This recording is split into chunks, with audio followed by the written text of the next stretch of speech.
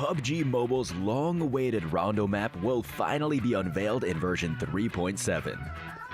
Rondo is the largest map in the game, spanning an area of 8 by 8 kilometers, where traditional and modern aesthetics blend seamlessly together. It includes various new mechanics that offer more tactical options. Now, let's step into Rondo and see what this special map has to offer. Jadina City sits in the southeast of Rondo. It's a bustling city with high-rise buildings, dazzling neon signs, and an eye-catching bridge. Here, you can engage in fierce battles within an urban sprawl.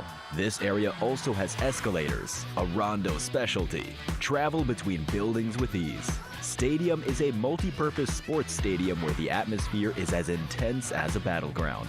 Its ring layout makes for super fast-paced battles. Tradition meets modernity in Jiaotin, where you'll find lots of two-storied buildings and houses.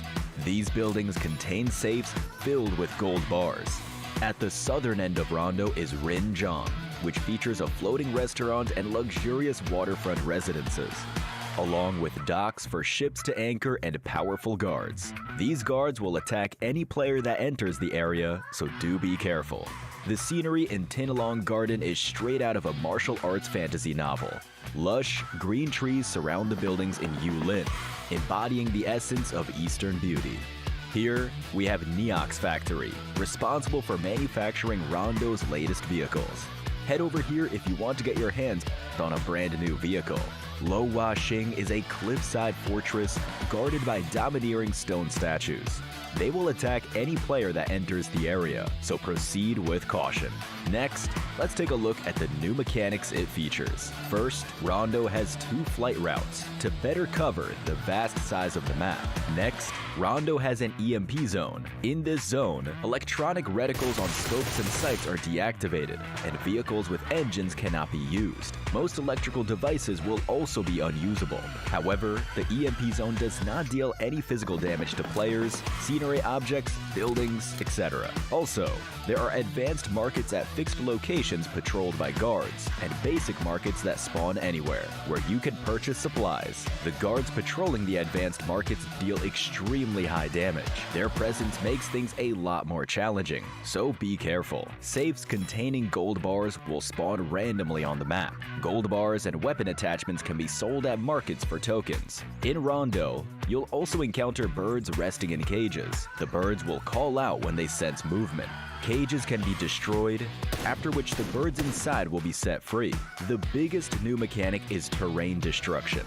Terrain can be destroyed with pickaxes, grenades, or vehicle explosions, but concrete, cement, and stone cannot be destroyed.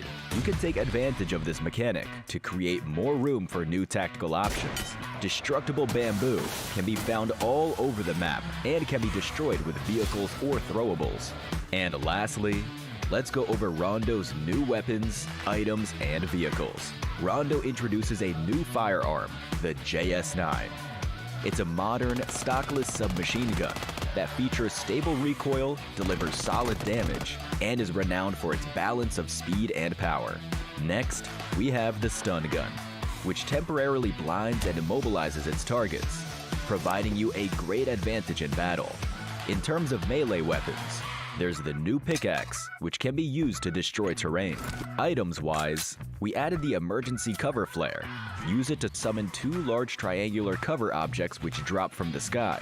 Additionally, you can now obtain a forest ghillie suit from supply crates. Battle-ready kits can also be found in Rondo. Use them to quickly restore your health and energy. As for vehicles, we added the Pico Bus and Blanc. The Pico Bus is battery-powered and has a special energy recovery trait, whereas the Blanc is an SUV with a storage compartment. Whether you're weaving through bustling city streets or hiding in dense vegetation, every decision you make shapes your fate. Are you ready to set foot on this whole new battleground? All of Rondo awaits your discovery.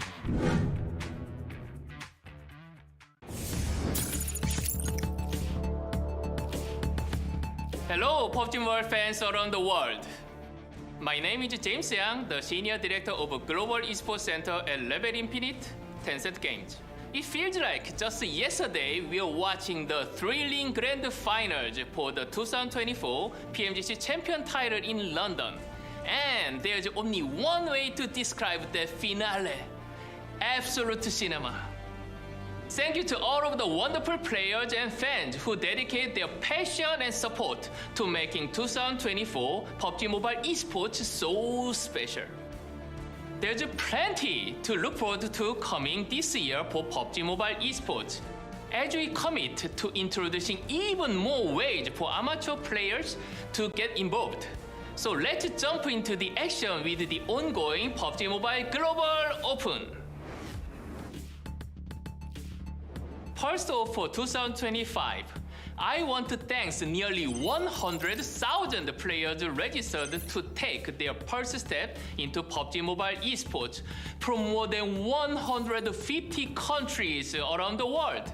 All of us are ready to see how the scene will welcome new rising stars and who will be the next the one. This year, we are introducing the Smashy rule set to the PMGO 2025. It means that once any team hits 80 points and taking the chicken dinner in any of the remaining matches will crown them the 2025 PMGO champions. If no team wins by smash rules, the team with the highest points after 12 matches takes the title. Exciting, huh? But who will be playing? I'd like to introduce you now to the official lineup for the grand finals, introducing the top pro teams from each region and 8 amateur teams that have fought their way through the open qualifiers and earned their right to stand on the stage of PUBG Mobile Global Open Grand Finals. With the Grand Finals getting closer each day, I am very excited to see so many players take to the stage in Tashkent, Uzbekistan, across the weekend of the 12th of April. Tickets are currently available for fans to experience the astonishing action live in person. The path to become a pro doesn't end with the PMGO. We are continuing to create more ways for players to be a part of PUBG Mobile's rich esports ecosystem, with the PUBG Mobile National Championship and Super League qualifiers being open to all PUBG Mobile players, offering opportunities to advance to the relevant PMSL.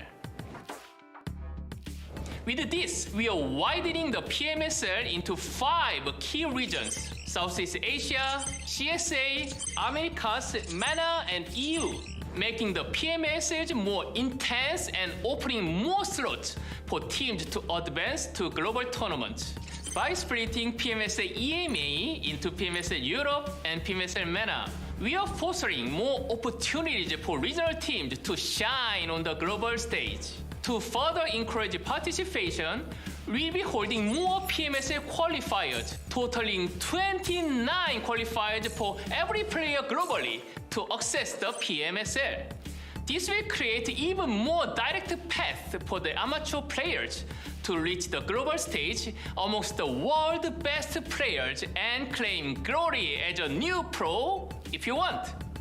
For those who are interested in other ways to encourage with PUBG Mobile Esports, we'll be supporting more third-party tournaments, caster competitions, and content creation initiatives and events. I'm looking forward to seeing how PUBG Mobile fans continue to make PUBG Mobile Esports history together. Moving on to the next big event of 2025, we are happy to be back at the biggest stage for esports this summer with the 2025 PUBG Mobile World Cup at the Esports World Cup in Riyadh, with the lion's share of the 3 million prize pool. After amazing experience last year, we can't wait to see which team will excel and come out on top. We see 24 teams battle it out across the group stage, including the top 16 teams across all regional PMSLs, representative teams from China, South Korea, Japan, as well as a host invite. The fate of the last slot depends on the results of PMGO, as the champion will win an extra slot for their respective region. I believe PUBG Mobile Esports is one of the most globalized esports ecosystem. At the PMGC last year, we opened the PDP design contest, giving our talented fans the chance to have their creation featured on the main stage with the winners. Bring the creative competition back for the 2025 PMWC, we are pleased to reveal that we've narrowed it down to these finalists and will soon be unveiling the winner with their design as the official skin of the 2025 PMWC at the Esports World Cup. Finishing out this year will be, as you know, the 2025 PUBG Mobile Global Championship. We'll be updating this year's PMGC slot format with 38 teams joining us in Thailand, having earned their spots throughout the year. 7 teams will receive a special invite to join the 31 teams from our PMSL regions to claim the ultimate victory at the end of the 2025 PUBG Mobile Esports Road.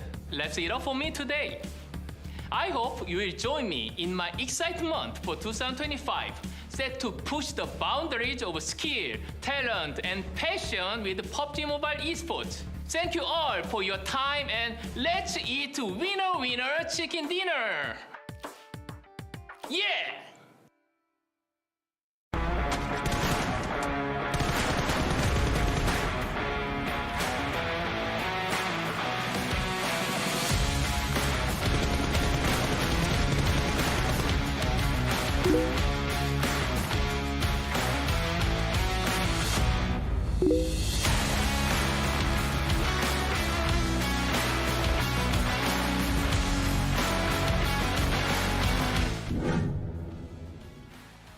Try something new, EcoBus. Battery-powered extraordinary torque. How fast does it take to accelerate from 0 to 100? Give it a try. Intimidate your enemies. Check this out. Power up with a stun gun. Immobilize the enemy and obstruct their vision. One more thing. Got blue zone anxiety? No worries. Not with this. Come to Rondo and give it a try.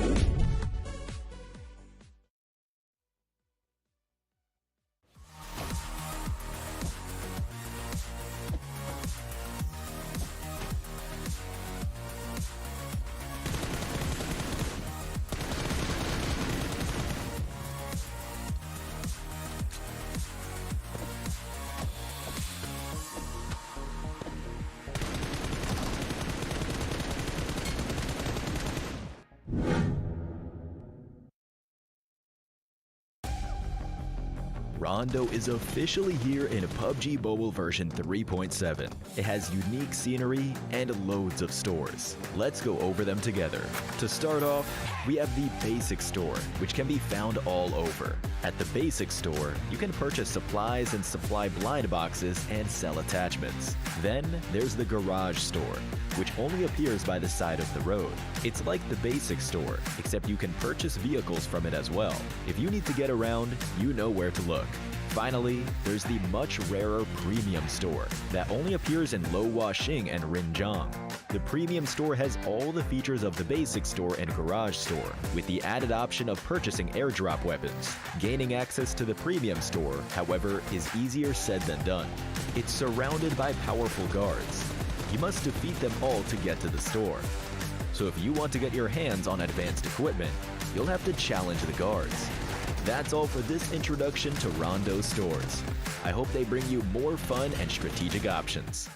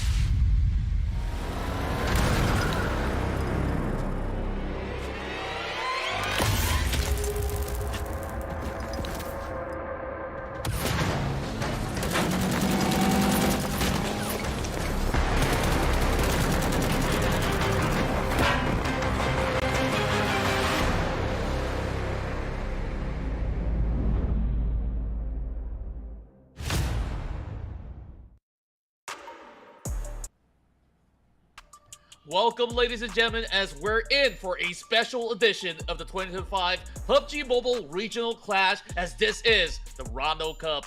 Joining with us here is Choo Choo, and my name's Contra, as we bring you all the greatest action coming across teams from all around Asia, where we're seeing South Asia versus Southeast Asia, and also we're including the world champions on board, D plus Kia, to be playing in this pretty stacked lobby.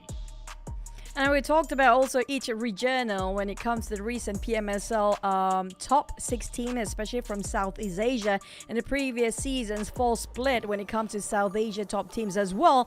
But you know what the hype is really is? It's all about the first ever Rondo Cup. We never have any Rondo Cup ever, and this is going to be the first time that we're looking at Rondo on esports level big tournament, and it's going to be the regional clash just to celebrate the new map with, I have to say, I feel like it's a total different game and a total different league right now with Rondo coming in for this season. So I'm looking forward, especially when it comes to like PMGO, and also there's a Smash Roll. There's so many new things coming up, Contra. I'm like super stoked about this. That's right. If you guys are brand new to this, of course, let's explain what the Smash Rule is. So we will be setting the benchmark at 30 points, and the team that reaches 30 points onwards, they have to win the next map to be crowned as the champions. And of course, they're playing for a hefty sum of prize, and 20k is on the line. Yeah, I mean, like, this is straightforward when it comes to the money, and the bling bling ka-ching is going to be pretty obvious. It's a big, massive margin of difference between the second and the first place, by the way. It's $2,000 of difference between the first and second place. Imagine. But at least, right, Contra, everybody going to go back happy because they will get something by end of the day, including even the 16th place. They still get $500. But when it comes to our participating teams, we want to welcome the teams from South Asia. It's going to be DRS, Hora, ASI, R3G, 70, A1, and ATR coming up from South Asia. I think this is pretty much, the one that we already know before. That's right. We have staple names like D-Saber from Vietnam, BTR from Indonesia. Malaysia will field CD Alliance as well as M9, not forgetting Boing Donkey from Indo, Vampire Esports, and many more. But the world champions are also joining us today. But let's start off with some of the names that we know and love from Southeast Asia on our screen. Yeah, we do have BTR, Satar, Voin Donkeys, Potatoes, Sem9, Yuhai, Salcom DJ Alliance, K-Look, and also we have Vampires, Tony Gay. You know what the funny thing about it? We do have a world champion. Just now we saw it, D plus Gay is actually joining us as well, but unfortunately, all of them are star players. We cannot squeeze everybody in this frame right now, but we do have from South Asia, and also the other teams from South Asia. We still have D Zavis Lamborghini, Zayed Crypto is there, we have 7E Alian, and we have R3G Iron, and also Sky come up from Hora. I think these names are huge, and it's gonna be a fun one today. Absolutely. Of course, not forgetting some of the boys coming in from DRS as well. I'm definitely a big fan of the Purple Hearts Hora Esports, where we'll get to actually see them to be in action. So far, things are looking really stacked here. And of course, I did mention the DRS. We have Delta to be their featured player out there, alongside with Sinister from A1 Esports, ATR's very own Mamba, and of course, our world champions, D plus Kia's very own Nobu. And don't forget RNG, we have Jibna coming up from the PMCL. Also, YG, Young Galactic, also a legacy named Monet. I mean, I'm a big fan of Monet once upon a time, but I don't know where he's at right now. It's been a while we actually saw him. But for today, I mean, it's pretty straightforward. If you don't know what map we're playing, there's a reason why it calls a Rondo's Cup. So it's going to be a Rondo all the way here today. But question is, will we go down to the 6th match or not? Because when it comes to the eligible point, when it comes to Smash Rule, the bar and the standard is not too much. It's only 30 points for the eligible points for today.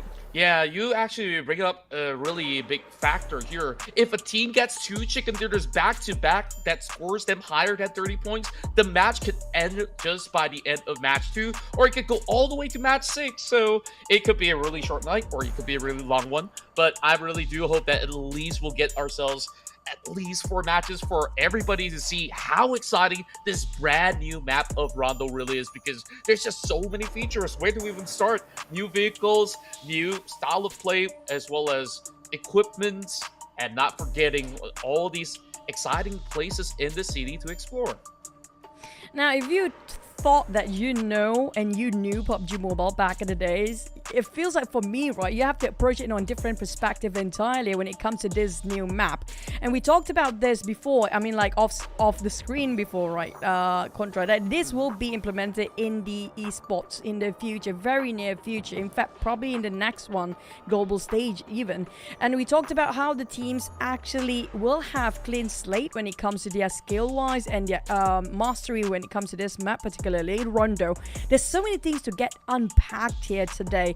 We talked about not just it's the biggest map. I mean, sorry Mirama, now you're being pushed down to second place because Rondo do have more land, despite it's like 8 by 8 kilometers, but when it comes to land to water ratio, this is like almost 100%. Yeah, I absolutely agree with you, and it really feels like it's a good marriage between all the kind of maps that has existed prior to this, where Rondo will give you yourself a little bit more of that valley action if you guys are playing over in the high ground terrains, plenty of urban settings to play from that does give off a little bit more of that Erangel vibes, but I think that Rondo definitely will have its identity of its own. I mean, when we go into this vast map, we're already starting off with potential of having 2 flight paths to move into the map, so teams might need not to worry about, you know, options left on the table, but for certain, we're going to see a lot of flights taking place, so it will be very fast-paced because even the zone actually shrinks a lot quicker than the other matches when it comes down to the first phase of the zone. The fact that it has its own respective 2 flights in there, 2 flight path, that just explains how big this map is. Nobody else get 2 flights, only for this one, okay? So for when it comes to getting into the map, we talked about how new vehicles coming in, and I feel like it's compulsory. I definitely know it's a compulsory for the players to have the vehicles. And when it comes to vehicles as well, there's so many things we have to also put in our mind. That's going to be the EMP field or zone. There's also like, what kind of vehicles do you want to go for? Do you still want to go for the gas can or the EV vehicles, the electrical vehicles, or just, you know, for me, it's always going to be the horse. I don't know if the horse will get disabled by EMPs, but I don't think so. I don't think so. It'll be pretty interesting. Are you riding a mecha horse if that's going to be the case? That's the reason why I prefer the horse over all the rest of the vehicles down there, because this map will catch you whenever you have your guard down. And that's something like, you know, I feel like whoever actually create and actually make this map is actually a total genius. It's like, when you have the question, what do you want to have in a map? He said just yes. So it's going to be everything packed in one big map here.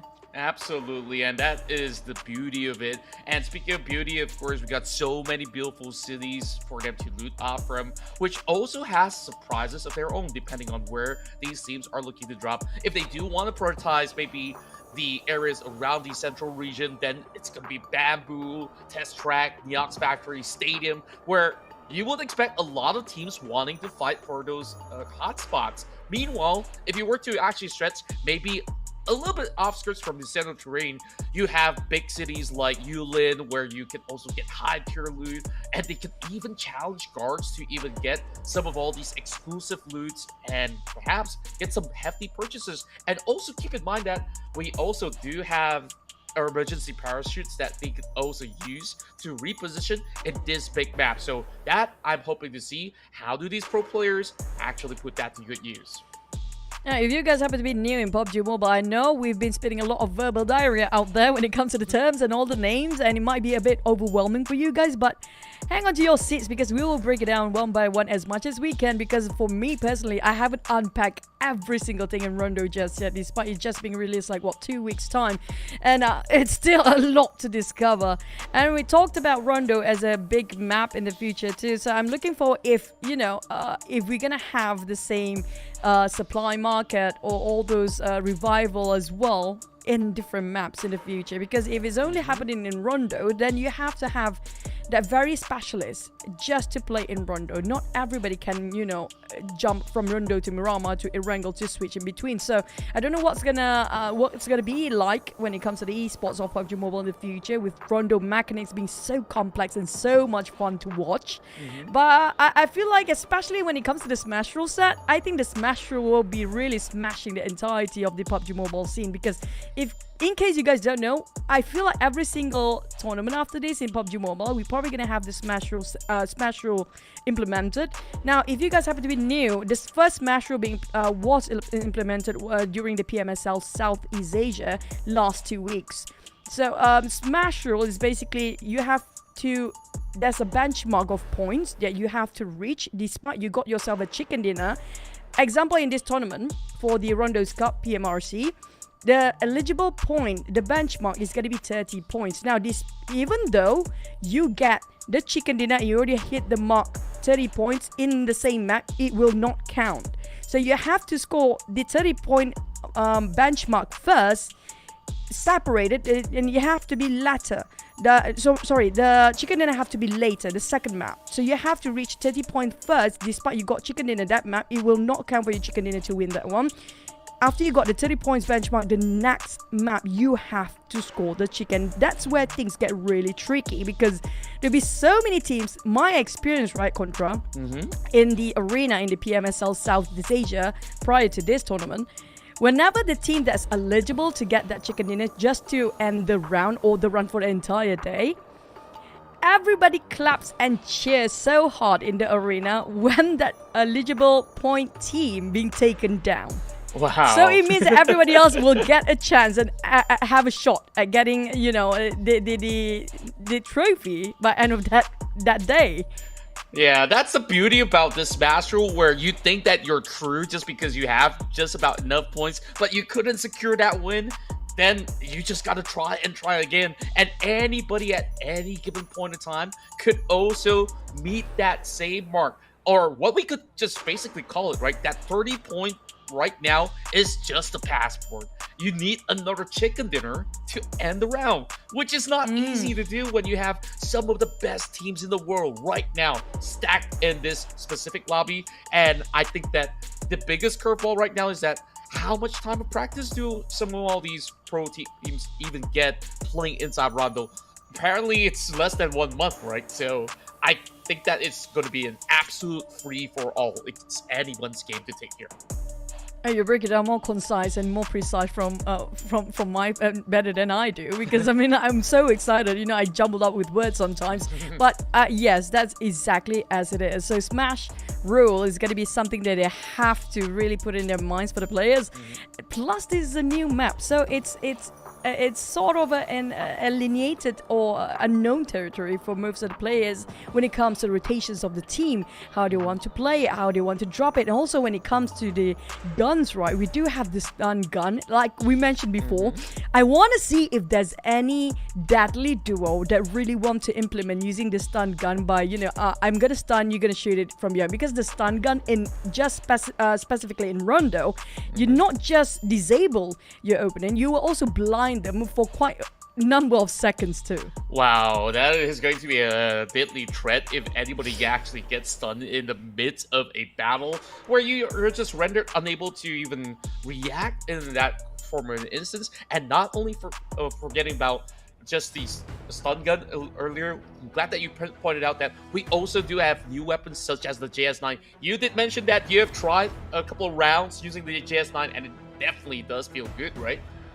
It's more robust, it's more stable, the recoil is just amazing. And when you use like a UMP9, for example, right, a different SMG, the sound don't sound as solid. You like they kind of as like slapping sound, but this one really a good sound. It sounds like, oh, that's beautiful, that kind of feeling when you actually shoot from the new weapon. But when it comes to Rondo, so much to break it down. And when it comes to the first map of the day, it's gonna be Rondo all the way. But the problem is, which gonna be the hotspot? Usually it's gonna be New York's factory, will be Yulin, will be a different place entirely, because we're gonna unpack things now for the PUBG Mobile Regional Clash 2025. Let's start it off with our first map of Rondo. Here we go, Choo Choo. This is our very first match as we will see the flight path coming off from the southern corner map, as I do assume, as we do see a little bit more of that vlogging. But also keep in mind there are potentially 2 flight paths that we're going to be taking a close look at. So, of course, we will enjoy not only the gameplay, but the entire scenery of what Rondo really has to offer as we kick off this clash between South Asia, Southeast Asia, and of course our world champions hailing from Korea. CD Alliance, the first one to be moving off of the plane. It seems like we didn't really get too much of a sight. There we go. Double flight path. One starting from Buhopan and another from the corners of Jadena. Jadena City seems to be very vacant. I don't think everybody wants to be there. I mean, the structures, the skyscrapers will actually block so many views. But I think a lot of teams probably just going to focus on New York's factory. We do know that's going to be one of the hottest spots down there. But surprisingly, for A1 and Celcom DG Alliance, look how scattered. Jimmy seems to be a bit parted ways, a bit far compared to all the rest of his comrade. But Ting Long Garden now. I'm not a big fan of Ting Long Garden, don't get me wrong, but at the same time, we do have engagement between these 2 teams. It's going to be Hora Esports, if I'm not mistaken, fighting against who will it be? Well, we're about to find out right now. Is Hora Esports having Sleepy transfer coming in from DRS on load and already picking up the weapon, but quickly gets knocked down. Oh, that was so swift. Sleepy did not manage to respond, and Hora Esports finally having no fear to actually go and tag around. First circle appears over onto the northeast corner map. That's going to be good news for the side of ATR, but the battle continues on. As it seems like Yangon Galacticos, they were the ones to trill on the Purple Hearts. I mean, this is going to be just on the outskirts of Tuling and Danqing's area. But for YG, they managed to triumph for now. And they still have one more player around that corner too. So I don't know how No Fear will get out of this. So probably won't. And I like this infos. So it's random. And that's making it even harder for the players, right? Because you don't know which flight path you're taking as well. But for YG, Hora last member will be discovered. But it's down to only 1 HP left. Wow. Oh, this is gonna be tough. Very tough. But he's trading right back though. So dangerous for either one. Master Smile just pins him down. He does get the headshot, and that secures it for Yangon Galacticos. A rough start for Hora Esports as they walk away with no points, but this is still the very first game, so I guess it's a little warm-up for these teams hot-dropping each other to contest for the spot. Wow. Yeah, and I mean, Danqing area is also very tricky to play around because right now, I mean, this is quite a residential area. There's so many apartments, so they have to actually clear all the corners down there. And what I love about this map is, even though despite it has so many structures, right, but it's not something that, you know, if you remember back in the days, like when Vikendi was still there, there's so many towns and structures, but due to the very different levels of ground, make it so difficult for the players to see each other. Now, even though we have a lot of structures in this map, but the levels of the ground don't differ too much. True enough, and now that you talk about structures as well as some of all these terrains as well, now even throwables can even blow a hole on the ground so that you can actually find a little bit more cover even despite you being outside in the open. Or if you find a pickaxe and you try to dig a hole to get a little bit more of a defensive structure, that is also very, very doable as well here inside of Rondo. First, we get these players onto the Pico bus and as well as the flank early on. It's going to be DRS trying to get some safe refuge from the hands of range as RG is going to be trolling onto that player, but apparently it doesn't seem like there's too many RNG players around. So Killer YT, he's off to a good start. Now, I love about Pico Bus that you can have love-hate relationship here. I mean, you will probably want to slow it down, and you have to have a very good vehicle. I suggest Pico Bus will be one of it because of how big the map is, and you can't find gas cans everywhere, by the way. So to have the Pico Bus, it's great, but if you happen to be in EMP zone, any vehicle will not work in that EMP zone. The minus point about the Pico Bus is just that sometimes you cannot drive too fast. If not, you know, it's going to take some time. It will slow down a lot. So it's going to be a love-hate relationship based on what you want to play and how fast you want to rotate yourself in the map. Yeah, I absolutely do agree because they're relying on the battery levels where it does take a while to actually recharge as well. So if you see an enemy team, you either really want to sprint for it get yourself into a safe vicinity or just trailblaze them. It's definitely down to how they really want to take that form of a battle. And on top of that, like you mentioned before, as much as it's super fast on how they can just rotate around map with a Pico Bus, if there's an EMP zone appearing on top of your head, that Pico Bus is not going to function at all. So I guess that's where it is going to be difficult. And also, we have a new feature, the recall zone, where you could just bring those players back alive for one more shot in the game. Yeah, that's the thing. We talked about this as well, right? So when it comes to the recall, I love so much that they actually implement it in this map. So everybody a bit more bold when it comes to engaging into fight. They're not being too scared about, maybe I get revived despite we're having a 3 player, or even that solo player can actually bring some of the glory back with that recall tower, by the way. So anything can happen. If you don't finish a team straight away, you might act, but you're back in the back later on.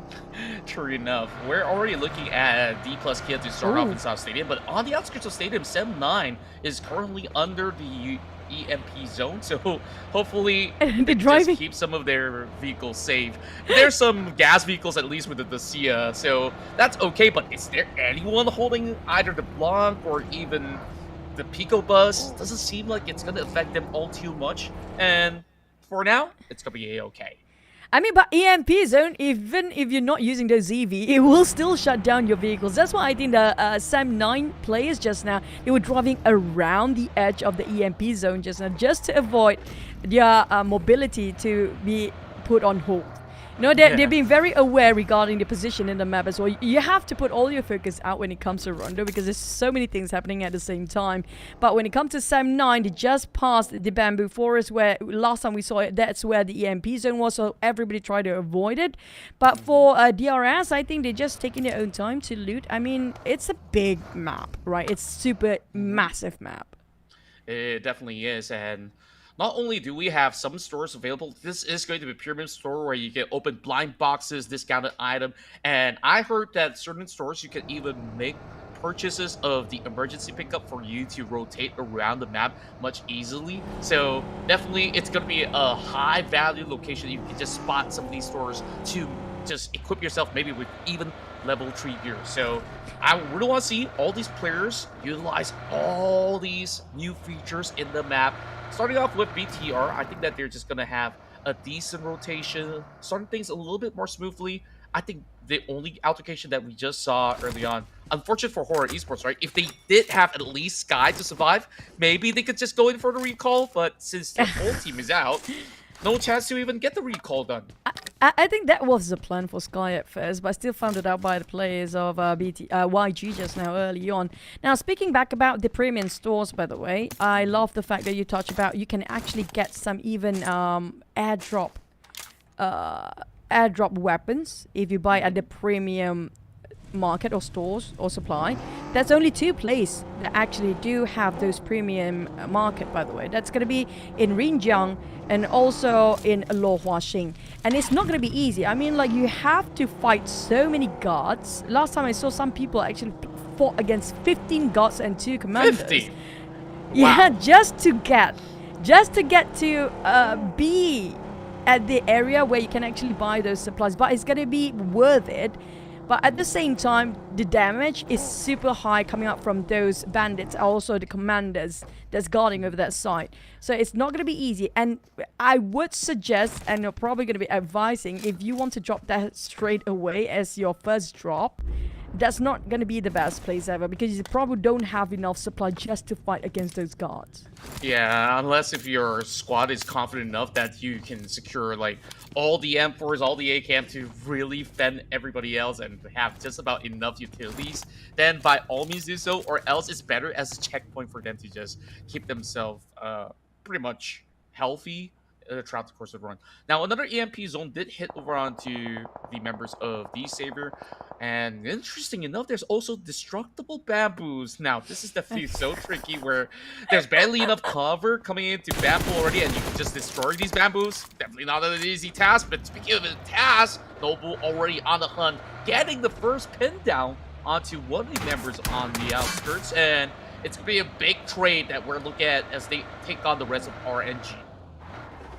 Probably gonna have a circle around where it just shrinks down, probably on top of Lost Track, but these are the champions that we're talking about. They're fighting just on the outskirts of Bamboo Forest, around the structures there, and also a couple of buildings. But for D+, yeah, now, it's a bit aggressive approach going straight into it, but this is gonna be the hot spot where everybody will cross their path on top.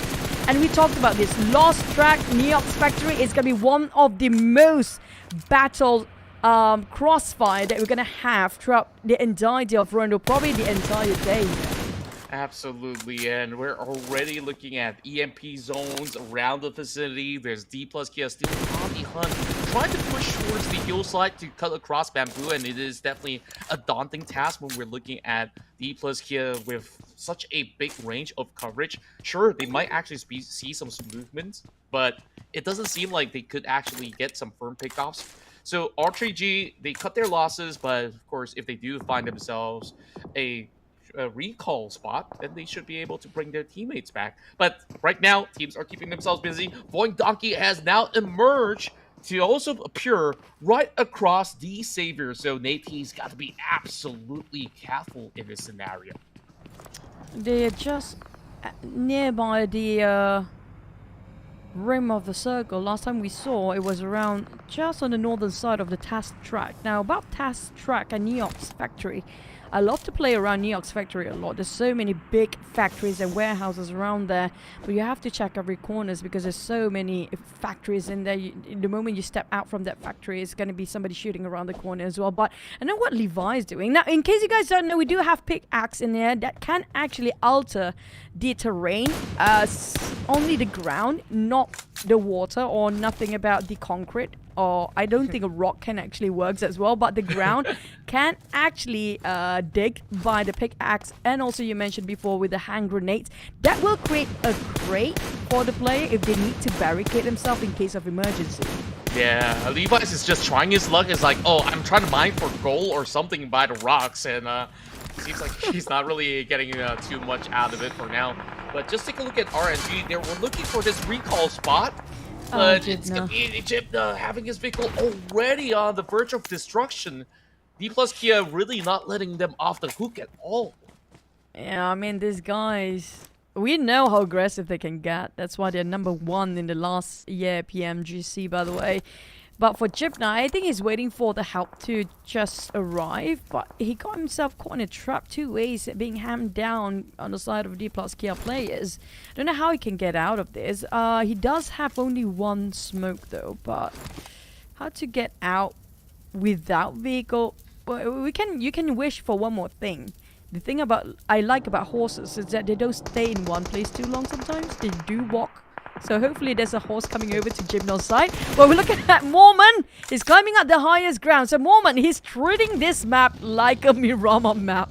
Wow. That's the thing about pro players. Like, they want to test everything out. Where you want to see if this buggy can actually take you to the top. It seems like Mormon is stuck halfway across. DRS doing exactly the same thing. And this is just an awkward situation, especially more towards the side of DRS because they're on the blue zone. Meanwhile, Mormon's like, okay, try me, bro. You can try climb up here, and I'm just going to be absolutely fine waiting for you to move up, and I'm just going to take you down. I don't know if anyone want to actually drop by Lo Hua Sing for the premium market, but I don't think they will actually invest too much of their resources to fight against those guards because they're just going straight towards the bridge on the northern side of Lo Hua Sing, where we actually see there's a patch of land in between and there's a bridge in between. So it might be, and they're still, despite there's so little water inside of this map, we're still gonna have a bridge circle. Yeah, this is getting a little bit more tense right now, where you just take a look at the terrains. At least they do get decent cover. 7-9 tried really hard to actually shoot down these players of 7-8, but of course, it's just a little bit of a tag, not much of a full collapse. So thankfully for the side of 7E, they are happy to sit not too far away from that river for now. I would expect more teams to be opting to do exactly that as well. So that's the thing about even taking the high grounds. It's not going to be a clear-cut answer into how these trades are going to go unless they do set up good enough choke points on multiple areas for them to actually pick players off. But speaking of which, Zeta already spot out Yuhai moving across, so he's going to get tagged for a little bit. D-Saber's also pretty much around, so this is a really tough spot to be for Sendai. I mean, this is a tough spot to be for everybody that's crossing over to that side of the bridge, or wants to go over that side of the bridge, because we're right now just on the outskirts of Muho Pan. And they need to cross over the other side. Like you mentioned, there'll be a couple of choke points, but I don't think that much of choke points. It's basically a not really flat plane when it comes to this map, but you can easily visualize everybody because of how wide the view can get. As long as you got yourself that vantage point that's pretty premium, it depends on where you want to stand yourself. Like how I just mentioned, Tony K, despite he's driving on top of this small hill, you can still see the neighbor next to it. And I don't think DK, he can actually handle this by himself. I don't know where are the rest of teammates are. Yeah, he just tries to perhaps scout out ahead, and it's absolutely unsafe as Vampire Esports just collapse upon him. So it's going to be a straightforward takedown. The rest of RG also moving around the corner. Shipna, we've seen him before trying to rotate around. He found himself a new vehicle, but he got to keep the second vehicle running. I don't know how he actually managed to escape unscathed at the point where he was being cornered down at first. But for RNG, they're not wasting any more time. They're going to go straight towards the bridge. They know for a fact they need to cross over as fast as possible because this is going to be one of the biggest choke points when it comes to the team that's coming in very late. Wow. So this circle divided the side of the map into two sides, whether you want to be on the left or right side of the bridge. But it's going to be the small patch of land. RNG can actually just gatekeep that and just try to choke all the teams coming up from the right side of the map, including R3G. And also, for example, like A1 is there. There's 3 teams that can actually farm those eliminations, but unfortunately for RNG, they lost a Jibna in the process. Yeah, or else if they would have actually kept majority of their members alive, they would just gatekeep everybody by the far eastern corner of the map, because that bridge is going to be so hard to bypass so long as RNG is going to be holding on to that terrain. But right now, DX definitely having a really good spot to just hold out against everybody else. So definitely a whole lot of business to do over on the hillside as BTR takes on Cellcom Digi Alliance. Oh, I just hope they have those charge backpack, the level 2, but can tank against the zone. What we'll call it, a safe jackpot or something.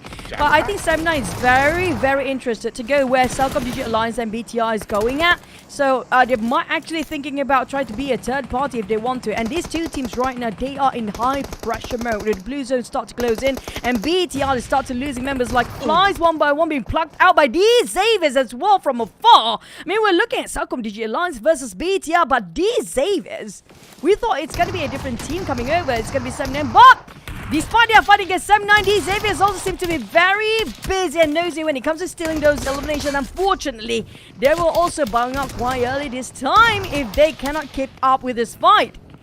A lot of ferocity coming out of 7-9 right now as the rest of the Saber just tries to crash the gates open, and here comes the rest of Voidaki taking part in the action as well. Perfect timing, and does buy some time for the side of the Saber, and just like that, 7-9, they crashed out because of the pressure coming in from the Vietnamese as well as the Indonesian teams of Southeast Asia.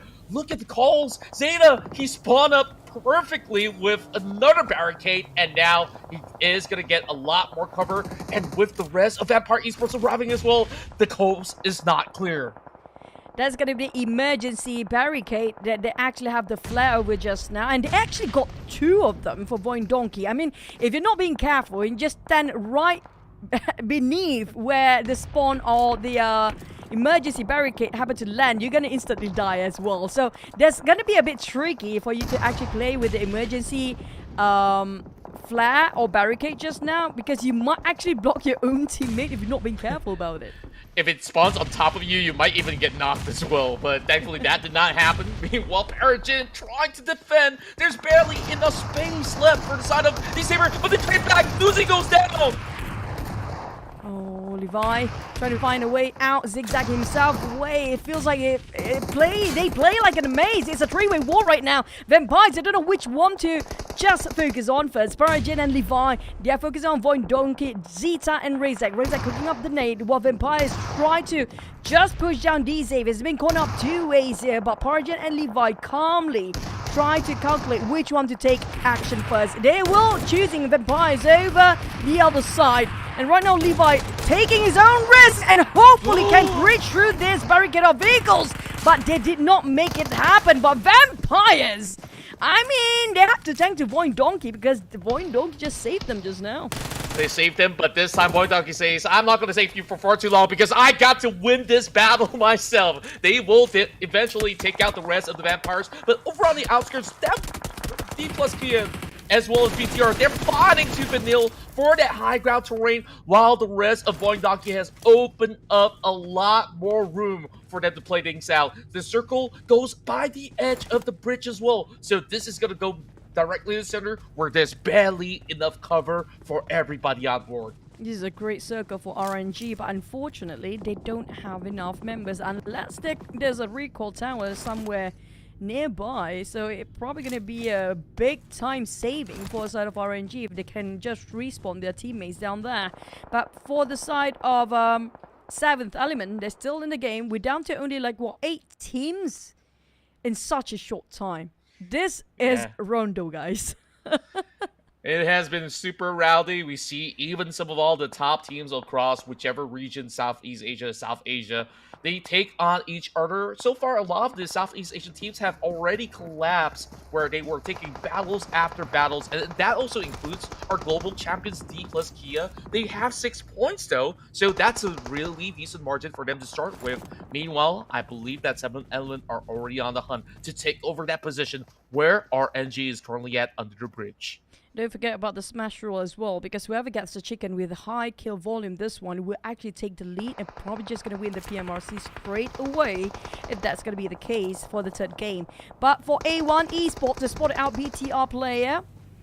And we do have another one by the dust. It's going to be Exatron Gaming taken down as well. We're down to only 7 teams right now, but it's going to be the fight at the shoreline nearby the bridge on the outskirts of Lo Hua Sing right now. As for Durales, down to only, never mind, he's done. And that's going to be R3G Regicide across the other side, all the way beneath that bridge and shot him down. And he's in the covers of smoke. That shot was absolutely lethal. And take a look at the circle. It moves towards the direction of Void Donkey over south. So it did not cover any from the bridge. The rest of 7 Elements, excuse me, R3G, as well as the rest of Yangon Galacticos, they will now need to move into the vicinity. I think that somebody's going to try to swim across, and that might just be Roshan. But YG, they can actually push downwards to challenge that spot where Void Donkey is currently at. I'm surprised Void Donkey still have so many of their players, despite we saw how brutally they will be engaged by the other teams before. But on the side of YG, they still have a full squad. We just mentioned about Void Donkey, they barely have enough cover here. The only thing that they can cover themselves with is kind of that Pico Buzz, and thankfully they drop themselves couple of barricades, emergency barricades flat that call on 4 blocks to get themselves some covers. But will it actually help for Void Donkey here? At least it buys a little bit more time as well as space, because there is that pressure coming from R3G's favorite own Roshan. So Roshan, and hoping that at least it gets them just about enough cover before the rest of YG pushes through. So I think the big threat right now is definitely going to be Yangon Galacticos, because Void Donkey, they just couldn't afford to actually peek upwards, because it will be very, very difficult for them to eventually do much with. Emergency cover flare, as you can see on the screen, it just gives you a little bit more of all these stuff that you can get coming in from the store, and of course to put into good use. So Void Donkey, they definitely came in with a plan. I just hope there's an EMP zone suddenly pop in the middle of the circle here right now. So nobody can actually use their scope anymore at this point. YG pushing in, going straight for Void Donkey. So it's only between these two teams. YG do have the upper hand when it comes to their resources as well, their manpower. But Void Donkey has been very smart when it comes to how they try to maneuver and outplay YG, playing around the slopes with so many little barricade and little structures, using their vehicles and also the emergency barricade flare just now. But unfortunately, when it comes to manpower, YG still have it better. Yeah, they're just fighting tooth and nail just to try to flush them out. Razak as well as Vexy left over onto the corner. Razak now goes for a jump shot, but not quite enough. Vexy covers fire with that AUG to try to take out the rest of God Galacticos, but they go down. And God Galacticos, the champions of the PMCL, will now take a first chicken dinner here in Rondo. Now, I do want to tell you up the scores because the scores will matter so much in PMRC since we have this match rule at the benchmark of 30 points here. I think probably they're going to have around 10 points for chicken dinner plus elimination-wise. If you compare them with Void Donkey, I do believe that Void Donkey do slightly have just a bit more elimination, or maybe YG will surprise us, who knows? Yeah, I really want to take a look. The last time we saw YG over on the top side of the hill, they were taking on titans like BTR in order to make their cut. And BTR themselves also have plenty of elimination points. And speaking of which, we finally get our answers here. Yeah, God Galacticos, not only did they secure that chicken dinner, they got 10 points. So that's a total of 20 right now for the WWCD winners. Now imagine if they have another 10 points for the next map. They're probably going to be the teams that are eligible to just win the trophy in an instant if they can just close it up in the third map as well. But because of how big Rondo is, Control, we can see 46,000 of distance when it comes to 7th element. But Manet, Small, Romeo, and Say Cloud, there's no strangers for us anymore when it comes to elimination points. And MVP, I have to give it to Manet, as per usual, our star player coming out from YG. Yeah, he has been looking pretty spectacular on how he advances onto all these players out there. And YG, they start off not wasting any time to take out Hora Esports. It takes a purple team to take another purple team on, and it seems like Norman Boy became the MVP of the match, but I would definitely say it has been a big team effort. 433 damage and 4 elimination points. That's a hefty number coming from Romeo. 72% of just the body only. He definitely don't aim for the hat at all. No hat shot. But that's a nice pentagon coming up from Romeo. Now, when it comes to YG, everybody actually dish out almost equal amount of damage. But let's relive the highlight for a bit. How they actually make it the chicken and closing up the gap to be one of the very close to eligible points benchmark team when it comes to Smash Bros. Yeah, started off on a high note. We saw so many actions taking place over onto the open field terrains where even D plus Kill was chasing onto teams. Well, we had a little bit of an awkward scenario between DRS as well as Vampire Esports over the Kill side. And then Void Donkey, it's been spectacular on how they've been able to keep calling in those emergency covers for them to play out all these battles and eventually overwhelm BPE as well as RNG. There's battle everywhere. I mean, even during the first stage, when we just dropped from that double flight path, everybody already stopped fighting.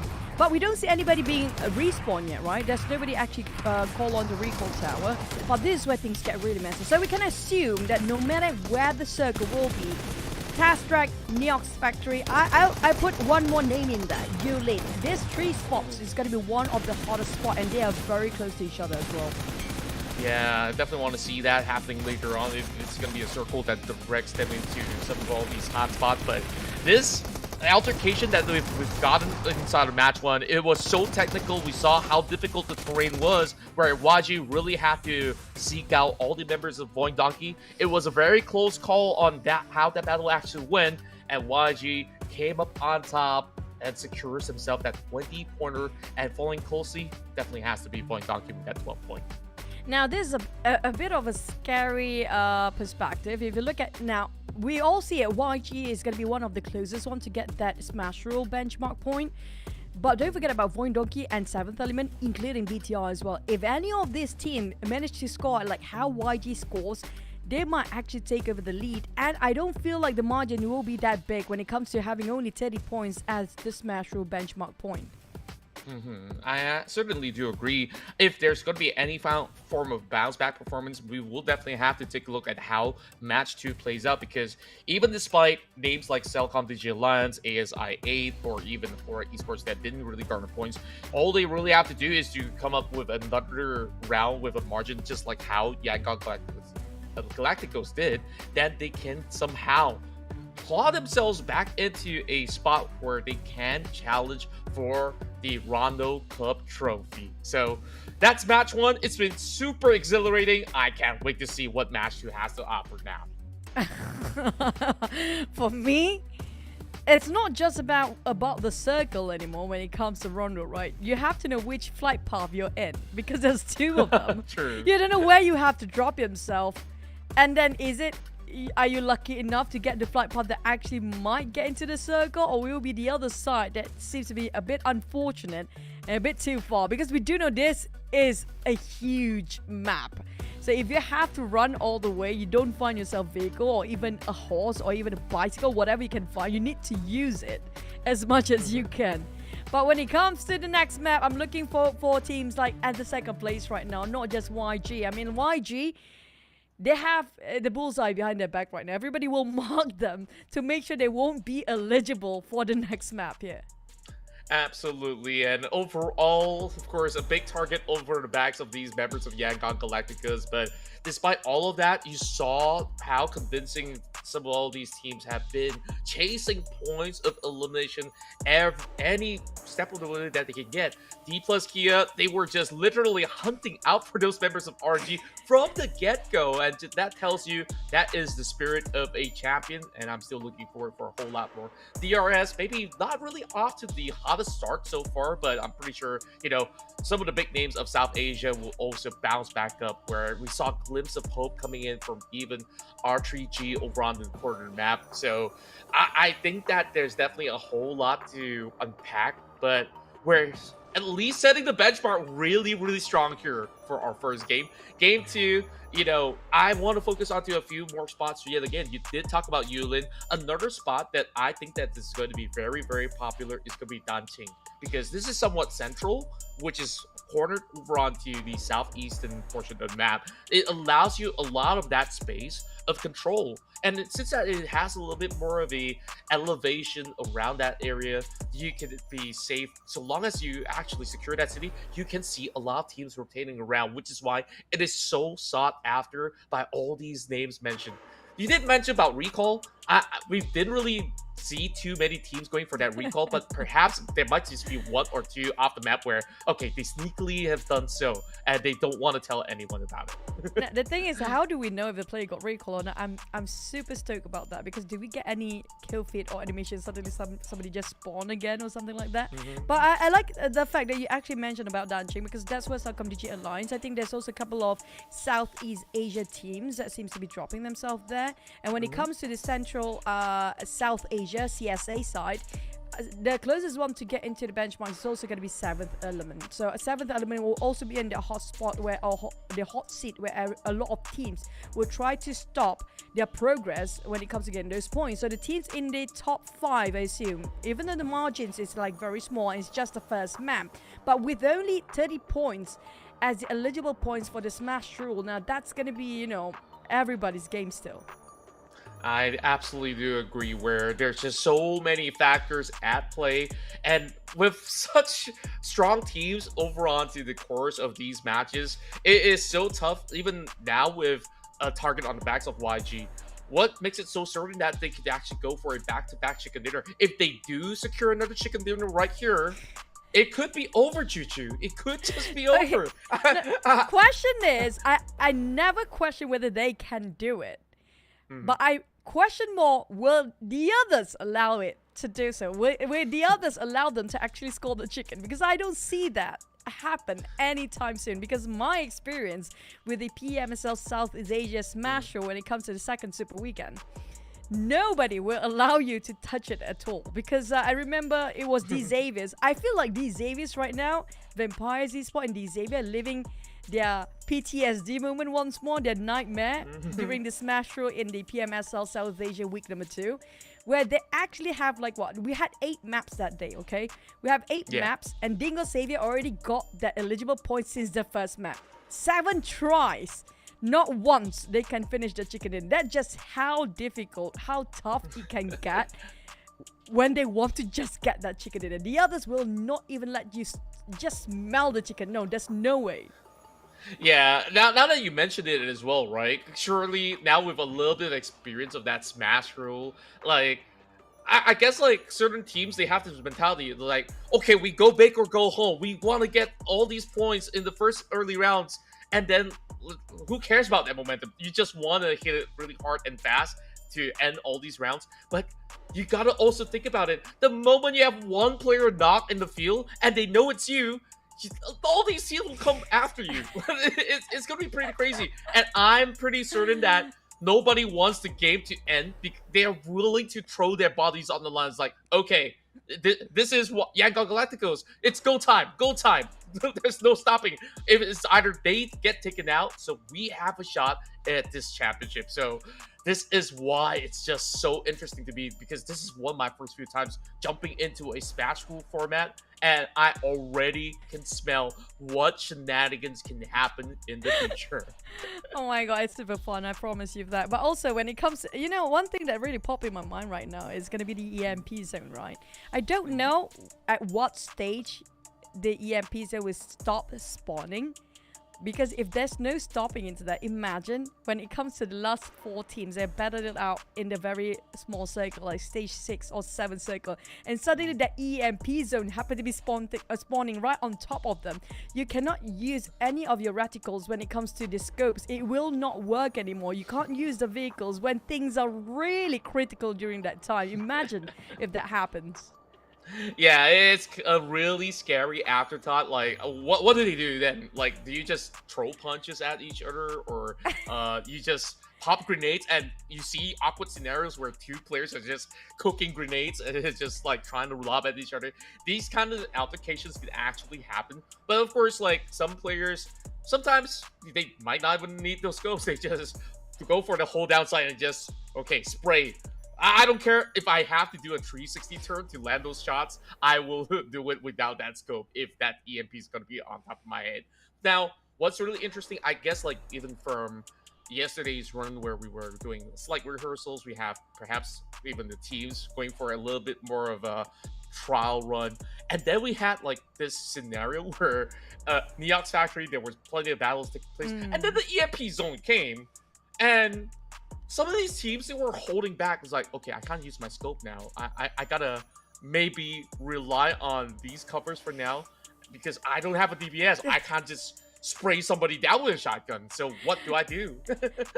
You know what? The only thing that's going to be slightly different when it comes to the scope, I don't think it's just the scope is still usable at some point, but it's just the center dot, the crosshair will not be visible for you guys. But I think for the pro players, there's no problem for them anymore because you've played so much of PUBG Mobile that you kind of know where is the center to look at, right? So I don't think it's a bit of an issue for them, but it's still an issue if you cannot use your vehicles for the EMP zone. Now that's going to be a big no-no. I mean, like, yes, I love horses, but I don't think horses can be used as barricade at that point. Nah, not at all. I mean, poor horsey, you gotta give them a little bit of space, of course, and take good care of them throughout the course of the run. And speaking of vehicles as well, right, like we saw last game, a lot of these teams, they were really out to get people out there. We see a couple of tires being popped and even vehicles being destroyed over the corner of RG. Thankfully, Jipna and Co has been able to pull still a top 5 run into that match. Now we see the countdown on our screen as we're getting ourselves ready for another huge clash inside of Rondo once more. Choo choo.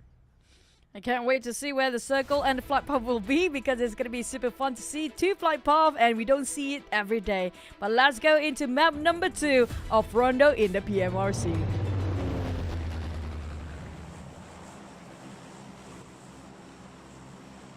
Quickly, as we dive right through, we will see 1 out of 2 flight paths to be cutting across what I do deem to be, once again, coming in from the south side. This will be around the vicinity of Jadena. So this is leaning all the way over onto the northwestern corner of the map. Oh, this time around, no double flight path. We're going to have everybody on the same trajectory. So Tinlong up for grabs. Danqing, Hongshan, Yulin, every big city on the central area is going to be heavily congested. And DRS is already on the move. And I see a couple of all these names floating in the same directions as well. I want to see if anybody wants to drop by Rinjiang, or I don't think nobody wants to go to Luohuasing until the circle actually pops there. But I just want to see for once anybody try to get the guards down. But Tinglong, it's going to be a bit rowdy start as we have two teams fighting, including DRS in there. So DRS versus, there's another team coming up. That's going to be Vampires, and DRS already lost one of their members. Unfortunately, their IGL, Gente, is still floating about. Yeah, now it's going to be an example that quickly gets dropped as it's going to be a double pin out of the members of Vampire Esports to swiftly take him down. So that's already 2 points out there. Maybe it's safer that Ganti lands themselves further on the outskirts of Tinlong Garden, because this area is one of the tricky spots to play. As you can see, throughout all these temples, you have just about enough space between players of Vampire Esports across. And KiloYT, he's just hoping that he does not get spotted out. The zone's going to be on top of them, so they can continue the battle as long as they want to. For Tinglong Garden, the only thing that pops in my mind is that's gonna be the lobby. The lobby where everybody waits before we start. So yeah, we're gonna play in this map right now. Tinglong Garden seems to be under the radar of our observers as well. But Jadena City, we don't see a lot of teams love to fight in here. But we're probably gonna get two teams quite early on. This is gonna be slightly on the left side of the Jadena City with Sam9 versus Celcom Digi Alliance. Interesting, because they had different drops before for Celcom Digi Alliance, or nearby here as well. Yeah, I think that because they were expecting double flight paths, you always prepare plan B, and somehow plan A and plan B for either side of the team somehow collapse, and it just so happened to be two of these Malaysian teams to settle the scores, where we had that argument before, which is the better Malaysian team? Is it Sam9? Is it CD Alliance? I think so far in terms of consistency, Celcom Digi Alliance have definitely shown us quite deep run into the PMSL. Of course, you could always count on Sam9 to be going on those high frags. And last game, I think both have definitely seen some kind of struggle this time around. After CD Alliance gets taken out, it seems like they call for a truce for a moment. So hopefully CD Alliance can look for a recall point to bring one of their members back in a jiffy. But for now, I think that ASI8, they do not know ATR's around the corner. Now, if you guys happen to be confused about which map we're playing right now, because the view is very different. One time we see a very, traditional East culture buildings. The next one we see the very modernized Jadena City. It's actually the same map, Rondo, because of, when we're switching the views, it's very contradicting when it comes to, the structures around it. I love it so much. It's like very different. But the thing about, I agree with the Celcom Digi Alliance point that you gave just now, but it's Jadena City just now, and it's quite difficult because of how many skyscrapers and a lot of floors that you can actually venture out, and it's quite decent amount of loot down there, but it's so difficult for you to clear up the corners. I do agree with that. I mean, it's just like, playing into... Let's compare it to other maps, right? If you're in El Pozo, if you're in Los Leones, you have high structure buildings. It is always going to be a daunting task, and it's going to take a lot of time to navigate around. So, understandably so, that both Sam9 as well as CD Alliance, they're not really going to be going for a full-on chase up against one another, especially with CD Alliance having one member down. And back towards what you also pointed out, the diversity of this map is just wonderful. But as wonderful as it is, teams are about to destroy each other with those grenades. So Zypha versus the rest of them. Oh, what a toss coming from ATR. 90 degree, finding the right trajectory to drop it up against some of these fellow South Asian players coming from ASI8. I believe that there's going to be recovery. Casanova have just joined the squad as he's looking for a pickoff as he sprays them down. 19th degree tries to actually go for the wraparound, but unable to do so. He gets taken down instead. Oh, It's Casanova, one of the star player coming up from the side of ASI8. But Mamba, he got quite an angle there. But I'm surprised he didn't actually keep the pressure on the side of ASI8 players. He got quite a long view. It took him quite a long time to finally drop those hand grenades. Unfortunately, he missed a bit of that golden opportunity moment. But they're down to only 2 players. If only they can have a recall spawn for the players that have been eliminated before, it'd be great. But unfortunately, there's nowhere nearby. But here comes ASI. They're rushing in, try to flush out the rest of the member of ATR. Play in hand. Casanova instead gets dropped, but there's still a member right behind him. Baby just got him very, very well covered. Great responses coming from ASI, despite, you know, it started off with that grenade toss that kind of put Kuzaifa into a really tough spot. And immediately ATR says, doesn't matter, I'm going to bring my teammates back. There we go. All of them just reset. Oh, we finally get to see the use of the recall point and the recall tower, Justin. That was amazing. Thank you so much, Observer. The perfect timing as well. As ATR, this is what the turning point for the game, right? This is what I love about Rondo so much. You thought all hopes supposed to be lost when you left with only 1 member left. But everything can be reset once more when you have full squad revive with that recall tower. That's just how powerful it is. Yeah, maybe for certain teams who are very, very feisty, they will just go ahead and say, you can recall all you want, I will try to take you down again and again. So, right now, at least for ATR, you know, they had 2 members prior that was taken out. Now with a grand reset, they can once again go in for the challenge up against ASI8, but 7-9, they finally feel that confidence to now push through, identifying that CD Alliance is pretty much bunched up inside of this tower. This is going to be a tough push, as it's going to be a little bit of climb. Anik Luke now inside of the walls. He's dropping a grenade. Oh, that has been going on for a long, long time now. Anik Luke couldn't do anything. That's going to be all 4 of them. Just obliterate entirely Circumdigi Alliance, left with only 1 last member. Who's the lone survivor here coming up from Circumdigi Alliance? I mean, we saw how ATR did their revival just now for the entire squad, despite only have 1 solo player. I'm not surprised if the last member of Circumdigi Alliance would try to do the same thing here.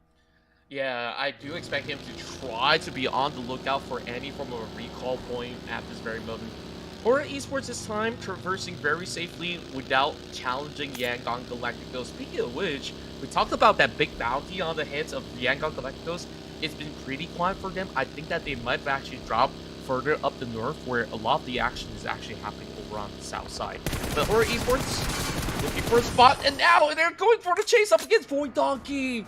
Wow, very, very tough spot to be. Where do they actually drive through? Potato, he's getting tagged already. Federal is finding the mark. Sinister goes down as 1 member of A1 Esports is already off the list.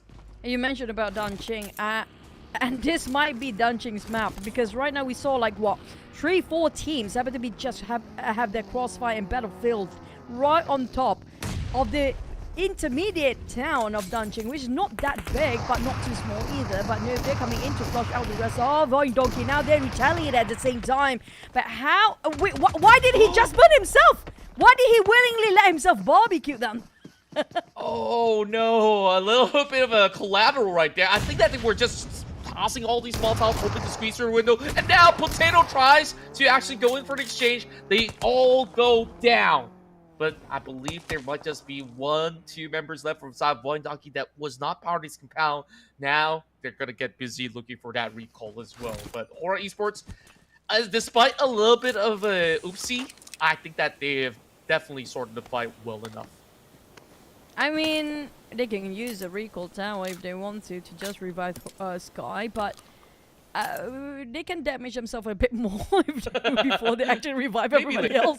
Yeah, I mean, like, still got time, because despite we had so many fights before, it's still in just stage 1 contra. It's still stage 1. Yeah, and there's already so much of all these action, and I guess they're not going to waste any time, because you want your captain back in the team.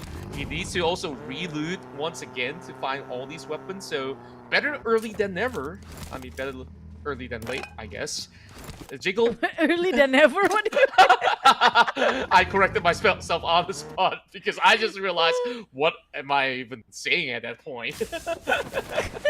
But I love this circle. It's very different from the last time we saw it. Rin Jiang is actually open up for vampires to just try to take those guards down, or they're just not going to visit it because there might be a third party coming over, and we might actually have the center of Hongshan to be our last view circle. But the next battle, high chance, is going to be between BTR, D Xaviers, and DK. Even Regicide might be in the fray, including well, YG perhaps, because everybody jumbled up together on the northern side of Hongshan. Yeah, speaking of which, it's just so congested. I think that's about 6 teams at the very least. See the Alliance, they just got themselves revived by the corner of Bayrun, as you can see from the mini-map, and they're on the battle with the rest of Donkey, who also went in for the revive. So I think this is what's crazy about this map. When teams are trying to recall their teammates, you might actually bunch up in the same territory, and that's currently what's happening between the Indonesians and Malaysians.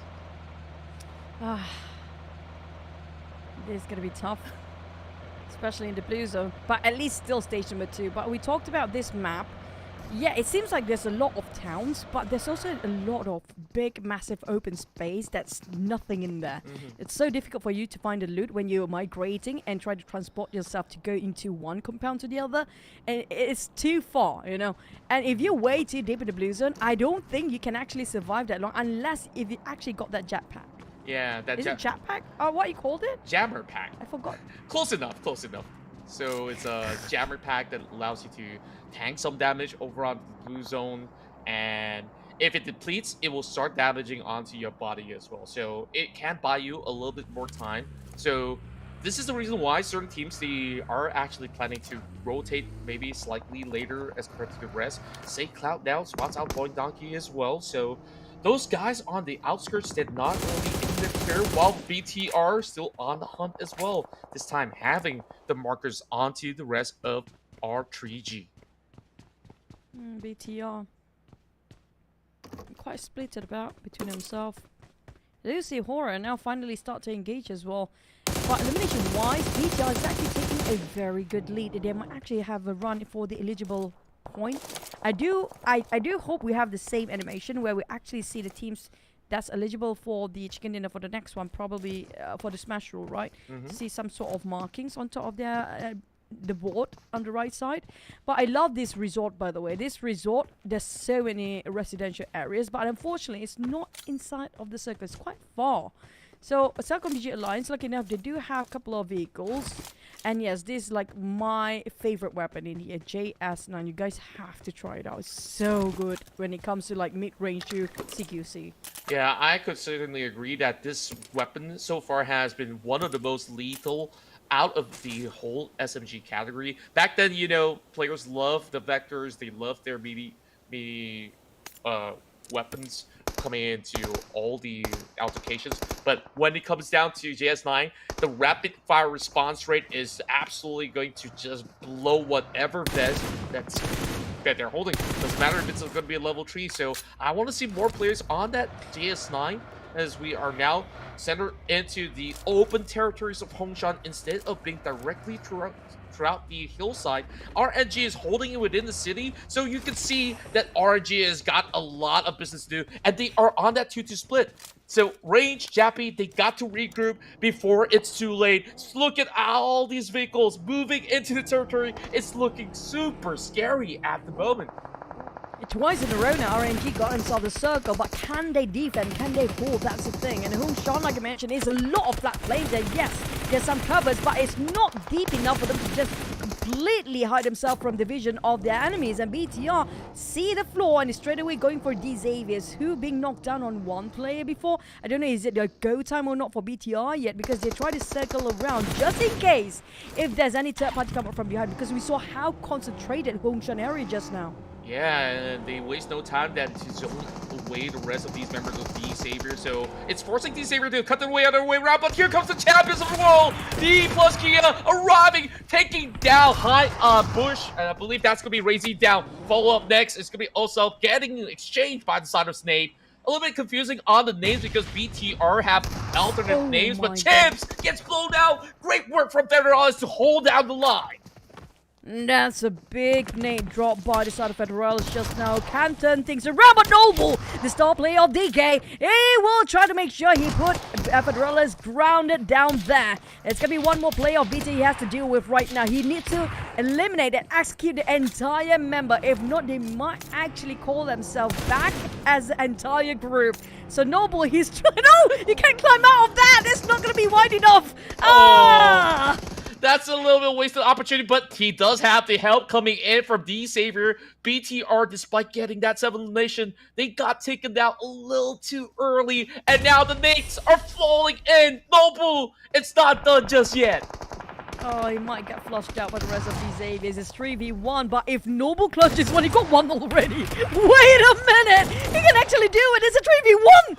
And this is World Champions, by the way, and what level and high quality play that was. But the rest of DK is nowhere near to save him. Lamborghini drop a big one. Return the favor back on Noble, and that finished him off straight away. But hey, for the rest of DK, they still can revive their teammate. And Fabian did not waste any time at all and just go straight. Did he recall? Yeah, he just did. He recalled Noble back. And in an instant, it wasn't even 5 seconds. He was being boxed in just now.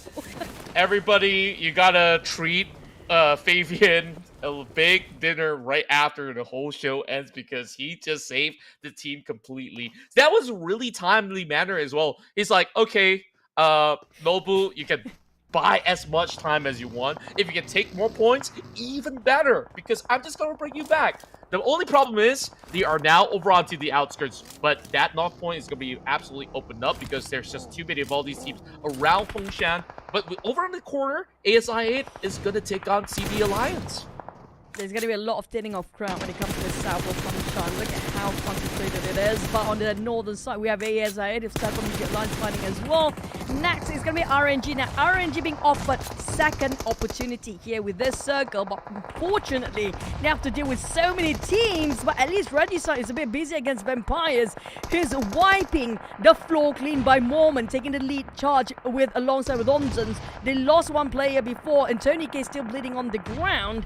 While Regicide now have to deal with RNG. Unfortunate for the side of Regicide, it can't do a thing. They're being hammed both ways.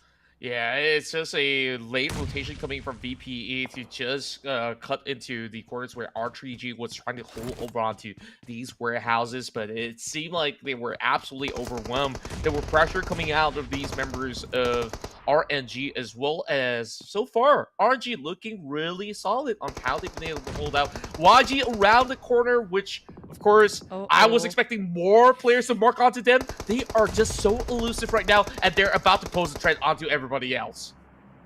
Oh, we've seen so many fights. There's still 14 teams in here. There's so many teams still alive, thanks to the recall tower just now.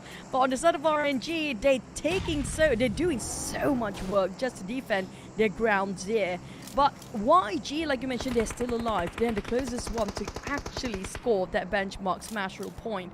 So if they're eligible after this map, I mean, if they score another 10 points without the chicken, it's still going to be A-okay because they still have a full squad. Yeah, like overall, they can play the waiting game and then play towards stage 7 onwards if they can actually make it to stage 7, of course. Meanwhile, on the outskirts, it's going to be Horror Esports as they will take on some of the members of Void Donkey. And they managed to just bring them all down. Void Donkey, they did go for the recall early on. And this is not going to be a clear call because D plus Kia has also arrived on the outskirts, and on the other side, A1 Esports. Oh, no. I do hope Hora do have the emergency barricade flare though. They need this so bad right now. There's not many covers they can actually hide themselves from the bullets flying over this side. The containers will last them a bit, but will not be long. It's just going to be a temporary cover for now. They need more covers than this. But Southcom DJ Alliance also picking their fights from afar. Unfortunately for ASI8, they're also bowing out early twice in a row. But at least this time they got himself a 4 elimination. Yeah, there's just only a hole for the rest of all these CD Alliance to actually hold on to. Unfortunate enough for some of these guys from ASI8. 4 points, at least is a little bit of something. While Jimmy managed to eventually cover Olio just by that crease of it. Now going to be falling back to see if he can just pick up some of all these vehicles and be on the move once more. D plus Kia, they've got back into the same compound to collapse up against the members of the Savior because they already got that info. The rest of Vampire Esports, they just converge all together to try to wrap up this fight up against RNG, but the nades are falling right in. Gotta keep themselves safe for now, and Nate he's going for that push. The sixth elimination across the board for Vampires. It's midnight here in Southeast Asia, but unfortunately they did not bite their victim just yet. RNG, what a play, what a defense to redeem themselves from the first map early on. It just flawlessly showing how they move as a unit to defend their grounds. But unfortunately, the circle moved away from them. But at least they got some standard shops nearby. They need to replenish themselves as long as they got the coins. But next, it's going to be another fight for the right side of the circle of Hongshan. It's going to be A1 fighting against Celcom Digitalized. It's going to be a four-way war probably because there's another team, Sam9, eyeing out A1 as well. They got cornered all around for A1. Yeah, this is going to be a tough ordeal as they're just by the rim of the zone, but there's nowhere for them to step in because Olio is also holding them out despite only having 2 members at this current moment. I mean, I could say the same about CD Alliance. They're also by the outskirts, but this is a perfect view to take on Rowdy.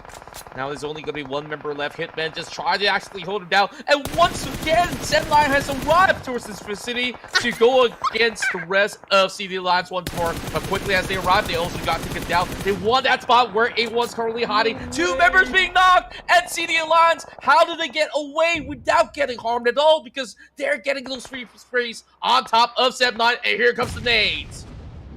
Smooth criminal Olio just now. His tracking was superb by taking so many players down while not being punished at all for his crimes. Celcom Digital Lines Olio, he got the sight, he got the vision of everybody else, but at the same time, this is a flat plane. It's so easy to spot all the players. He's been shot down as well. Now Kama hits him, got punctured 1 tire. How to drive this thing? It's not going to work anymore. Hurrah! Coming in all of nowhere, coming up from long shot. And that's going to be Celcom Digital Lines hit by Karma straight in the face. I don't know if there's any recall tower in this very small circle now, Gondra. Not at all. Not within sight, as we can see from the minimap. But Jimmy, he's still doing the damage. And instead, he crashes out the rest of Void Donkey. He's a miracle worker, I tell you, and he's got that JES-9, and it's only 11 extra bullets. He's utilized everything on the line to keep the chances afloat for Celcom Digi Alliance. Don't forget YG is still well and alive. They already at 23 points. We don't even add those position rankings yet. But for Hora, spotted out Sam9, Yuhai's down on the ground, D Xavier's neck, Lamborghini cooking up the nade, trying to toss over to the side of D plus here. And they will receive it on the side of Osal. He chipped down to 50% of HP left. And this is going to be tough. They are neighbors, but none of them actually anywhere inside of a circle. Yet they have to deal with this, and it's a 3-way war. Yeah, they're not allowing each other to actually budge, so I guess they just gotta scrap until somebody falters, and that somebody is Noble! What a toss coming out of Lambo. And Chips, he's gonna be on the mark, but he does not actually receive any form of reprieve because Chips, he cannot afford to even step down of the building at this moment. Osel, he's buying enough time. He does get the save. D plus Kia, they still have 3 healthy members at least. They already recalled once for Noble just now, so they cannot recall anymore when it comes to the tower recalls on the side of D plus. There's only 1 chance for them, but they will leave Chips behind to be the bait for the Xaviers while they reposition themselves on the flank side. I love that off angle reposition on the side of D plus here, but next is gonna be grenade galore on the side of Hora. They're being ambushed, and that's gonna be heavy incendiary units flying over the side of Hora, and they have to just pinch it out all the way through the containers, but Seikla YG is on the move. Yeah, they're closing whatever gap that there is. Hora slowly getting hunted down. Nofir goes down on the ground, and even Dingo Savior goes out of this match. We might actually see YG get 2 chicken dinners back-to-back in this round. Oh, but the chicken will not actually finish the game yet, but they definitely already beyond surpassed the bench point of Smash Rule eligible points by now. Noble still scattered, also been taken down by YG. Man, what precision, crispy a spray that works. And Noble trying to do some damage control. Saycloud have been taken over by Noble, but the rest of YG know exactly where he's at, and that's gonna be chicken in a back-to-back. YG, if they scored a hat-trick chicken dinner, that's it for our PMRC. It's just YG. It might just be a full dominance out of Yangon Galacticos. Myanmar rises over the top as these champions from the PMCL has been able to take 2 back-to-back wins. It says, tell you what, Romeo, you can take a break because Say Clouds got their back. They got themselves 100% already over to the point benchmark.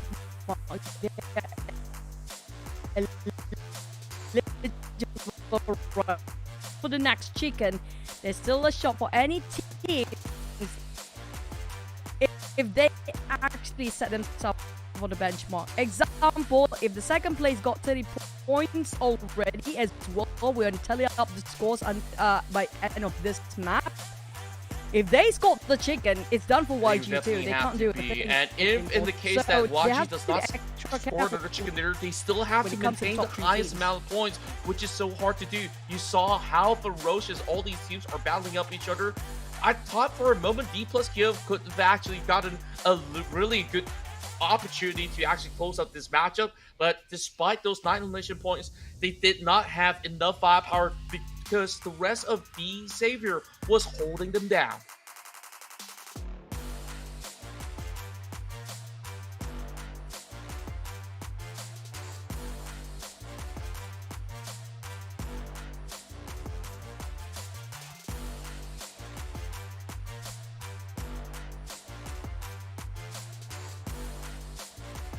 And not just that, the moment Noble got separated from the rest of the team, and Say Cloud exactly now where he definitely should actually get the MVP once more, but it has been Say Cloud that actually contributes a whole lot in this match with 6 elimination points. He gets denied, but hey, Renee, he definitely can wait for another one. Who knows? One more chicken dinner might actually just be because of his heroics in those matches. This time, a lot more headshot percentage coming from Say Cloud. But when it comes to YG, my name Romeo the Say Cloud, and wow, what a performance. I think just now the MVP was Romeo Mane. I mean,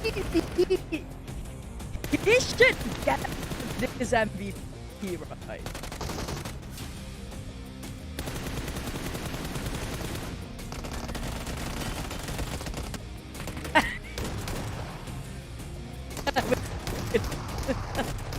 Yeah, and overall it seems like Point Donkey has been having a very rough start where they have been chased over by some of these members of Cellcom DG Alliance as well in the early game. But you can say the same. Cellcom DG Alliance, they tried to go for the revive point, and eventually with 2 of them going for the recall, it became a little bit of a tough situation. And then this compound that was held by majority of all these players out there seemed to be pretty much hightailing out of that situation, and somehow it was only down to Jimmy by the course of that run to be holding down the line for Cellcom DG Alliance. So it has been a fruitful day out for some of these teams out there, but of course it's far from over. YG though, this is a massive 21 points that they've gained in this round. I don't know how he hides himself so well, but on the start of him, that concludes our run inside of round 2 in this Rondo Cup, and the next round might actually be the turning point for the rest of the team, because they got to start realizing that all of these matches will actually be concluded if Yangon Galacticos gets another one in the bag.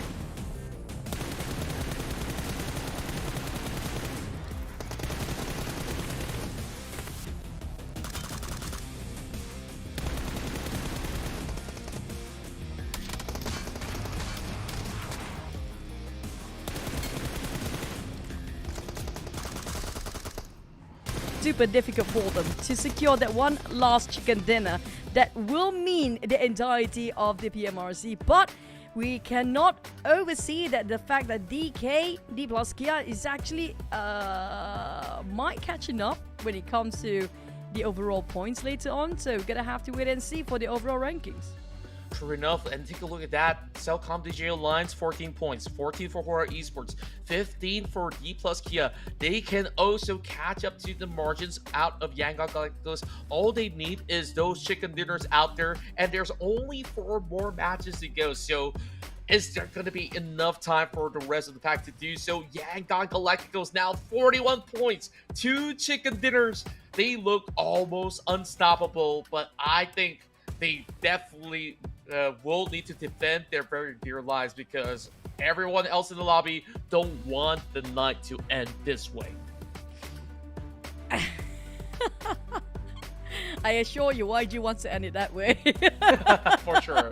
They got way more than they already more than eligible enough. But for DK, there's gonna be one more map for them to just be eligible enough to wrap things around with this smash rule here. But BTR is not too far off any of the teams on the top 8, probably down to Vampire side. Whoever got himself double digit right now, and whoever got the next chicken dinner, that's going to be the strongest arrival for YG. So if they don't wrap things up quickly, I've seen this happen before and too many times, they will regret it. Because imagine if you just one more map away and just need to score that chicken dinner, but by the end of a couple of maps probably, the teams that are actually on the 10th place will actually win the entirety of PMRC because they scored the chicken after they're eligible enough for the next one.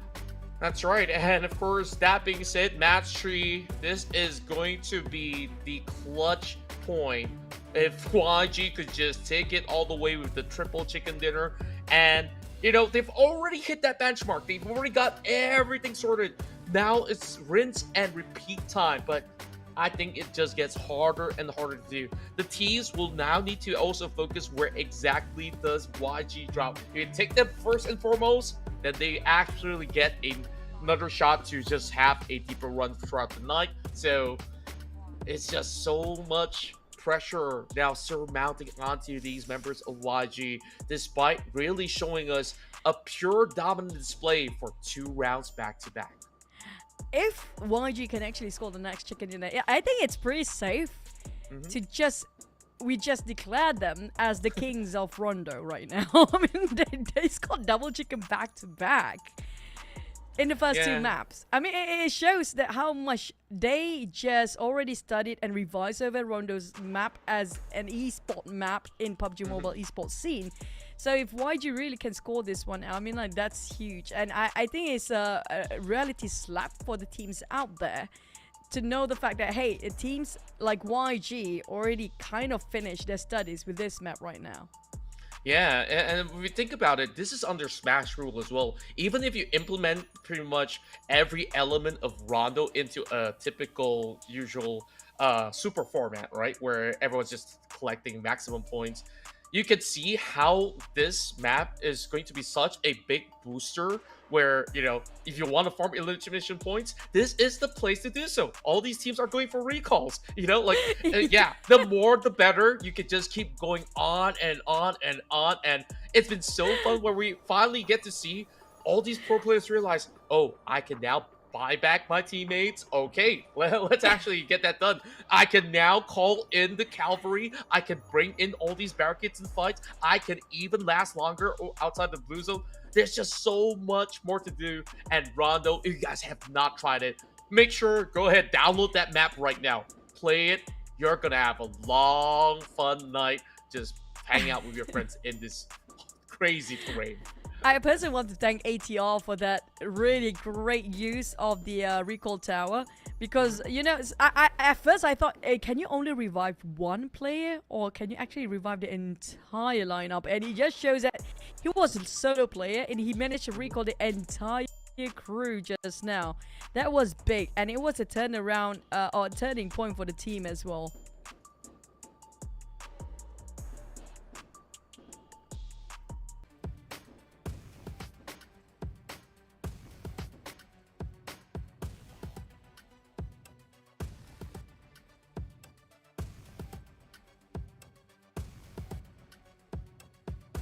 But for the next one, we do have the third map of Rondo. Will it be YG or will it be somebody else? Because we're going to have to wait and see. And just now for the side of D plus Kia, you know what? It's a good strategy still on the side of DK plus, just D plus Kia. When they revive, like I definitely saw that Noble have very good communication with the team, because he just, you know, tried to take as much elimination points that they were counting when Noble will actually get eliminated, and straight away revive him instantly, because they're just waiting around the recall tower in the blue zone for the sake of just for Noble. But that's also a very good strategy to use the recall tower. You know, you put one player as the demolition machine and just wait around the recall tower for that fragger if he ever get eliminated by the other team. Yeah, I absolutely do agree. And then even D plus Kia has also utilized this strategy. You saw they were fighting into this tight area against DX and also some other squads at the very same time.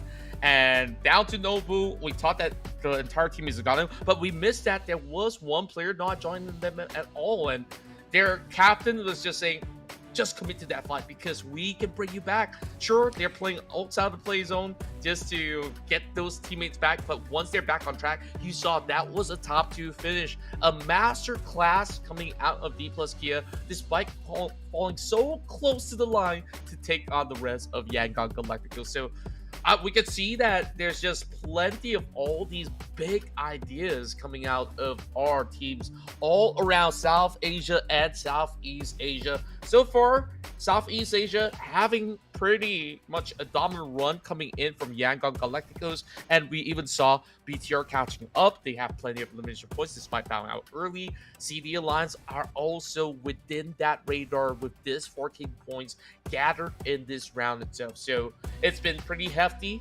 but it is far from over unless, you know, if YG says, nah, nobody gets to play the game more than I do, and just seal the fates of everybody else with one more chicken dinner, then I guess everybody's just gotta put more homework onto what Rondo is all about. No, the thing is, just now, I mean, the way D plus Kia plays, I mean, it just gave me a different light of how you can actually play Rondo, right? How ATR plays, I'm sorry, I still cannot get over about the recall tower, because it was such a big impact for the last map just now, because of how ATR, they managed to revive the whole crew, because that one player managed to survive and reset the entire lineup. There's one thing, is good news for solo player who just have to shoulder the burden alone to the very end, like how we used to see in the previous tournaments and, you know, the leagues before this, right? But there's also a new strategy that can be developed in the future. I'm not surprised if the players start to think about this now, based on how D plus Kia actually plays. If you just put 2 players as the heavy hitters, just to go gun blazing crazy, just, you know, let them off the leash and just be crazy about the eliminations, and the other 2 players just guarding over the recall tower, so they can revive the other 2 players, just that actually trying to gain elimination as much as they can. That's also a strategy. Like, you play, this is how we play, like, split when it comes to the previous circles in Miramar or in Erangel, where you have the 2-2 split.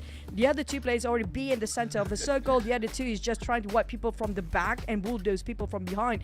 It's pretty much almost the same concept, but different approach using the recall tower. Now, that can be done whether you want. For me, that should be done with the recall tower that's way out of the safe zone. So the other 2 players must have well stocked up reviving items or health items and good vehicles, just to withstand themselves to be in the blue zone waiting out while the other 2 players try to get as much elimination as ever. And if they die, and if they turn into a box afterwards, they just revive straight instant, like how DK players did just now for Noble. And then you just can come back from behind from that blue zone and just go straight into the safe zone with the vehicles and already stocked up supplies for their survival if they happen to be way too deep in the blue. So there's so many ways to play Rondo now.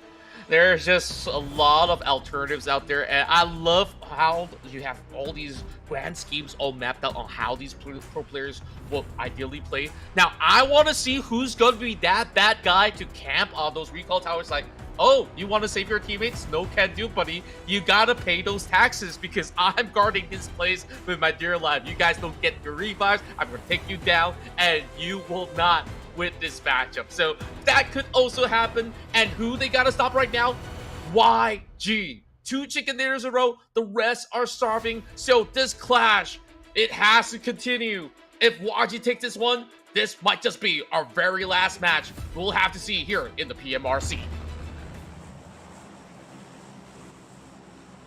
The third map will be the last, or will be the first for the other teams that will be eligible as well. I can't wait to see the overall ranking board later on. Will there be any markings about the team that are already eligible for the points just to have to score the chicken dinner? Now, YG, they scored multiple chicken, but this is going to be the most important one. This is going to be the most biggest chicken dinner that will matter for them when it comes. And this is the first ever Contra Smash rule implemented at the global stage level, and also the first stage that we get to see Rondo in action at the global level event here. So this is a very good, peak, or what's your prediction that's going to be future plays when it comes to this map? And lucky few to be soldier as well. Speaking of which, we're already getting another hot shot. SI8 versus CD Alliance. With last round, this is exactly where ASI has dropped. It is an alternative plan company from Cellcom Digital Alliance. They gotta quickly pick up whatever. I think Lucas only got a knife with him. This is not good enough. He's getting prepared. He does have the AKM, so at least his teammates got to back him up at this current moment. Leon's already going for that trade right at this moment. Inside of Leon's factory and test track, we also do have a big drama. That's about 4 teams or 3 teams inside of test track at this moment. And we have a very similar circle just like we had in the first map just now. We talked about the factory and also the task track will be one of the hottest spots. And we already have, like you mentioned, everybody dropping themselves in the hot spot and everybody fighting each other. Voidnogiri lost one of their players. Yes, I8 still can revive that one player that's still being knocked down, which can be Casanova. But it's difficult for Huzaifa to reach out to him. For Adikluk and Leon, they try to flush out Huzaifa or try to bait him out from his hiding spot. But at least for the side of Huzaifa, he got his arsenals ready. He still got himself some rifles to work with. Sure enough, QBZ in hand. Level 1 hit gear though, gotta not overpeak because it's gonna be a little bit brittle when it comes down to going for the exchange. But at least he's marked out the location of both members of Cellcom Digital Alliance, but they gotta be wary as well. Oleo's going in for the flank. Now we move into the test tracks as well as Neon's factory. The exchange coming through. 7-11 Element versus the rest of Void Donkey. Shami now priming those grenades. This is gonna be a tight squeeze in order to find ending it all, but I want to see what happens from here on because Point Donkey, they're about to retaliate. Ooh, Shami, that's a nice nade on Vax. He actually was trying to close the distance between him and the rest of 7-Element player Talha, trying to find if there's any remaining members of Void Donkeys lurking around. But this is the problem with this area, right? It's just so many structures in between. It's difficult to clear up the corners to see if there's anybody else is there. Unfortunately enough for Void Donkeys, they haven't got enough resources here. I don't know if they can actually withstand this with the rest of 7-Element. Do have quite decent gears to start off their fight. As this first, still as per usual, first stage, crazy fight. Yeah, perfectly executed by Shami as well as Tala.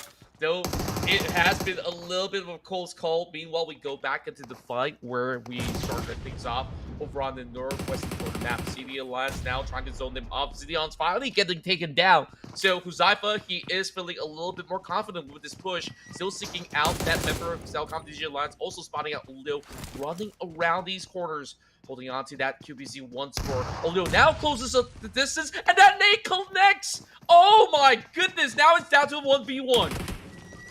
It was a brilliant move coming out from the side of ASI8. Unfortunately for Cellcom DG Alliance, down to only 2 players. ASI8, I mean, baby is still bleeding out. They can actually do a lot of work here. Still can finish off the rest of Cellcom DG Alliance. But Cellcom DG Alliance, we saw how the recall tower worked just now prior to this map.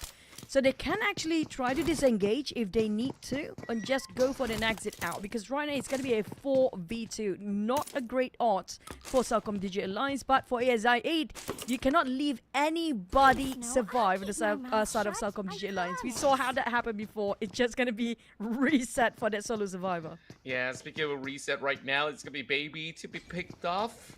And I think Luke sees this as an opportunity to cut right across. He does get the reset, but it's going to be an S12K prepared by the corners of the door. Baby waiting for him to actually cut across. This is not going to be so straightforward. And now he's down pretty low. And that swerve! That swing from Baby secures it. Now it's only one member left for Celcom Digi Alliance. Ooh, Dalha. That was big Nick coming up from the side of Parjin. Finish off the rest of the players of 7 Element. I think that's the last one of it. No, not really. That's just the first one to be taken now. I don't know where are the rest of 7 Element players actually are. They're quite scattered about. They're still around the factory areas. New York's factory. It's one of the trickiest place to actually play in there. Due to how big the factory is actually with multiple levels as well. It's not going to be easy for them to find the rest of the members of 7th Elements. Yeah, certainly agree with that. And initially, it was Void Donkey that was also fighting around that spot. Now, take a look inside of the temples. It seems like there is a recall spot here. Premium 1, as a matter of fact. This premium store is going to offer so much, as we've talked about this before. You can open blind boxes. You can make big purchases of whatever weapons and even level 3 gears, as you can see in this township. So, this is going to be a big restock coming in for the team that has been able to secure it. Meanwhile, as I was mentioning before, Void Donkey, we saw a few members collapse to the hands of 7th Element. They have already recalled majority of their members. They're back to all 4. Now, we did see a glimpse of Lo Hua Sing. It sounds all great to go shopping there, but the question is, it's going to be a tough shopping. You need to fight so many guards. Look at that. How many guards are there? And these guards, not just 1 or 2. Some of people actually have to eliminate 15 guards and 2 commanders.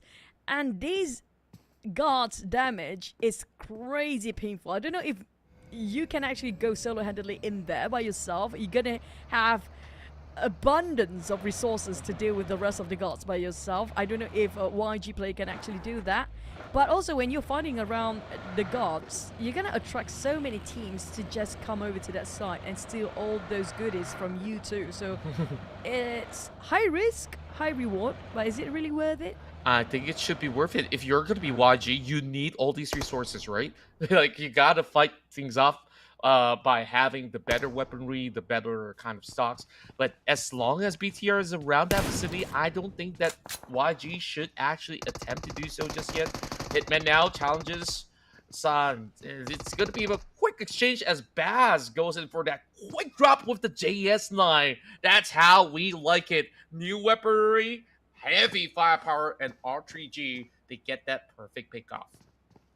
You know, I'm surprised, despite it's a very big map, that so many teams actually have their players scatters so far apart, including Regicide. We only saw 1 player there. There's nobody else will come to his aid if he ever needs one. Or maybe they're just waiting at the recall tower like we expect it to be. But YG fighting against M9. This a bit high risk, high reward, but the rest of the comrade of YG already here. Oh no, it's actually M9. All of them swarming around that 1 player YG. But it's Master Smile. We don't know how great he can get when it comes to the CQC, and he actually just go under the noses of Sem9 without getting punished. That's smooth criminal, buddy. Yeah, that was supposed to be a 2 versus 1. How did Trexie just get taken out like that by Master Smile? Just beats the odds right now. Now it's going to be Yu High that does get a glimpse of where he's currently at. But the pushes are coming right through. S12K versus S12K. Who actually hits the shot? Yu High still get the damage. Master Smile! Double takedown. Beautiful work on that M4. Oh my god, that was huge. What a clutch. And Sem9, where are the rest of them? Swimming. I think he's probably trying to find himself a recall tower at some point because there's nobody can save Mika. And I think his ATR player is stealing away those shots from afar. On the side of YG, That was something else by Smile. He solo-handedly just carried those 2 elimination points by himself. You know, 7-9, they had one job, and that was to take out the past 2 rounds of the champ, YG. They just say, I double dare you. Just try to go up against one of my members. Oh, look at this. It's a bird cage. So the birds will scream if they sense movement. I hate this. I hate this. And let's hope that YG don't have any of all these birds telling them, hey, the team is right here. Take them down. Imagine if it's a parrot, right? Right. And he just called out the team's name. Now that's going to be a YG. sucker for sure. Yeah, I know, right? And it's like you can treat the birds like sensor. It's like sensor activated, you know, and it will be screaming. But on the side of DX, well, they're not screaming, but they're definitely happy. They managed to shot down one of Regicide players. And there's so many teams still inside of the blue zone. Oh, finally somebody using the jammer backpack. This is so good. It's so difficult to find in the game itself. I never get to find it, but I don't know what's the plan for Casanova, but maybe he's just, you know, trying to wait things out and just take the blue for a bit. And ASIA, they still have a full squad. There's a saying that goes, sit still and be pretty like a flower vase. And I think that he's definitely feeling really beautiful right now. He's not opting to move because he wants to be safe at this moment. He doesn't care if he's going to be inside the blue zone as well because he's already got that jabber pack, like you said, right? Now, what's interesting to note is this circle. It could end up in Luhuasing. It could go to Meiran, Yungu, Factory, or even Test Track. But there is a big EMP zone by the corners of the Test Track as well as Neox Factory. So these teams, they're stuck and they gotta finish the fight. Worst case scenario just happened here. They happen to be in the EMP zone, so their reticles will actually not be usable. Their vehicles cannot be used as well. They have to wait it out until the EMP zone diminish itself. And just now, it sounds evil coming up from my side, but we love very tricky circles, right? Imagine if the circle ended up on top of Lo Hua Sing, and it's within the area of where all the gods are. And then we have a big problem. You don't just have those 60 over players who need to fend off each other. You now have to fight guards as well. So I want to see that happen, to be honest, Choo-Choo, because that is going to throw a huge curveball at these guys out there. 7-9 still having Fury to survive. Meanwhile, not only the reticles couldn't be used if you were going to be around Neon's Factory Test Track, even if you're hoping for a recall, you can't recall during that EMP timer. So if you were to engage in the fight, it's going to be very, very risky, which is why we understand why certain teams are just holding back for the moment. YG, they're camping out by the solar panels.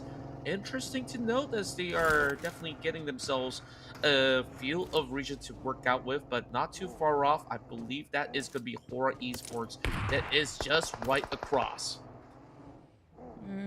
They're waiting it out. No, they know how important this chicken dinner is for them, for the rest of YG. So they're playing a bit more patient, a bit more conservative, knowing that too much at stake here. Well, D plus Kia, we don't see any actions coming out from them. Same goes for BTR. We saw some of the players bleeding out, but I don't know what really happened to them. These Xavier's taken out one by one, the players of Regicide, but they managed to revive as well. But back on the side of ASI 8, we do know that someone from ASI 8 do get that jetpack. That last time we saw it was Casanova. But the rest of the teams, I think they are fighting in the blue zone right now. Yeah, it's definitely going to take a while to actually wrap up whichever altercation it is. Meanwhile, it's always going to be BTR as well as DRS that bound to meet each other very early on. This time, it's going to be a high damage. Moving around. Oh my goodness gracious! Federales! He just opened the door. That's not how you greet a visitor, but he's definitely going to greet a whole lot more with that S12K in hand. Trying to actually tap across, not really hit his mark just yet. This is just a tight squeeze. There's barely enough health left for that member of DRS, but Federales can hold his ground very well. Oh, this Federales going crazy, of course. This guy, this player is wild when it comes to dealing with the eliminations by himself. He doesn't have a care in the world, even though despite his 2v1. Nobody's stopping him at all. Not I at all. love this game, but when it comes to the teams that's fighting right now, Vampires, ASI 8, and also Federella seems to be very up on the northern side. They're the furthest one away from the circle, which is going to be on the outskirts of Yungu. So I was hoping for Lo Hua-Sing, and we didn't get that circle though. It's not too shabby though. I mean, just take a look at this fight. Whoever wins this spot gets to go in for the recall. They're fighting tooth and nail. Killer YT versus Federalis, and even maybe on that outskirt, ASI8 wants to chime in. YT, he's slowly getting tagged, and he is bringing in the JS9. And here comes Federalis knocking on the doorways while the shreds are coming right through. He cannot afford to stay for far too long. As the tags come through, it is going to be UZM that brings him down. UZM, the IGL himself, take matters into his own hands, while DRS, YTT, he has to deal with all the players of ASI. It is approaching inside, and we saw how aggressive Baby can get. He's trying to do it one more time. YTT has to go for the CQC here, forcing Baby to go a straight confrontation, opening up the doors for the side of Wait Baby. I feel sorry for the door right now, but more sorry for the side of YTT and DRS. Where on that? Well, we talked about this. He's waiting. Gente is just literally waiting at the recall tower. Yep, and he says, okay, it's fine. They can have that recall tower because we are on the outskirts, calling in the cavalry once again. But look at them. This is stage 3, and it's starting to hurt a whole lot more. Delta, he's already soaking damage the moment that he drops right in. Now, is there any resources at all? Because Delta, he might need to find a vehicle to just quickly get in the zone safely. I mean, getting the recalls is great and everything, but at the same time, you're going in without anything at all. And first and foremost, they have to find themselves vehicles because they're way too far deep in the blue. Back on the side of these Xaviers, Levi will be revived by Persian. Well, I don't know where are the rest of the players right now. They're quite scattered about. I think they split into 2-2 right here, right now. And I think they're going to be okay. Both of them getting revived, so back on their 4 players. And don't forget, YG is still a full squad and still untouchable. Yeah, this is just going to be a long standout. Meanwhile, Newsy gets picked up. Really cheeky angle coming out of Noble as we see him scouting out about. So that's one member last for the side of Vampire Esports at the moment. They've already secured 3 points, so I guess Newsy, who's always on that scouting duty, sometimes gets himself in a tough scenario. He's still mining. The Savior, they've been trying to dig holes, but where exactly can they finally maybe cover themselves in these holes? Because Levi's already getting shot. Yeah, I think that's the reason why he's trying to he was trying to dig himself a crate. But I think he was trying to revive on Levi first. But there's no time for him to dig any crate for himself to make himself a good nature barricade. On the side of South Digital Alliance, back with Sam 9. Seems to be counter fire on what their plan was. On South Digital Alliance repositioning for the side of Olio. Keep an eye out for Olio because he got really cheeky angle when it comes to getting those shots from afar.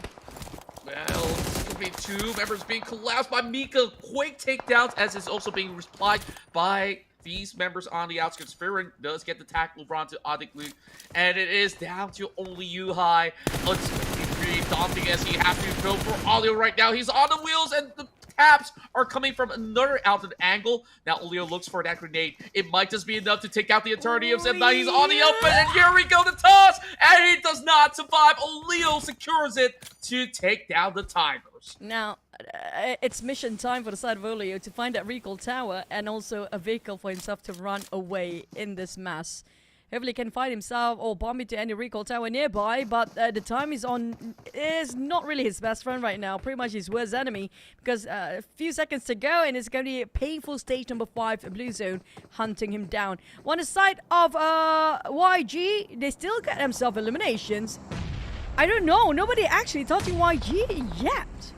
They're just so elusive. They're just not revealing fully on where exactly they're hunting out for the moment.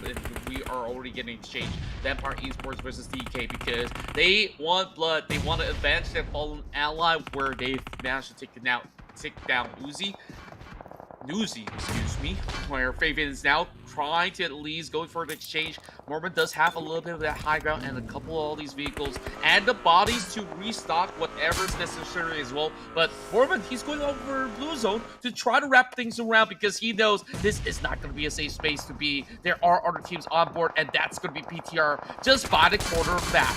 Oh, but at the same time, it's digging their own grave. They try to turn things around by coming up from the back, but it's just well guarded by the rest of BTR players. Snape was waiting it all day long.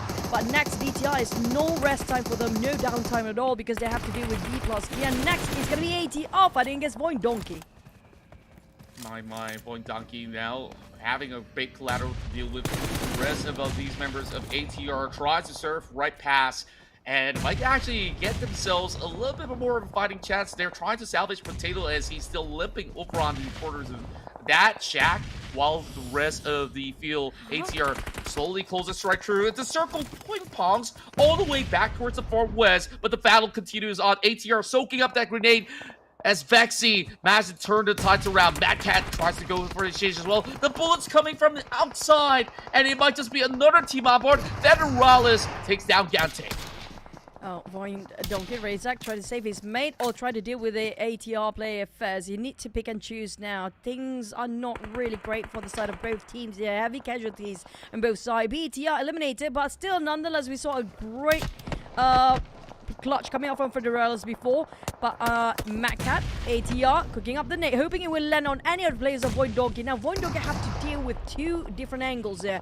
ASI-8 and ATR at the same time. Things not looking great or pretty at all on the end of a Void Donkey here. They're being surrounded left and right, even in the center possibly. Yeah, they really got to wrap up this fight. If they do survive, they can cut their way back into the corners of Beyond's factory to get themselves safely into the zone. UZM does connect that grenade. Vexy's already down. Only 2 members left for side of Void Donkey. Don't even think about that revive right now because they got themselves boxed right through, and the rest of ASI-8. They want to shut them off completely.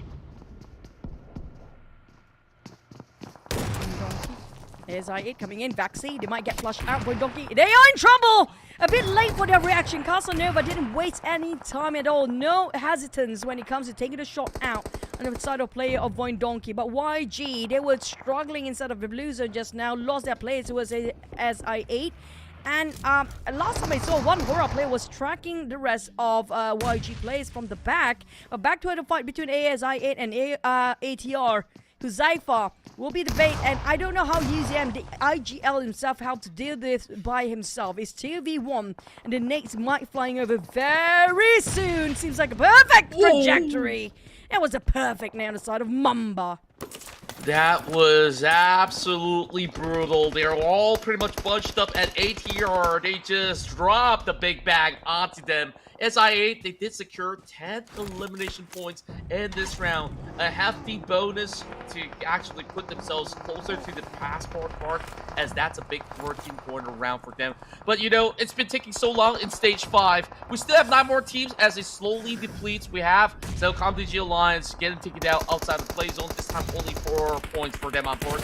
D plus Kia, the world champ, is getting straight apart, and Yangon Galacticos to shut down their nemesis. D plus Kia was so close, but way too far from entering the zone. And here comes 7 Element clipped by the rest of DRS. Deja vu for the side of D plus Kia versus YG once more just now. Seems like D plus Kia base is going to be YG. DRS on the other hand, 7th Element, all of them being grounded down, they're bleeding out.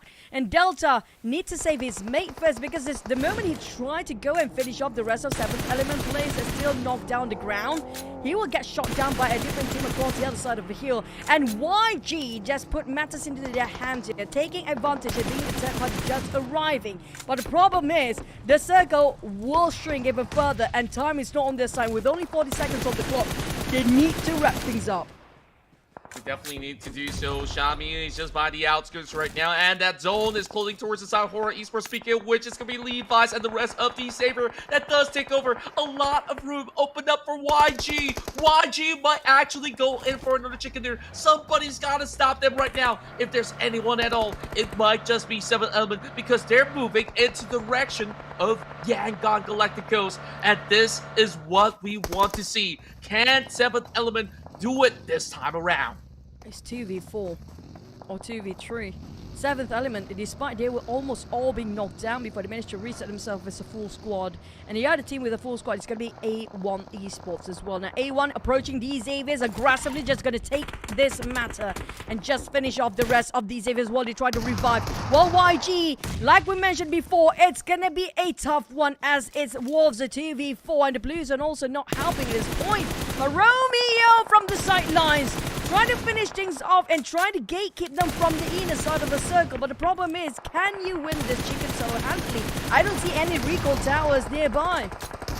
And not at all. I think he just really has to fight tooth and nail for this one. And he will be the last member standing. While A1 Esports, they're trying to soak whatever damage that they can tank out and then spot Iron out. They're all being blinded by the smokes being tossed right in. And it might just be something special coming from Paragon because he's still alive for DA Savior in between all the members of A1 Esports. This is absolutely crazy. Wait, Three what? teams in the same spot. Paragon!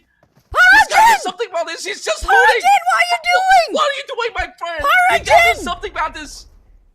Are you kidding Smoke's me? out. The smoke dissipated. What is going on? Don't they see Paragon? I mean, that was right across. It's just under. Paragon, what? How? I'm not too sure if the smokes are not rendering or something is actually weird about this whole situation right now because it's going to be A1 Esports that's still hanging on, but Paragon's in the middle of everybody out there, and until now he's still alive. What sorcery is this? Is this the magical world of Harry Paragon? I think so.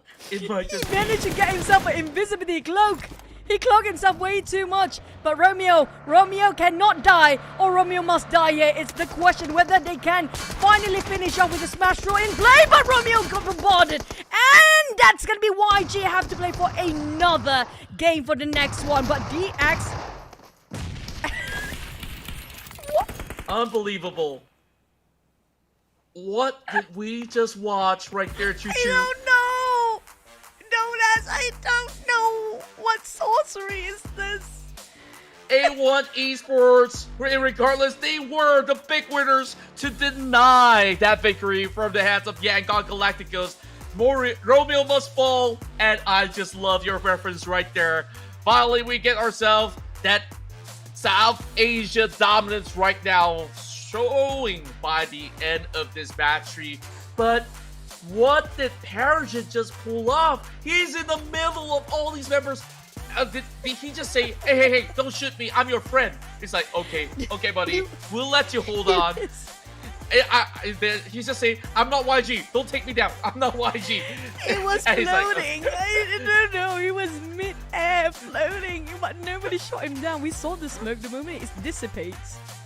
Nobody, I don't know how he cloaked himself with an invisibility cloak or something, but he was right in the center of A1 players. I don't know what really happened. We might actually have to rewatch the highlight, but for A1, that was still a very good teamwork. They were like zombies, unkillable, indestructible, because they keep on reviving among themselves. Was it? I think A1 was actually the one that using the recall tower as well just now. It might just actually be the case. I mean, there's so many teams that did exactly just that. But at the very same time, A1, we had Deathstorm that's been able to rack up all these major points, and by far the heaviest hitter on the block, 729 damage to be done by this gentleman that wasn't exactly the gentlest when it comes down to these matches of Rondo. So Choo Choo, it was baffling, it was chaos, it was everything that we asked for, and I didn't ask for the Paragon moment. We didn't ask for it, but it was special, you gotta say. So kudos to D Savior. They had a rough run, and when they actually make a statement play, it was just out of this world. It was out of this world, Choo Choo. It was literally out of Rondo for me. I don't know, is that a black hole or something that nobody can actually spot him out? But that was something. Maybe he did the hole. Remember, DX was digging holes on so many of these corners? He might just actually find himself a ditch. I don't even know, honestly. I have no clue, no answers whatsoever. The funniest part, it happened when it was down to the chicken dinner moment. I don't know if pickaxe can actually do that. Now that's some amazing, incredible, superpower pickaxe. If that because of the pickaxe, but you know what? It might be something that we might actually have to overlook at this point. On the side of YG though, that was so close for Romeo to actually score that chicken dinner, because just now, if A1 did not revive themselves, because they almost got obliterated by the Xavier's Paragin, because we saw how he almost took the entire lineup down. They're pretty low when it comes to HP, and if that's gonna be the case, and if Romeo actually march in a bit slightly early and don't have to battle out the blue zone, he might actually get the chicken to finish off based on the smash rule point, right? But unfortunately, he was still at the end, at the edge, way deep in the blue just now, so it's just difficult for him to just have to focus two ways at the same time. But it was so close for YG to, wrap things up for the day. I absolutely do agree. Where YG, they were overwhelmed because 7th element, they need to rotate into a spot that's feasible to play, and they understood that, hey, that region by the street might actually be playable. The Savior, as well as A1 Esports, there's barely any cover by that street. You saw how many vehicles was parked there. You saw how many smokes were being thrown right in. Yeah, they were desperate to make anything work out of that open spot, and this is why Rondo's so exciting. You have flat down to raise, you have some of all these heal side, and when the circle like this appear, teams are desperate.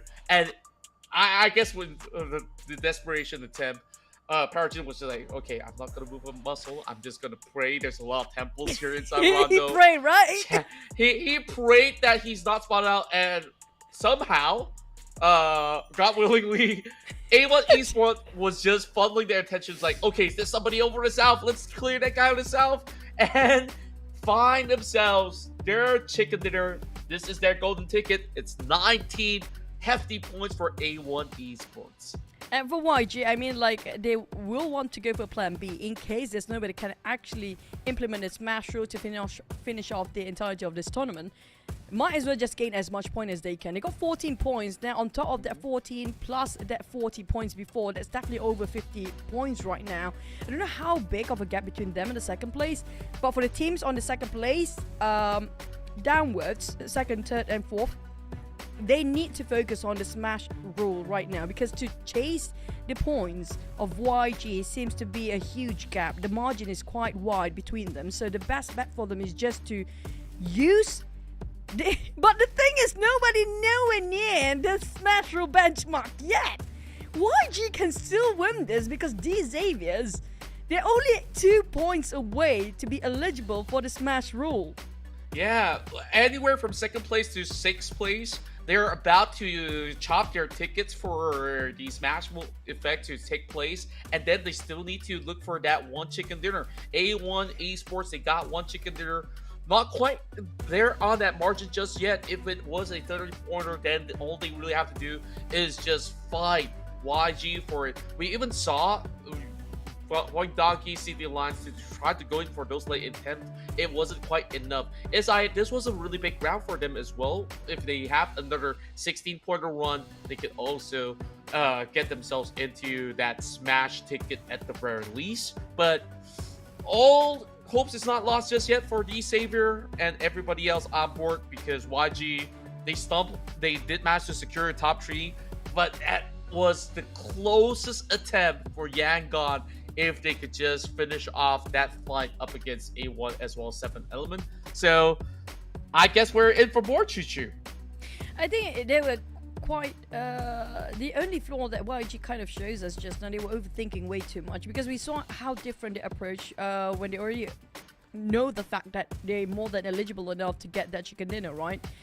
Based on the smash rule benchmark 30 points. So you saw how conservative, a bit slower than their usual rotation, that kind of bites them back in the back. And due to their slow rotation, they kind of trap themselves in the blue zone multiple times because they try to play as safe as possible. It feels like a bit of counterproductive for the side of YG if they keep overthinking here. But at the same time, you can see that they're very close, yes, but this is higher pressure on the side of YG. They have only like one more shot. If the next one they couldn't score the chicken, it's going to be tough because we do know that A1, Esports, GK, D Xaviers, even BTR, and 7th Element will actually chase the points up, and they might be eligible when we end this map and this run. So they have to make it now, or it's going to be open for everybody else for the top 6 teams. Yeah, I think that is where it gets really scary for Yangon Galacticos. So I think D Saber has felt it before. Even some of all these names like Vampire Esports have been denied opportunities back then. So perhaps you're really playing the long game right now in order to, further drain the mentality of Yangon Galacticos. But I think that Yangon Galacticos are still looking very, very hopeful. It is another top 3 finish. Imagine if this continues on with that level of consistency, and then we hit into match 6. They can just wait it out if none of these teams can score that chicken dinner. But that is a very big risk because, like you mentioned, a lot of these teams from 2nd place down to 7, arguably 8, as well as 9, they're about to book their ticket into that eligibility to end the night under that smash rule with a chicken dinner. So it's a scary afterthought, Choo. After this next match, if Yangon does not close this, it's going to be a long night. It's going to be a long night for them, especially when you know the fact that you're already number 1 for 2-3 maps in a row right now. All you need to do, you only have one job, and that's going to be scoring the chicken, and that's going to be the toughest job for them right now. And the moment they miss this map, it's going to be tough, especially when it comes to the teams like in the 6th place. They are 20 points, and if they score 30 by end of this run with a chicken dinner, or even without any eliminations, and they are the one for the next map that actually scores the chicken dinner, how painful can it be for you? You're almost this close to win it over, and in the very last minute, the other points and the other teams start to catch up and just being eligible to just score the chicken next one, and they won with lesser points than you have. Yeah, it definitely feels super duper frustrating.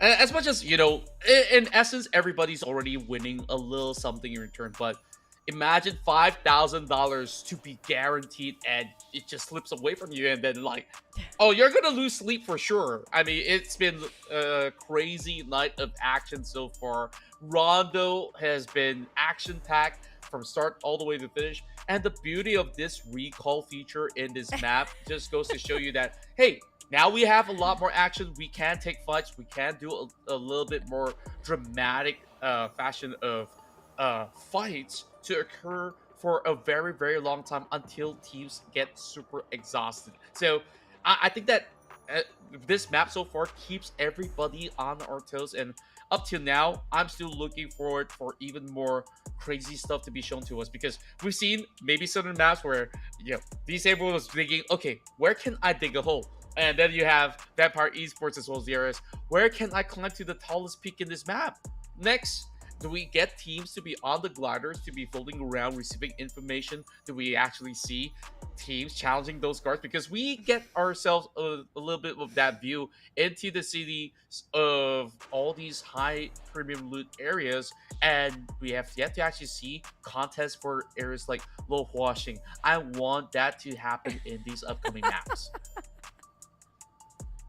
We're mean, okay? We just take it. But also not just, we don't, so far, maybe because it's a new map, so the circle quite centralizing. It's not too far up the north, it's not around the edges of the map.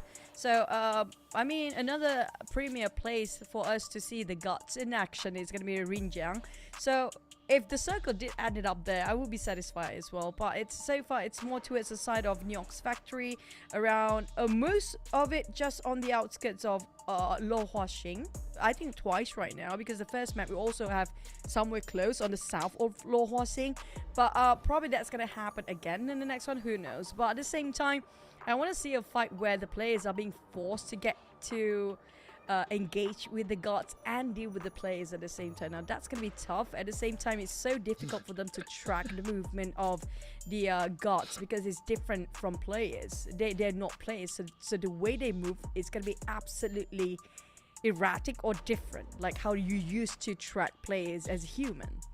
Yeah, and then remember, there's also that bird feature. Like, if it's gonna be teams to be trying to keep themselves afloat, imagine YG once again getting called out by a little bit birdie whispering onto their ears, and then team storming in into some of all these territories. It definitely is going to be a really big challenge out there.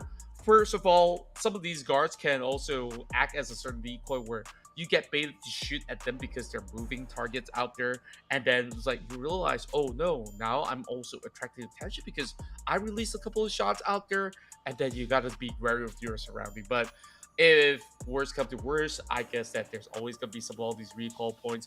And even when we talk about The all these recall recalls points. as well, remember DRS? They tried to go in for the recall, and then because they had no other option, they fought up against those members of BTR, and then once they depleted, Gante says, okay, I need to find that recall point, but he's over on the blue zone. And then when the players were dropping in, they're already receiving damage from that blue zone. It's like, oh, I didn't ask you, Captain, you're putting us on the spot. Where do we find those vehicles now? Where do I even start to loot? So it is a very, very tough map to play out, but it has been super fun to watch.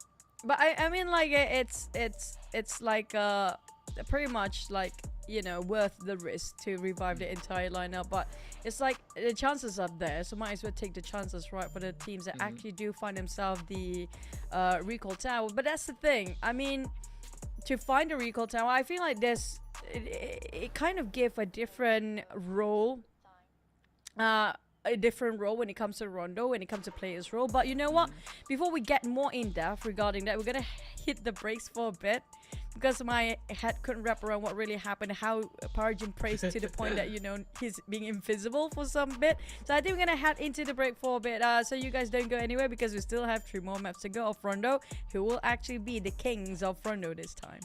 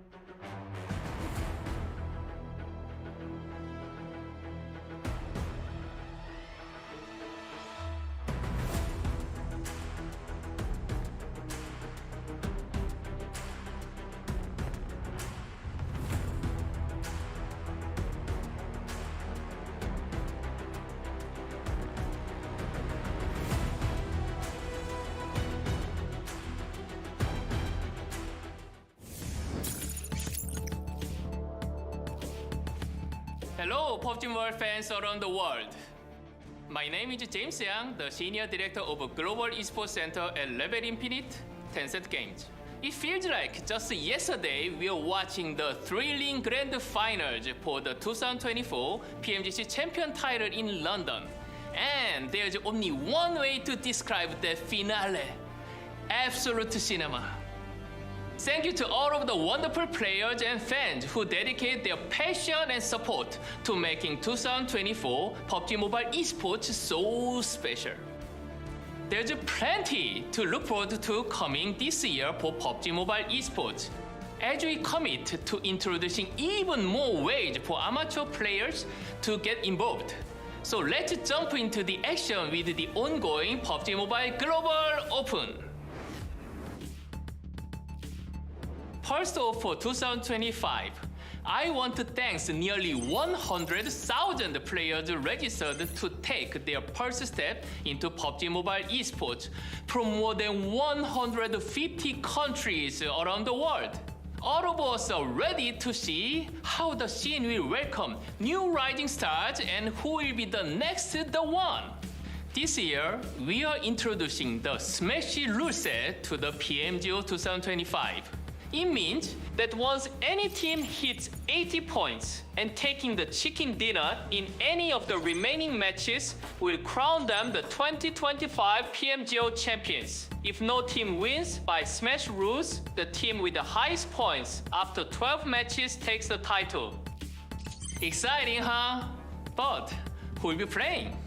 I'd like to introduce you now to the official lineup for the grand finals, introducing the top pro teams from each region and 8 amateur teams that have fought their way through the open qualifiers and earned their right to stand on the stage of PUBG Mobile Global Open Grand Finals.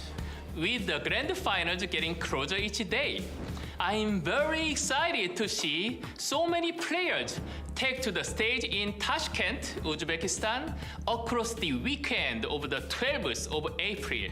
Tickets are currently available for fans to experience the astonishing action live in person. The path to become a pro doesn't end with the PMGO. We are continuing to create more ways for players to be a part of PUBG Mobile's rich esports ecosystem, with the PUBG Mobile National Championship and Super League qualifiers being open to all PUBG Mobile players, offering opportunities to advance to the relevant PMSL. With this, we are widening the PMSL into 5 key regions: Southeast Asia, CSA, Americas, MENA, and EU, making the PMSL more intense and opening more slots for teams to advance to global tournaments. By splitting PMSL EMEA into PMSL Europe and PMSL MENA, we are fostering more opportunities for regional teams to shine on the global stage. To further encourage participation, we'll be holding more PMSL qualifiers, totaling 29 qualifiers for every player globally to access the PMSL. This will create even more direct path for the amateur players to reach the global stage amongst the world's best players and claim glory as a new pro if you want. For those who are interested in other ways to encourage with PUBG Mobile Esports, we'll be supporting more third-party tournaments, caster competitions, and content creation initiatives and events. I'm looking forward to seeing how PUBG Mobile fans continue to make PUBG Mobile Esports history together. Moving on to the next big event of 2025, we are happy to be back at the biggest stage for esports this summer with the 2025 PUBG Mobile World Cup at the Esports World Cup in Riyadh, with the lion's share of the 3 million prize pool. After amazing experience last year, we can't wait to see which team will excel and come out on top. We see 24 teams battle it out across the group stage, including the top 16 teams across all regional PMSLs, representative teams from China, South Korea, Japan, as well as a host invite. The fate of the last slot depends on the results of PMGO, as the champion will win an extra slot for their respective region. I believe PUBG Mobile Esports is one of the most globalized esports ecosystem. At the PMGC last year, we opened the PDP design contest, giving our talent fans the chance to have their creation featured on the main stage with the winners. Bring the creative competition back for the 2025 PMWC, we are pleased to reveal that we've narrowed it down to these finalists and will soon be unveiling the winner with their design as the official skin of the 2025 PMWC at the Esports World Cup. Finishing out this year will be, as you know, the 2025 PUBG Mobile Global Championship. We'll be updating this year's PMGC slot format with 38 teams joining us in Thailand, having earned their spots throughout the year. 7 teams will receive a special invite to join the 31 teams from our PMSL regions to claim the ultimate victory at the end of the 2025 PUBG Mobile Esports Road. That's it all for me today. I hope you will join me in my excitement for 2025, set to push the boundaries of skill, talent, and passion with PUBG Mobile Esports. Thank you all for your time, and let's eat winner winner chicken dinner! Yeah!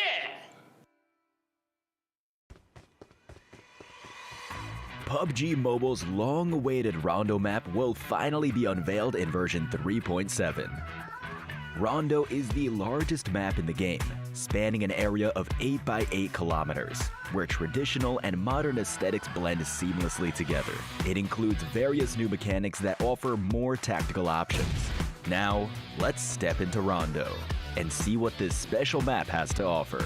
Jadina City sits in the southeast of Rondo. It's a bustling city with high-rise buildings, dazzling neon signs, and an eye-catching bridge. Here, you can engage in fierce battles within an urban sprawl. This area also has escalators, a Rondo specialty. Travel between buildings with ease. Stadium is a multi-purpose sports stadium where the atmosphere is as intense as a battleground. Its ring layout makes for super fast-paced battles. Tradition meets modernity in Jiaotin, where you'll find lots of 2-storied buildings and houses. These buildings contain safes filled with gold bars. At the southern end of Rondo is Rinjiang, which features a floating restaurant and luxurious waterfront residences, along with docks for ships to anchor and powerful guards. These guards will attack any player that enters the area, so do be careful. The scenery in Tinalong Garden is straight out of a martial arts fantasy novel. Lush, green trees surround the buildings in Yulin, embodying the essence of Eastern beauty. Here, we have Neox Factory, responsible for manufacturing Rondo's latest vehicles. Head over here if you want to get your hands on a brand new vehicle. Lo Hua Xing is a cliffside fortress guarded by domineering stone statues. They will attack any player that enters the area, so proceed with caution. Next, let's take a look at the new mechanics it features. First, Rondo has 2 flight routes to better cover the vast size of the map. Next, Rondo has an EMP zone. In this zone, electronic reticles on scopes and sights are deactivated, and vehicles with engines cannot be used. Most electrical devices will also be unusable. However, the EMP zone does not deal any physical damage to players, scenery objects, buildings, etc. Also, there are advanced markets at fixed locations patrolled by guards, and basic markets that spawn anywhere, where you can purchase supplies. The guards patrolling the advanced markets deal extremely high damage. Their presence makes things a lot more challenging, so be careful. Safes containing gold bars will spawn randomly on the map. Gold bars and weapon attachments can be sold at markets for tokens. In Rondo, you'll also encounter birds resting in cages. The birds will call out when they sense movement. Cages can be destroyed, after which the birds inside will be set free. The biggest new mechanic is terrain destruction. Terrain can be destroyed with pickaxes, grenades, or vehicle explosions, but concrete, cement, and stone cannot be destroyed. You can take advantage of this mechanic to create more room for new tactical options. Destructible bamboo can be found all over the map and can be destroyed with vehicles or throwables. And lastly, let's go over Rondo's new weapons, items, and vehicles. Rondo introduces a new firearm, the JS9. It's a modern, stockless submachine gun that features stable recoil, delivers solid damage, and is renowned for its balance of speed and power. Next, we have the stun gun, which temporarily blinds and immobilizes its targets. providing you a great advantage in battle. In terms of melee weapons, there's the new pickaxe, which can be used to destroy terrain. Items-wise, we added the emergency cover flare. Use it to summon 2 large triangular cover objects which drop from the sky. Additionally, you can now obtain a forest ghillie suit from supply crates. Battle-ready kits can also be found in Rondo. Use them to quickly restore your health and energy. As for vehicles, we added the Pico Bus and Blanc. The Pico Bus is battery-powered and has a special energy recovery trait, whereas the Blanc is an SUV with a storage compartment. Whether you're weaving through bustling city streets or hiding in dense vegetation, every decision you make shapes your fate. Are you ready to set foot on this whole new battleground? All of Rondo awaits your discovery.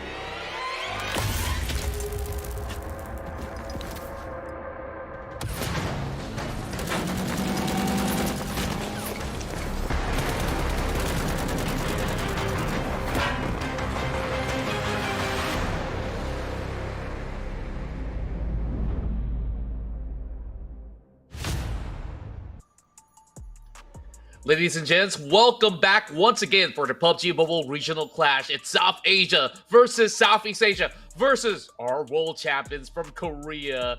It's D plus Kia. My name's Contra, this is Choo Choo, and of course, if you guys are joining us from around Asia, it's already midnight, but the show goes on because we got a lot of exciting games here in this Rondo Cup, and we're going in for match 4. I mean, like, the consecutive chickens being broken by none other than A1 just now. Amazing comeback come up from A1. But unfortunately, we just mentioned before, Contra, nobody's nowhere near or not even eligible other than just YG. One more chance to go, and they have to score this one now. If not, it's going to be super difficult for them to win this as champions. And hailing from the PMCL region qualifiers, they have been tremendously one of the best teams when it comes to Rondo as a whole. So far, I feel like they are the one that really have a grasp on Rondo for YG. I think it's safe to say that they seem to be the kings of Rondo for now.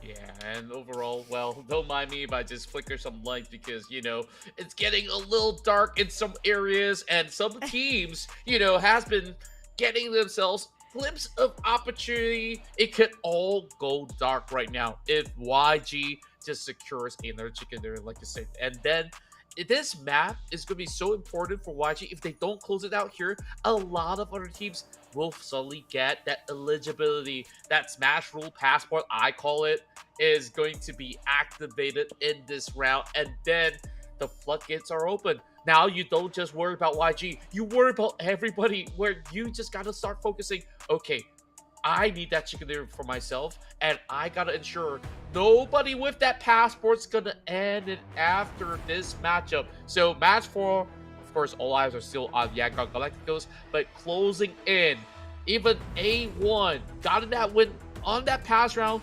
They're just about to make wonders within the time frame of this match 4. And just now we have the circle nearby Hongshan area, and we have around in between Danjing and Neox factory as well before, and then just on the outskirts of Lo Huan Sing as we had early on. But the next circle will be single flight path or double flight path. Also another question have to be considered by the players. So many things to think about when it comes to Rondo, because there's just so many things gonna happen here. We do know stage 1 is already starting off rowdy as per usual. Let's hop into our 4th map in the PMRC Rondo Cup. Here we go, and overall, Rondo, I just would never get tired of this map because of how many different opportunities are there for these players to just bring themselves back from the gutter, and at the very same time, there's just so much of all these regions that we've explored already. Last round, it was around Neon's Factory Test Track to be the main focal grounds, and then we also had another one just across Bamboos as well as the outskirts of Buhotan. I want to see something absolutely different. Are we going to get that visit into Rinjiang? Because we talked about Lo Hunsing. I was hoping that it ends up there. It did not happen. This time, we're only getting another singular fight path that is going to be very Southern-centric, but we are once again getting hot drops. Starting things off, ATR versus Boing Donkey in Mayron. Neox Factory, Danjing, and probably Yulin, because VTR feels like they're very interested to go there. But hey, we already have first engagement between the teams just on the outskirts of Mayron. This resort is not relaxing at all. We talk about Boing Donkey with a micro Uzi taken down by another team down there, and none other than ATR. I mean, that's a quick one from ATR. Yeah, there was a really a swift shot coming out there, and Paragen even got the knives into a gunfight for some reason. So that definitely is going to be an interesting altercation as we quickly take a look into how these teams are handling this commotion right now. This circle does appear around that Jiaotian area. I think this is going to be a really long fight because it's going to be on around the Central Plains. Meanwhile, Boing Donkey, they go in for a quick recovery while they do go in another push up against members of ATR. A little bit of a pressure situation as Vexy does actually get pulled up. Oh, two of them go down. All together down to Potato and then Michael losing 6 bullets good for reload. Not enough space, but he does pull the wonders of that corner. Now he has to make advancements happen. Boing Donkey, they shut down 3 members, and now in for more. It's PCD Alliance versus RNG. And we're back in the Hunshan's area. Jappy, oh, there's a very small room to make any errors as well. RNG, Grange coming in. He got himself just ring around the rosy and finding Second Digit Alliance. The members knocked down only with 1 player left. Adik look, Second Digit Alliance with 2 players actually. One of them knocked down and bleeding out. But RNG do have the better numbers. They have the better RNG in this case. But for Salcom Digit Alliance, where is their last member? I'm not too sure. Every single round that we go into, CD Alliance have been trying different cities. This time moving into Hongshan, the territories of RNG is going to be a little bit more tougher for them to actually work around with. So it is going to be pretty much a big reset. DX, they found themselves a recall point. Meanwhile, CD Alliance, they definitely are in an urgent situation to also look for one as well. Lambo coming back in action. DX ready for more. Managed to recall right on time as well. Just resume like nothing happened. And that's going to be the members. What is this supposed to mean, Lambo? What is this supposed to mean? You know, the only time that I get to see Lamborghini smile, it was during the PMSL South Asia when they actually won the cup and won the trophy. And that's the only time I actually see them cheering. But I don't know their faces right now when Lamborghini just take hostage of the player of 7 Elements just now. It's like, all right, buddy, I know you really want your teammates to save you. I know he's going to pick you up with a recall, but I'm just going to buy more time. I'm going to at least take this 1 point down, and then eventually I'll be working with even more. No. We're looking for Aliendo. This is not going to be looking pretty good. And 7 Element, they got to survive, and that tire is punctured. And RNG shuts them out completely. Oh, that is just so heartbreaking. Last round, 7 Element had done so much, and this time, only 1 point. Yeah, RNG was just wrapping things around against Salcom Digit Alliance, and they managed to revive the whole crew with the recall, I assume, because last time we saw it was only 1 player left on the side of Salcom Digit Alliance, so I assume they survived, most of them. But for 7 Elements from the Panther to fight, they were running away from another team, hoping they will find themselves a recall tower, and unfortunately they just couldn't make it on time. But YG, I mean, well, at that point, there's no surprise anymore. 30 eliminations, eliminations actually enough to tally up as the benchmark the eligible points for Smash Rule just by the eliminations only. Can we also give credit to production on how pretty these graphics actually look? Yeah, I love 5,000 damage, 30 eliminations. That's already surpassing, you know, their benchmark threshold for that passport. They've been holding on to the passport since the double chicken dinner. And I just want to see how the graphics look like. If any one of these names out there, it could be YG, it could be somebody else. And now, speaking of which, EX have secured their passport as well. They got those three eliminations. Despite of that, they have to get the chicken in the next map and not this one.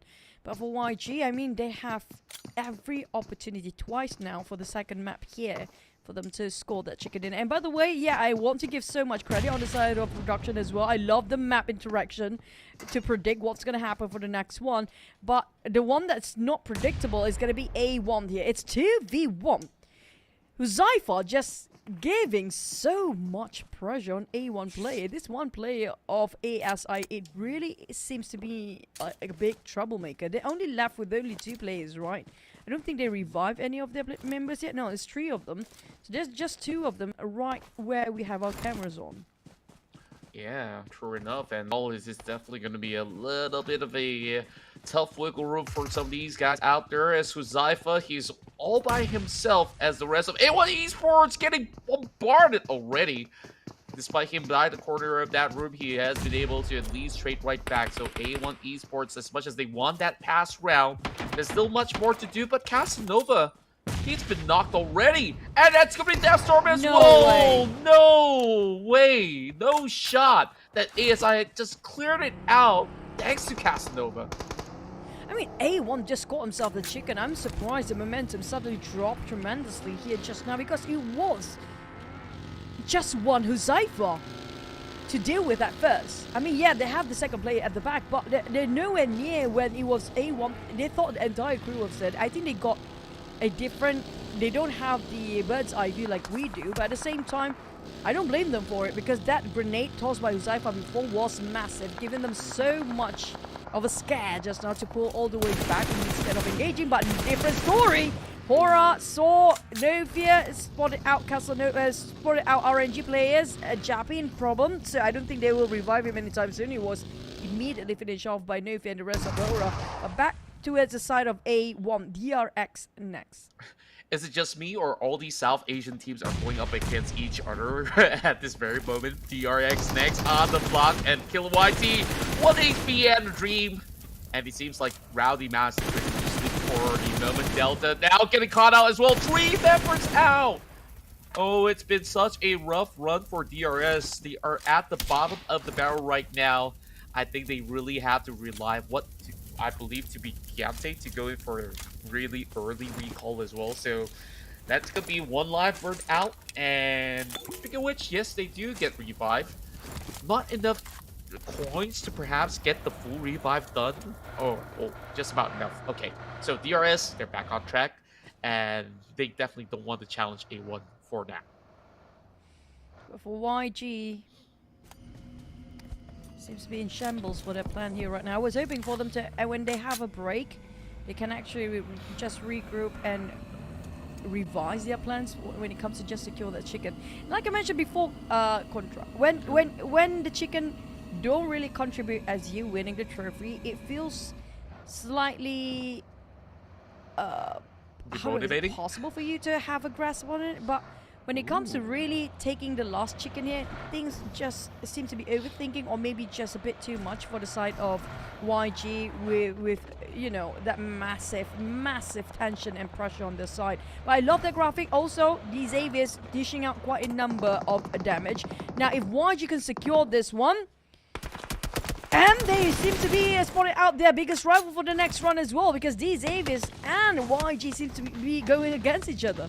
Yeah, the 2 Titans with the most damage, each actually chipping more than 5,000 damage by now, is going to see if they can battle it all out. Now that they know they're just neck to neck, it might just be a big battle between these guys out there. YG taking the hillside over on the quarters of Yulin. Meanwhile, Lamborghini tries to reposition. They should be able to just keep themselves pretty much back on track. There is also another purchasing zone just in the middle. So it definitely is going to be pretty rowdy when it comes down to how these teams really want to fight to get some purchases done, whether it's going to be emergency bunkers or covers for them to actually hide out with.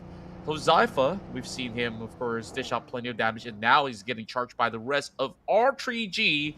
Like I said, these South Asian teams, they love to fight, and they will bring the fight to Huzaifa, who does manage to be spotted out. So R3G makes quick work of him for the moment. I mean, they have to deal with Huzaifa. He's the troublemaker for the team as well. We've seen that happen before, but for Voindonkey, he's not doing so great as YG keep the momentum up and pushing it forward. Even though they lost Romeo Boy early on, but still managed to secure those couple of points. Now, we see after the break, they seems to be a bit more like how they usual play in the first two maps before, a bit more aggressive, a bit more themselves compared to being too safe. So we can see they're a bit more proactive and more actions going on the side of YG compared to the last map where they would try to play safe, but it didn't work out so well for them. True enough, and this time they tried to show a little bit more of that aggression. They did actually manage to get their members pretty much on that reset as well. So YG only having a little bit of a deficit with one member taken out at this moment. So I guess they can work with this number for now until push comes to shove, while the rest of Vampire Esports got themselves collided with the rest of Horror Esports arriving towards the back, and this kind of water tank silos aren't going to provide just about enough cover for performance. Oh, is going to be the entirety of Vampire Esports being spotted out wiped off. Barely enough points, not even making the passport just yet. However, they're stacking closer and closer, eligible for the smash rule to be set for them. I mean, for the next one, it's going to be a heated up battle if YG don't secure, because we're looking at, I have a feeling, A1 and D plus Kia probably will finish this run with already eligible, because all the teams that pretty much seems to be very eligible for the next round already hit themselves more than 5,000 damage. Now that pretty much shows that how aggressive they want it to be. But back to the side of Noble, we saw how very close they were trying to get that chicken dinner on the second map as well.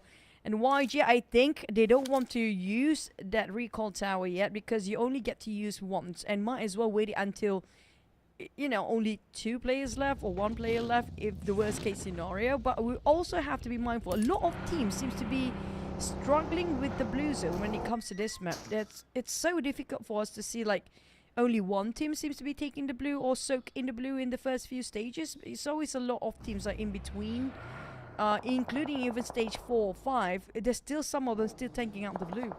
Yeah, hoping that perhaps 1 or 2 of them will be able to find that Jammer pack, which you did mention it's not going to be spawning up all too easily. But for those who are in the direct center like BTR, they're hoping to actually hold their ground at the moment. But Oh, wow. the rest of R3G are actually holding over onto the prime location, which is why it is going to be a big challenge for this spot, all the way down towards the southwestern quarter of the map, where you are already looking at majority of these teams driving into the vicinity already, and we finally get some action inside of Rinjiang. Yeah, the thing is, on the outskirts of Yulin, the field, it's so clear and almost flat plain all the way. So it's so easy to just farm those elimination as long as you get yourself a good choke points. But on the side of Regicide, they finish off one. The player of BT Alpha Dorellis already finished off in an instant. And this is where a lot of the crowd will be thinned down to the point that there's only a couple of teams left. I'm surprised they were actually engaging on the outskirts of Yulin, because where RNG is actually at, it's like a paddy field of Teresa or something like that, but there's quite a flat field, like where we're looking at between Voindonkey and D plus Gear. It's so easy to be spotted by the other teams, and it's just so flat. Yeah, and this is Wordy going for the exchange as well. Zeta damage to the side of Noble, just pinning him down right behind at the Sia, and even Zeta goes down. So it's a full-blown exchange coming from D plus Kia, the champions of PMGC right now, fending out some of the heavy hitters coming from Indonesia. And Voindonkey, they were hoping to at least score that pass when it comes down to gaining that eligibility, but it's just going to be favored here to slowly deplete them. Now, Point Donkey, 1 member left. It's time to look out for that recall point. And speaking of the recall tower as well, I think YG recalled the rest of their members too, knowing the fact that the circle just now seems to be an open space. But these Avias, on the other hand, I mean, with the high grounds, were one of the player at the back. Regicide, Irony, and Iron, and also the rest of them already arrived. That's a clean sweep. And I mean, these Avias, I think they're okay. They already hit the benchmark. They got their mission accomplished.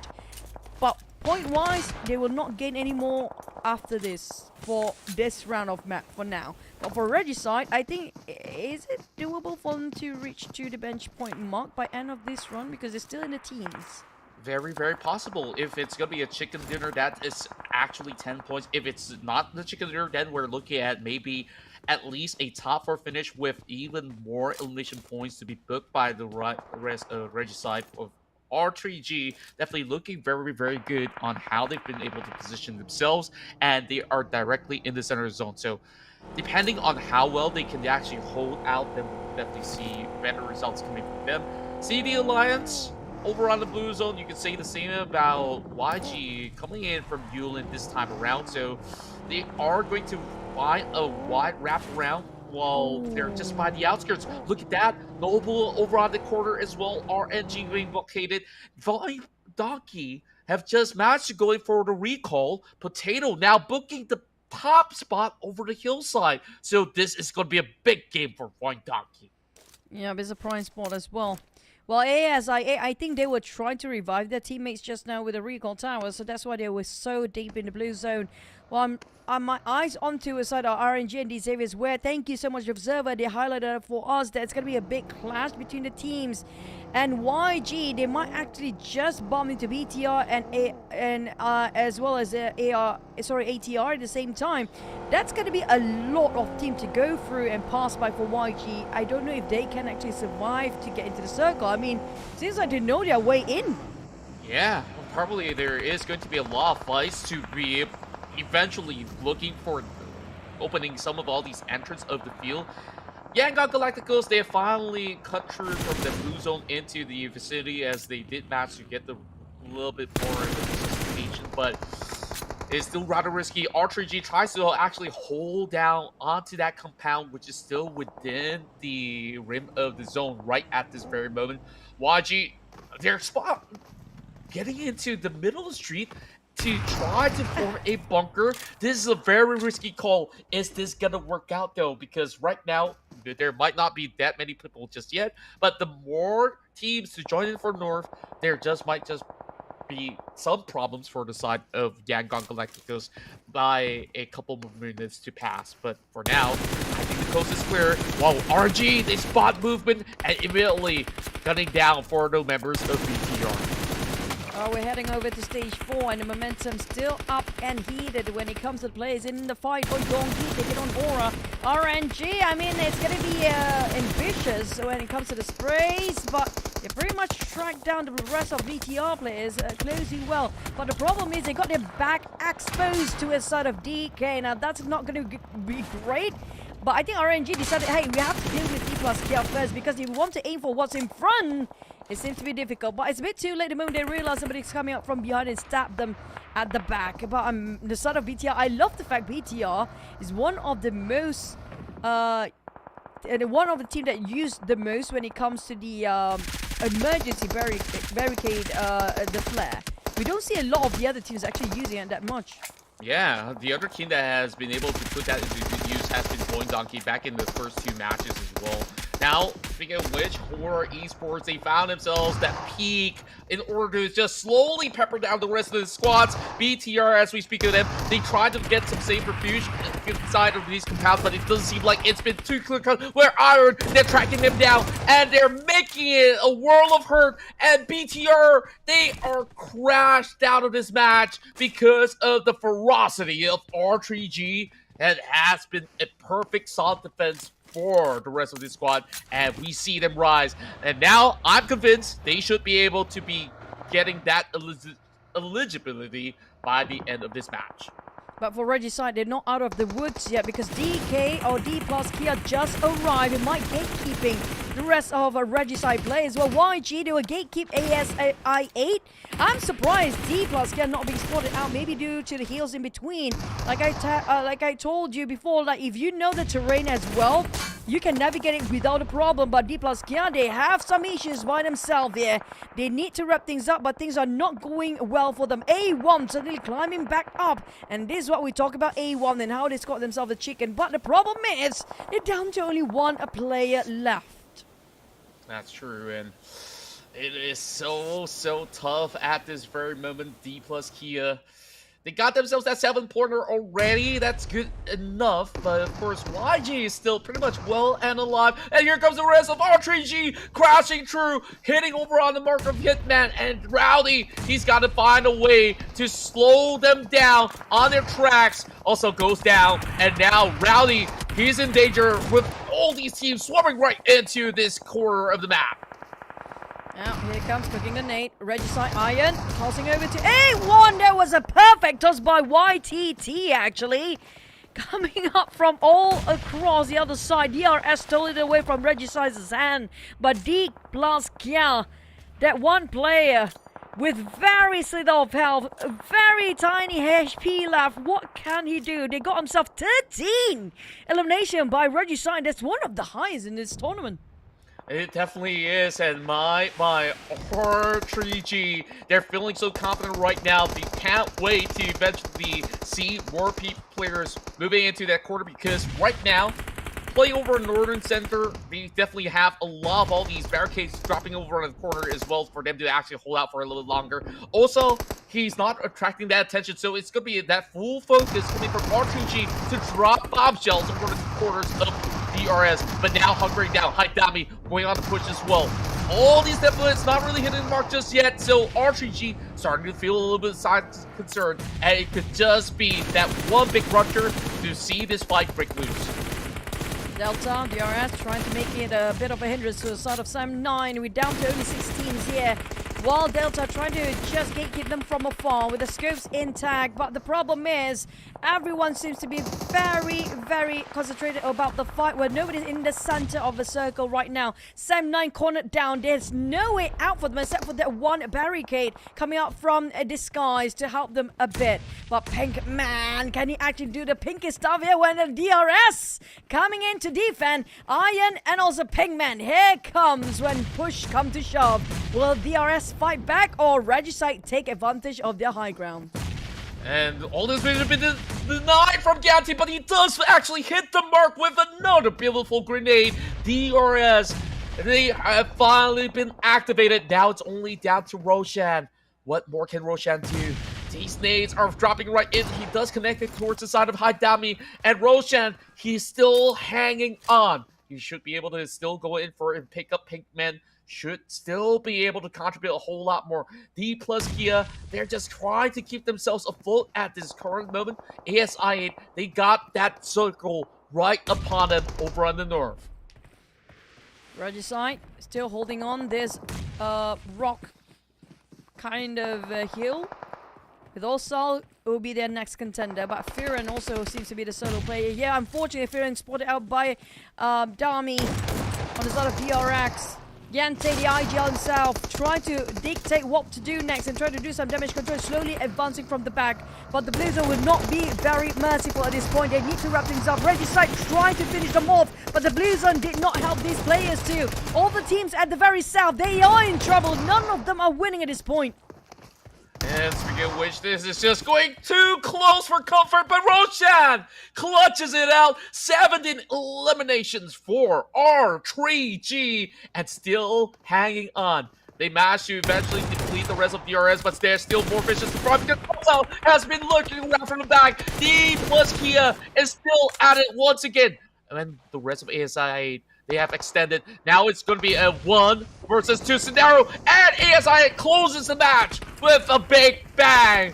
With this 4th match concluded, we now see ASI secure themselves that eligibility here in the Smash rule format. ASI8, UZM, Crypto, Casanova, and Huzaifa, especially Huzaifa. He did so much work by himself against A1 just now. I have to give credit for him for that. But great unit here coming up from ASI8. They managed to recuperate themselves as a team. I think they did recall tower before, because we saw a couple of them being taken out before they actually scored the chicken. Just how things can turn with that recall tower here, Contra. Everything can change. Even though despite you lost so many members early before, you still managed to score that chicken in, and that's just how things can go when it comes to Rondo map. But Regicide is going to be a rise up as well. So I assume after this map, a lot of teams will be eligible for the Smash Rule here.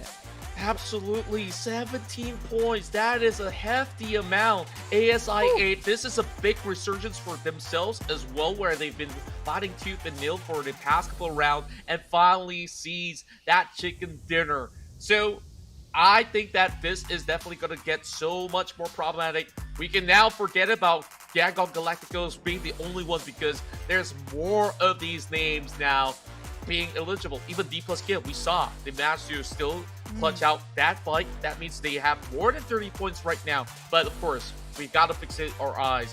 Crypto, he has always been the ace in the hole for the side of ASI8 in order to put themselves on the map.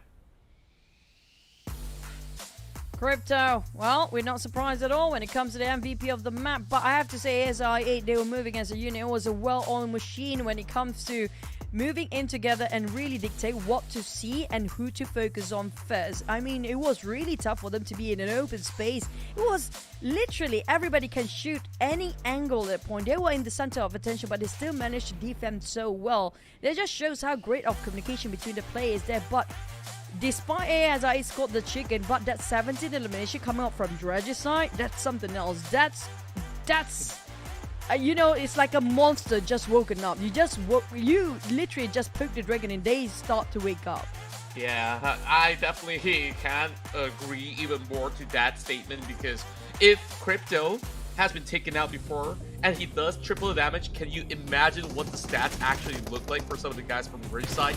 But of course, we digress and we look back into all these altercations in the span of the early round, where we got some action coming from Hora, A1. A lot of all these teams from South Asia, they seem to be so active around the map. Oh, I mean, the funny thing is, each region seems to be hunting their own region down. Like, the SEA versus the SEA, the SA versus the SA. Except for Vampires, of course. Vampires always in the middle of everybody else. But for Regicide, I mean, they were proactively hunting people down. They were literally on the hunt. But also on the rest of DK, I mean, we definitely know that DK, I feel like even Regicide right now probably already eligible with that 17 eliminations plus their placement points. Now, things seem to be very shaky for YG. They had so many times, so many opportunities.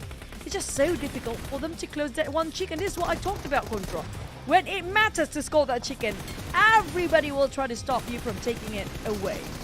Yeah, and also, do you know for the fact that the players are getting more and more comfortable the more maps that they play around Rondo? So that is definitely being displayed perfectly when it comes down to this fourth match. And now you take a look at the total match rankings, and SI8, that's 23 points in one round, 22 for the side of Regicide, another 15 for the side of DK. Even Sam9 has walked away with 11 elimination points in this span of the round. So it's been a big, massive, crazy ride for everybody. All the way down to the bottom, everybody receiving points. So I want to take a look at the total rankings right now. How many teams are currently holding that passport? Way. Five.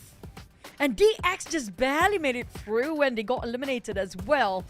And now it's everybody's game. And this is what you have to walk into when you didn't finish that twice in a row. Now YG actually do have a shot at that chicken, and we saw they tried to rotate it safely, but it didn't work out for them because everybody have their eyes locked on YG about why they play, how they play. And with YG, we saw they try to buy time so that they won't bump into any other teams while they try to get into the last few circle, but it did not work out for them. For ASI8, this is the rise. A1, unfortunately, despite they got a chicken just now, they're still not hitting the benchmark yet. That's just like, what, 2 points away? 2 points away. It is going to be such a difficult task. There's only 2 more maps to Rondo to play out. So there are 2 possibilities here. If no teams have been able to claim it under the Smash eligibility, then by default, Yangon Galacticos, so long as they remain the highest points by the end of match 6, then they could still be crowned as champions. So I think all hopes are not lost just yet for outside YG, despite them, starting to feel the burn that, all these teams are starting to step up. It could still be in the hands of South Asia, because now we see A1 getting that chicken dinner, and then we also see another big win right here for the side of ASI8. I think we're just about to get started, as we are going very deep into the night. And that's the thing now. YG, they had this, I don't know, it feels like a bit counterproductive when they actually have a clear cut into getting just that one chicken for twice in a row without any contention by any other teams, because nobody else was eligible. And now they put themselves, is it something more relief for them, or is it something like, hey, at least now we're not being aimed or not being under everybody's radar, because there's like 5 teams. There's no way everybody trying to just focus on 5 teams at the same time, right? So I don't know if they want this to happen, or it's more relief for them to actually play, hey, now there's 5 teams, we can just focus on chicken, because people will not just focus on us anymore. But at the same time, you put yourself in the shoes or a bit more risky, or in a state where it was only you at first to be eligible, and now you open up so many doors for the others to actually snatch it away in the very last minute. This might be, the next one might be the last map for us, or maybe we're gonna play all 6 maps, who knows? I have no clue. At this point of raid, like, it could just end by by this match 5, or it's gonna take all the way, where YG, they're hoping right now to guarantee it with, match 6 to be played out, and hoping that all these teams were just over-exhausting themselves, getting into all these unnecessary fights, you may say. Maybe in this match 5, those who have got the passports right, 5 teams, they might just actually look to play a lot safer, which we saw. Yangon Galacticos on match 3, they tried to play it safe, try not to get into trouble, and then they see, only 5-6 teams left. This is suddenly doable. Start to get activated into taking players down. But there's always going to be a risk involved, Chuchu. We don't know where this circle is going to end up. We don't know how the flight path might actually see some of all these teams who have gotten those passports to maybe fumble and just lose all 4 players completely. This is also a possibility. But there was a tough circle, I'll be honest about that as well. Compared to a few circles prior to that map just now, it was one of the most open circle, because I know the outskirts or the field outside of Yulin will be really open and quite flat, and it's like anybody can shoot from anywhere at that point. And we only have like that very small hill, that very small rock hill that's not really covering so much. It's like very slightly, bump of the road, that's it. Because anything else, I mean, utilities wise, with so many teams engaging at the same time, it's going to be difficult for them to have the resources retained all the way. So I think they pretty much dry out with the resources, and there's no compounds around where that last circle was. So there's no way for them to replenish their resources unless they can actually loot up from those death boxes. But it's just too open. If you don't have smoke during that time, now that's going to be difficult. Yeah, it definitely is super duper tough. I mean, what we saw when push comes to shove, they try to call in the emergency barricades and everything else. Smokes have to be kept into only dire situations where every resources actually matters in this map, but where sometimes you find yourselves playing in the midst of a terrain. Sometimes you're in the valley. And for a matter of fact, I was thinking about this as well. We've seen a variety of instances of all these matches to close over onto terrains. We have not gotten an urban ending yet, Choo-Choo. Oh, and don't you dare. maybe there is a chance that 5 of these teams, 5 of the teams with the passports are going to be stuck in that urban ending. I want to see that happen. You know what? I used to really like you, Contra, but now not so much anymore because I swear to God, if you guys know me long enough, I don't like urban warfare at all because it's gonna take so long because there's so many structures in between, and there's chances that not all the players do have those hand grenades. But I do want to see one thing: we don't see any stun gun in action yet. So I'm looking for if anybody try to pull that strategy out, because right now we see the recall tower as a point of another strategy where let loose a couple of players, let them do their crazy things and try to gain those elimination. Maybe that's the case for Regicide that actually do that. We don't actually get them under the radar or under the camera just now. So maybe they were trying to let loose all the players and go crazy. And then that one particular player, which back to the topic before we went into break, right? This might change the approach of PUBG Mobile as a whole when it comes to Rondo map if it stays like this, because there'll be one particular player that will play as pure support, as in he has to find himself vehicle and resources and wait at the recall tower. Just while waiting, all the rest of the other three players will go individually try to go for eliminations. So that one particular player as a support player plays such a big role and big responsibility as well to make sure that he got that recall tower by himself. So I don't know if that's going to be something in the future or not, but it feels like right now we're going that kind of direction with this kind of plays by the players. Yeah, I do certainly agree with that as well, because when we come down to all the action as well, I think maybe one member hang on to the recall tower might be a little bit of risk, because you would expect the teams who have been put under threat to also be holding or finding a way to move into the recall tower. So a 2-2 split format is probably the safest way to go around. So we've seen that happen before, where both of the teams have been able to put this into good effect. A good example has been RNG. And of course, we're not going to be wasting much more time, because this is going to be the penultimate round here in the PUBG Mobile Regional Clash. So far, South Asia has been able to bounce back. Will they be able to close it out? It's time to find out here in match 5. Do we have another, or will this finally crowning our champions here? We're gonna have to wait and see. Will it be double flight path or a single one as well? There's so many. Oh well, there's 2. Thanks. I love you guys, Observer. You guys just read our mind like a clock. But we do have different 2 flight paths. The question is, where do they cross? Sometimes they cross over each other out, and the teams will be randomized based on. Oh, I love. It's gonna be a heated up Danching. I have a feeling Danching and Hongshan right now seems to be the hot spot, and probably a lot of teams try to get themselves New York's factory too. But we saw how many fights were they in like what 2 maps before this on top of Danching, multiple back-to-back fights on top of that. Yeah, and this is where things get so much more interesting, where there's that cross-section in between Hongshan as well as Nanqing. You did call out that Nanqing is definitely going to be a spot that is going to be very, very viable to actually play this one out. And you look at that flock of crowd already moving towards the direction. YG, maybe they would still be going for a little bit of extension, but Horror Esports feeling absolutely confident about this. 7-9, they go pretty far towards the southwest corner of the map.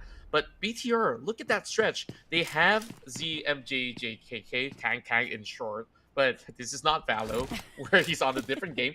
So if you guys are wondering who's KK, he is going to be Satar, the captain of the team so far. So far, BTR, they're going to be pretty happy, but this is leaning a little bit farther towards the north. Even Stadium has been covered. Bamboo's going to be that spot that players will be fighting for. But speaking of fights, we're already inbound for more R3G. The most ferocious out of match 4. They're at it again. Well, Voindon getting out Celcom Digi Alliance. Regicide, they're still hunting for more. ATR. It's 2v1 right now. Things not doing so great for that one particular player of ATR. Pingman coming in again once more. Marushan and 9. What is going on by the other end of the Regicide players? They were on fire in the last one. Now they barely have enough for the jump. But what a spray by Bass. What a crazy 180 flick coming in with that jump shot coming from Bass. Malma could not even be swift enough to actually take him down, despite given that opportunity to do so. Fast and furious the way that R3G hits, but of course that costed them 2 members early on. once again, we have to iterate that they can always go for a revive point. So it is going to be a decent run for them, so long as they can get out of this current city. But for now, I think Mamba, his job is to actually keep them at bay so that they could not reach out for those recall towers for them. Or maybe his job, his mission. There will be one player out of every single team. Their mission is just to find a recall tower at this point. I have a feeling everybody assigned at one player for that reason only. But for the side of YG, Seikla and Merne, now this is a bit of a difficult time for them. They barely got enough resources. They don't have Vast or Helmet, which can land some of them at level 1. But they got ambushed straight off the bat. Now, this is going to be tough for them to just come back, but at least they still have a 4. But to get out of this is doable because so many structures in between, so they barely can spot the other players. And this is a bit difficult, you know, when it comes to... yeah, I love the escalators. Yeah, if you guys trying to walk against the direction of escalator, it will be making you so slow. That's why I don't like Jadina City, because...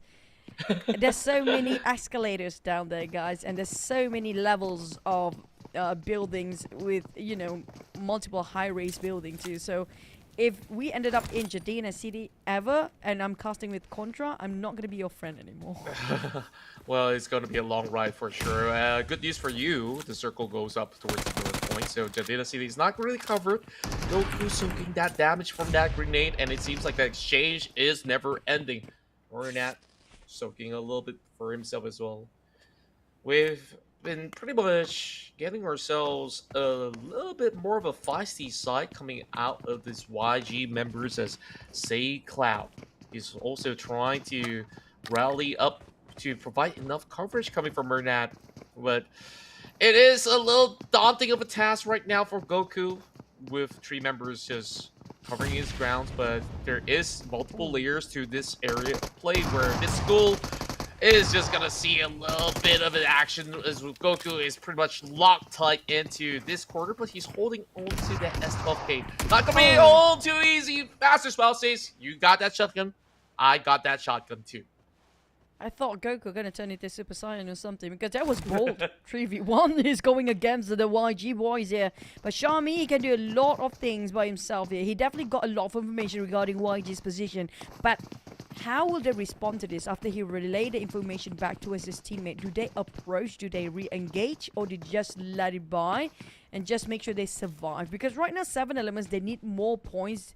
They're not touching anywhere near the benchmark points yet. And don't forget, that top 5 teams, if they score this chicken dinner, despite YG have more points, like example, DX, if they score this chicken dinner, this is going to be theirs to take the trophy.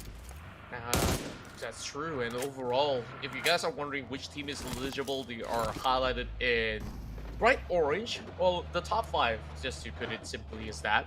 If you guys are thinking, oh, I'm hoping that my team can actually make the cut. And speaking of which, Sem9, they just need another point for themselves to be eligible as well. So now we're going to add more parties to the block. Speaking of a party, I guess this party is not over and done just yet, as these 2 teams have been locking on for the longest of time. ATR still trying to cause some disruption towards R3G, who have been able to actually get at least 1 member revive.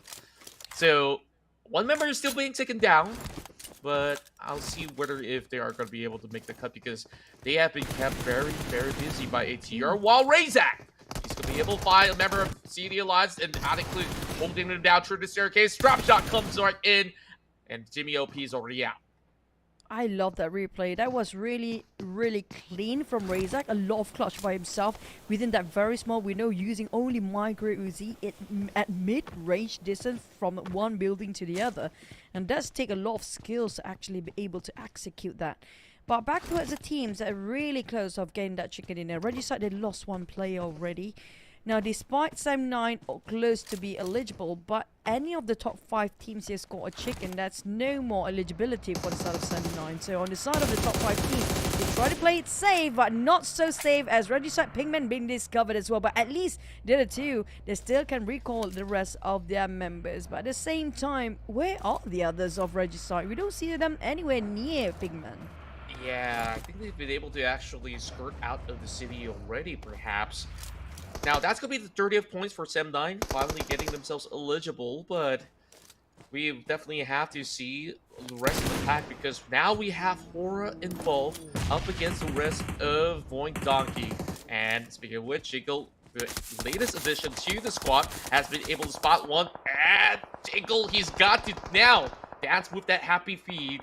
I guess that's the reason why he's been called Jingle. And I guess Hitman's not too happy about that. Lands that hit shot, he's down and out. Still back to the Battle of Mehran here. The resort seems to be not the most relaxing place at all. Hora, no, if you're bleeding out, we're safe. I don't think there's going to be an issue for them, but the problem is A1 just arrived. They want to be part of this party too, and things not doing great as Hora still trying to reset themselves and still recuperate while they're still licking their wounds. A1 arrived and just coming in strong. They're not sparing any of the players at all, and A1, well, Death Storm, really Storm of Death on the side of the player of Hora. Wow, it's just full-on aggression, and Vexy is in the middle of the street. The rest of Voink Donkey tried to box them inside the shack where they did manage to clip them with a beautiful grenade being dropped right there by Zeta. Speaking of which, of course, Vexy put himself into a really difficult spot, but that grenade closely hitting the mark over onto the side of Rowdy. He's trying to dance his way around. It's down to this 1v1 that A1 really have to actually find a way to clutch it, and Rowdy is just holding on for dear life. They can go in for the revive, and Rowdy still pretty much pincer into that box right now. Rowdy, what is he going to pull out this time? BTR also fighting against M9, all the Southeast Asia team, and one A1 from South Asia seems to be an engagement here. Voink Donkey, Zeta, Rowdy got caught by the back, and Zeta actually just peek around the window pane. That's why they call it the window pane. A1 on the other hand with only Sinister left. He's trying to find that recall tower as fast as he can, but it's so deep in the blue zone right now. But at least good news is still stage number 1, so it won't hurt as much. Yeah, they're more concerned about more teams moving into this vicinity as well, because a lot of teams will eventually traverse it towards the north point. Zeta, he's happy enough that he's been able to at least keep the rest of Voink Donkey pretty much afloat, and that's gonna be a recall, so every one of the members of Voink Donkey is back on track. Meanwhile, looking at the center of the zone, this is just above the corners of test track, so Bamboo is going to be the place to be, where you're already looking at RNG, the Savior, Yangon Galacticos directly in the center, while in Kunsha, we have a battle that's going to be erupting between CD Alliance and ASI, because they went in for those revives, and now they will try to get their way across, and to cut across, they have to take a fight.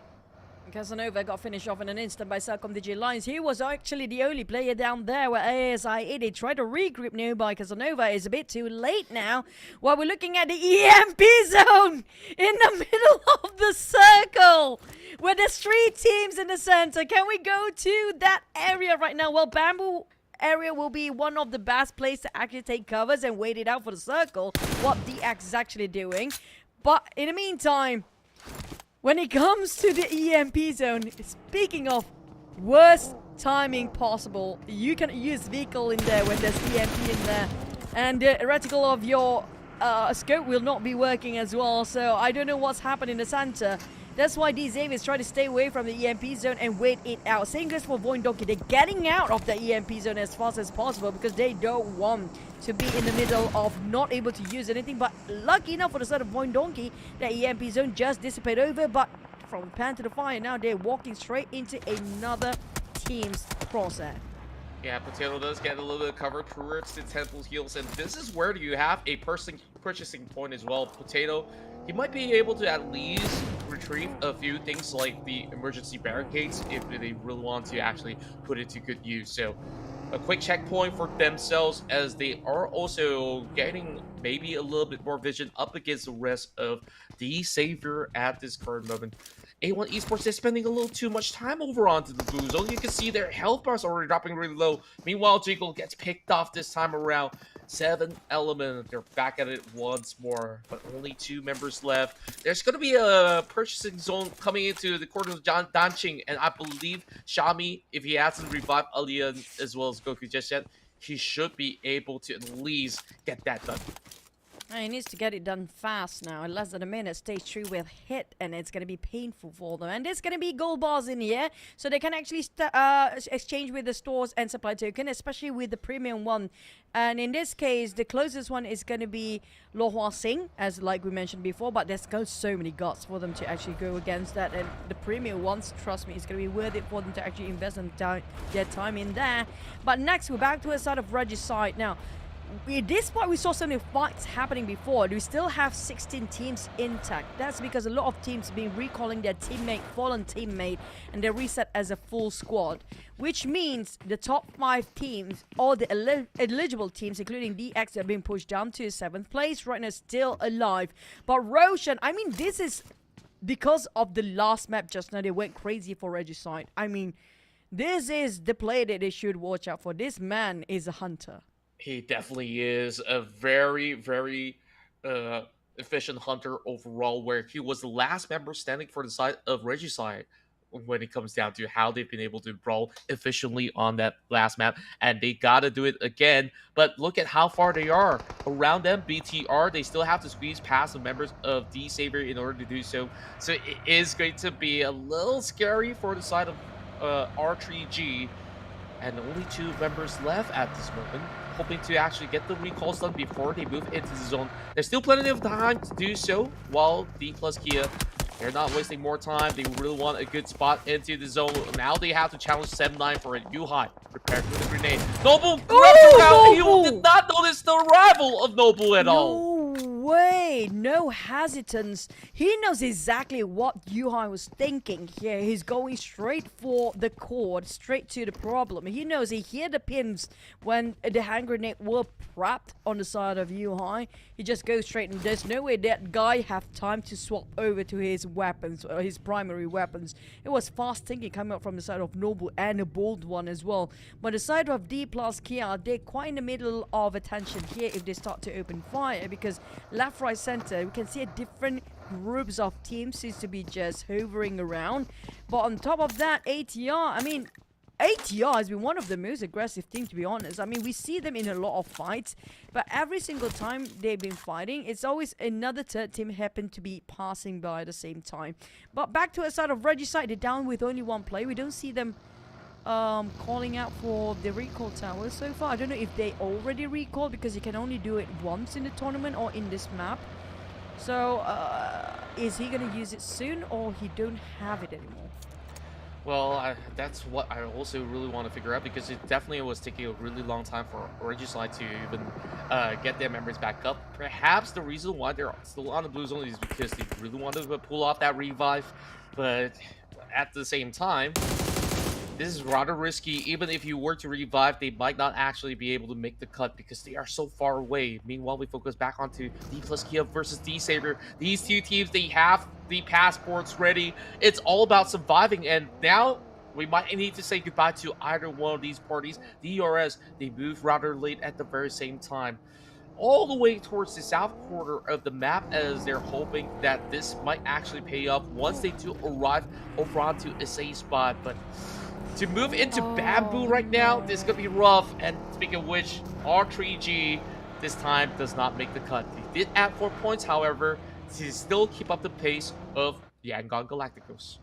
Oh, they have to pray at the sidelines now, hoping that none of the top 5 teams that's eligible for the chicken here can actually get it away this time. But the sort of BTR, they just qualify themselves, but they have to finish this run and hoping for the chicken for the next one. For the next one, I think there's going to be pretty much almost like, what, 12 teams that's eligible. It's all about whoever get the chicken first, if that's going to be the case. But for these Xaviers, they know how the smash rule, and they've been there, they've done it. Now they try to play the center of a circle, but this terrain is very similar to last terrain, where there's some slope of hill in between, an open space, and there's not much compound and not many structures except for a couple of vegetation. That's just it. So it's quite an open flat plain. If they made a mistake, how did you not actually see that one coming? Oh my, that was a close call. Sinister somehow still keeps himself alive even after getting rammed by these members of Void Donkey. And just like that, Boing Donkey crashes out. They just managed to make that 31 points for them to be able to get that eligibility by the next round. And who knows who's really going to be able to close this one out. Labo getting out, finds Sleepy out of Horror Esports and BTR. They set this trap throughout the spot of the hill, and everybody who's booked that spot of the hill, they're being so happy about this current situation. BTR, they also make their way into that 31-pointer right now. So the last match, it's almost anyone's game to take. Oh boy. For the teams that still remain as eligible, they need to wrap things up quickly. For the next one, it's open to everybody else to get that chicken now. SI8, they are eligible still and score himself 2 eliminations for now, but they lost 1 member, still bleeding out. Casanova again, the first one to be knocked down, and UZM hits it all from the back. 7th element, it's going to be a fish it visual out there. Whenever you try to focus on what's in front, there'll always be somebody's watching at the back as well. Goku, he's trying to actually finish off the rest of ASI8 members, but the moment he get his eyes just locked to his ASI8, the Blazer might actually take them down, or even another third party. I think that's going to be DRX or D-Zavis right on top, and that's going to be DRS. Yeah, this is just so tough. I mean, they're just battling through the blue zone right now. All these South Asian teams now bunch up over the north portion of the map, trying to squeeze whatever space that they do have. Huzaifa, he tries to provide enough cover, but he knows his members are slowly going to bleed out. That's going to be 7-9. They get taken down, but finally getting that pass. Meanwhile, Delta quickly gets sniffed out. Huzaifa, what is that reaction? That was amazing tracking with that AUG just now. Perfect execution here. Coming up from the side of Huzaifa. That was really quick reflex coming up from Huzaifa. One of the players that I feel like have so much potential to look forward in the global stage in the future. But back to us on the side of RNG. They want to gatekeep BTR. D-Xavier split himself into 2 different sides here. They try to form a triangle with also YG just used the recall. We saw the parachute flying over just now. But the thing is, all the top 4 teams, all the eligible teams still alive. ASI8 as well. They managed to use their recall tower. But for DRX, they try to shut down on 7th element. But the thing is, none of these teams actually still in the safe zone. The worst part, there's going to be a huge choke point for them to cross the side of the bridge. There's a big gap, like you said. Goku barely having any space, and all this is just so troublesome. DRS, they're just gatekeeping all these members. Xiaomi being forced to pull it up, and it's going to be Gante, the captain, now being knocked down. 7th element now finds a little bit of that space. They really got to take some of all this coupe and just dash out of this terrain. Kill YT holding them back though, so it's not just about quite cutting enough for either side of the party. They're taking far too long. Only 30 seconds to go. A1 Esports, oh, no. They're already out, but they did manage to get themselves that passport. That nade was beautiful from Kill YT. Now it's down to Goku. And also, keep as a matter of fact, this current top 5, other than R3G, they're currently in the zone as well. So we might actually see this match end here in match 5. This is going to be a losing game for both teams. ASI8, probably even if they try to just... But ASI8, we can see some of them split over and cross over the other side of the bridge already. But for 7th element, I don't see them coming out alive and well, because there's a lot of players that will be gatekeeping from inside, just waiting out for them to cross that bridge. But for ATR, it's going to be D plus Kia, the previous champion of PMGC 2024. Here it comes. They try to flush out the rest of D plus Kia, but they try to just force their way to just wipe up the rest of D plus Kia players. But they're holding the fortress like as they used to do. Noble will be one that guarding over that window area. Chips cooking up the nade! And they do not disappoint the side of D plus Kia. What a hold coming up from them, but it's not done and dusted yet. Vampires will be the next contender here. No room to just take a breather at all.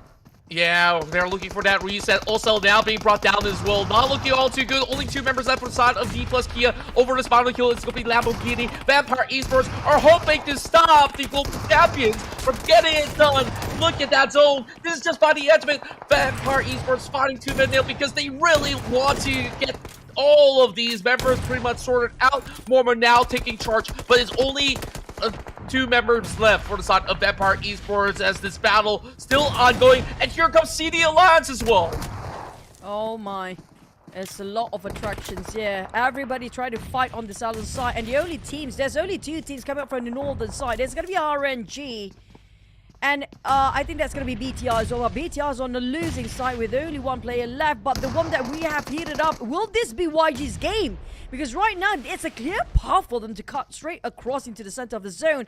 And the one that will be thinning out, that's going to be the three teams happen to be clustered up together where we're watching it right now. Second Digit Alliance is one of it. And the only team that's surviving is going to be YG. YG! Of all the eligible teams that can survive, the other three, they're not, even if they scored a chicken, they will not end the tournament here, except for YG. One more opportunity presented itself. Will they take it again? My. The chances are here once more. Present for Yangon Galacticos over onto that north point. They get themselves that high ground terrain. Members inside of CD Alliance, they do have to compound, just barely getting themselves in the zone. Nathan struggling to make ends meet, but over onto the south side is the rest of RNG that can't actually get something done. Where we're looking at two teams from the PMCL, two teams from PMSL Southeast Asia collide for this chicken dinner. And if YG settles the score, this could be the end of the run. Oh, they do have some slight advantage here with that slight elevation, and they drop themselves multiple barricade images here as well. And while Satcom Digital Alliance have been cornered down, there's no way out. The Blues are hitting them hard as well, so they don't have any exit out except for the front, which be gatekeep and shut down by YG completely. While on the side of YG, it's already almost 10,000 damage. 2,000 more to just reach that 5-digit of damage output. But the one that would content YG right now for the finishing touch to just take the trophy home is just RNG. RNG secured the circle entirely for themselves. Now, this is going to be a tough descent for YG. They need to start focusing onto RG instead of Cellcom DG Alliance because they need that zone for themselves. All that RG has to do is just to secure all these entry points, and they should be good for that chicken dinner to further deny the rest of Yangon Galacticos. It's going to be a little bit of widespread coming out as they are pretty much having that beeline. A couple of all these emergency barricades called right in. Romeo tries to create a little bit of that passage. Jipna definitely has his attention being drawn towards the side of Romeo Boy. While Cellcom DG Alliance, they're not out just yet. But speaking of which, Onyx Luke gets caught by Murnat, and that is just going to be a whirl for CD Alliance, only down to 2 at this moment. The biggest fight, it's going to be between YG and RNG right now. 2 out of the top 4. It's now to 4v4 of YG and RNG. What a bit coming up from Master Smile. He already moved forward, initiated the fight straight head on. Master Smile trying to follow up behind. Here comes the bombardments coming in, but he couldn't hold the ground. He tried to prone down, and 2 drops on the ground. Down to already Romeo. Oh, Romeo again to shoulder the burden once more. It will be denied, or will they finish it? Yeah, it's denied again for YG. What a way to win the chicken for RNG, and they definitely will be eligible for the next one. Now, the last map here for the side of this contra. I mean, whoever scored the next chicken will win this PMRC. There's so many teams out there. I can't believe it. It went down to a 1 versus 1. There's no room for Romeo Boy to play that one out. He was outside the play zone. He knows he needs to clutch that moment. He was so close. Yet so far, RNG, a massive win for them as they deny the match from ending right here. But YG says, it's okay, gents. We still got one more game to go, but there is risk involved right now. They need to secure this fair final game. And there's just more teams getting that passport, even BTR, even Cellcom DG Alliance. So who exactly will be the champions tonight? I can't even fathom what went down in that final battle, but it's far from over. Okay, this can go 2 ways now. I mean, if it's a team that's not eligible winning for the next chicken, then YG gonna get the trophy. If And we're going to put it out later on. We're going to discuss that later. But we have to celebrate none other than our MVP of the match, Range. We know this player from the PMCL for quite some time now. And Range, he got 4% of the headshot. But when it comes to the Pentagon, I mean, he definitely plays more when it comes to trying to be the best of the contribution of the team, the contributor for the team as well. So for RNG, that was really a tough one, despite YG do have some elevation, but the circle favors the side of RNG in the very last minute encounter. Now we're back to the topic about the chicken. If any of the eligible teams get the chicken for this last match, they'll be the one taking the #1 spot and push all the rest of them down. But if it's a non-eligible team that wins the chicken, then YG will be the #1 face on their scores. Yeah, YG just has to pray whether if it's going to be them or somebody who does not have the passport at all. But of course, plenty of action in this matchup when we take a look at what went on. A lot of teams were actually zoned from actually getting into the zone, and they were just battling for that space. There's barely enough room for those players who are not over onto the Esports the kill side, which is where we actually get to see BTR. They have been able to deny the entry point coming from the side of Sam9 and then start to actually take over control at stage 4 onwards. But then again, DRS, they also have problems of their own because they were facing up against 7 Element, and none of these sides, 7E or even the members of DRS, has been able to make the cut because they were being held back by another squad over on the high grounds once more. So in that circle, we initially had about 4 teams out of the top 5 that was inside of the area plane, but it's RNG who's got the benefit of the circle on the south and has been able to at least secure it. So this game still goes on.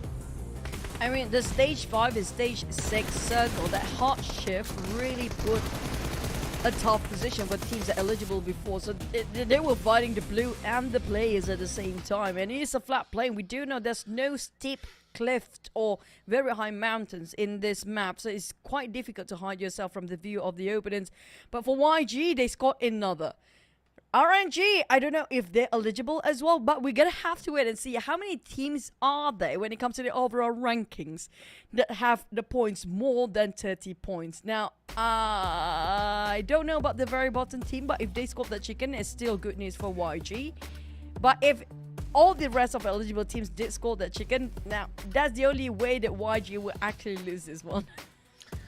Choo Choo, I gotta say it out loud right now. I love Smash rules. This is where we just have no clue. And it would be so heartbreaking if YG isn't the one to walk away with it, because they have done the most.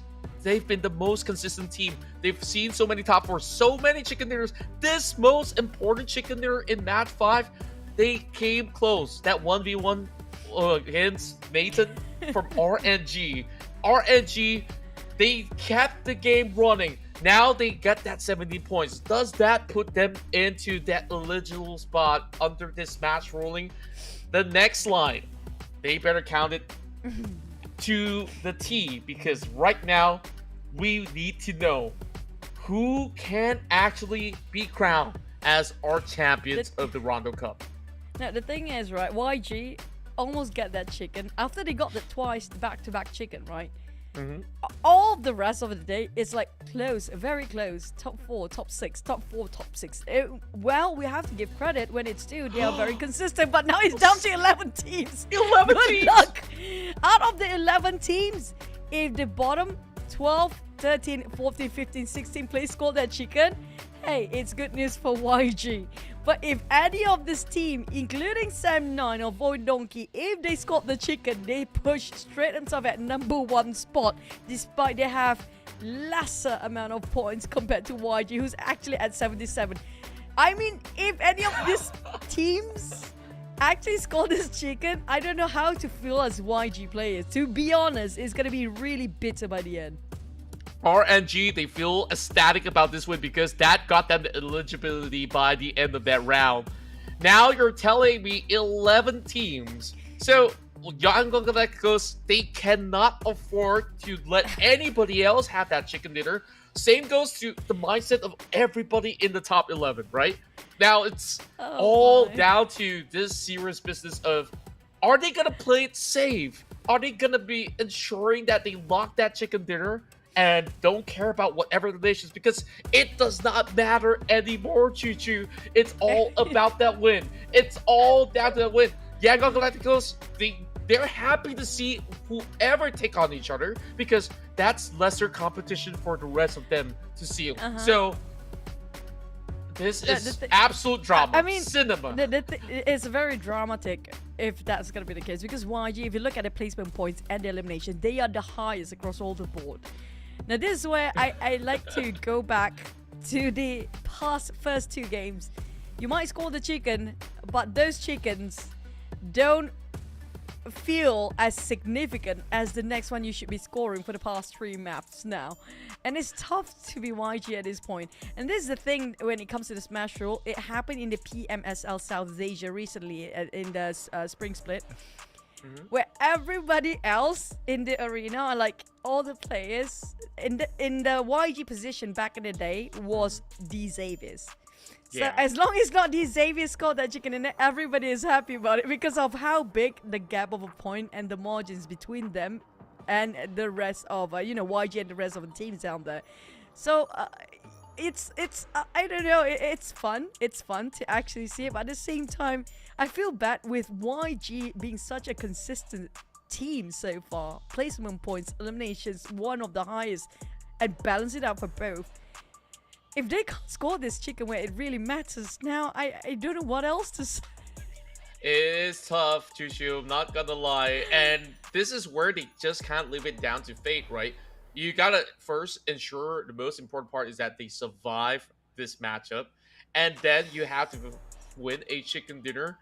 And you hope that if you were to crash out, YG, I think in terms of points, they are safe.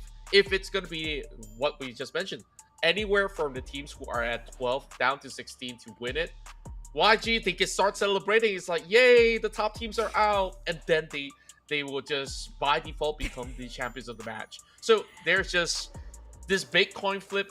Honestly, you can roll, whether if it's a dice, whether it's a coin or a magic ball, just anybody within that 11, you could be the one doing the least, right? You could be Semnai. I wouldn't say Semnai hasn't been doing the least, but in comparison to YG, who's been hunting out, like, oh, we finally get a chicken dinner, and now you are champions of the Rondo Cup.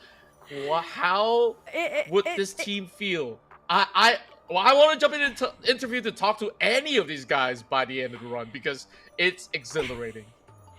Especially the teams at the 12th, 11th place, right? We saw 11th place just now was 7-9. What a Cinderella story this match can be for the teams down to the 11th place, and they have a chance of all the odds. The entire day, YG being presented so many opportunities to score that chicken. They just couldn't seal the deal. This is the issue always when it comes to the teams that's the first one to be eligible and having the most point. You know, it seems like they counterproductive when you start to overthink yourself because they know for a fact we just need that one chicken, but the more you say you want and need it, the more it just flew away from you and slipping out of your hands every single time. So for the players, imagine their mental state right now.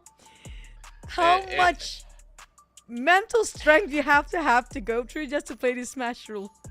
I just know that right now, you know, wherever they're from across, whether if you're from South Asia, whether if you're from Southeast Asia, it's also getting very late in the night. They're starting to lose their stamina. Now they're also losing their patience, losing some of their brain cells, processing.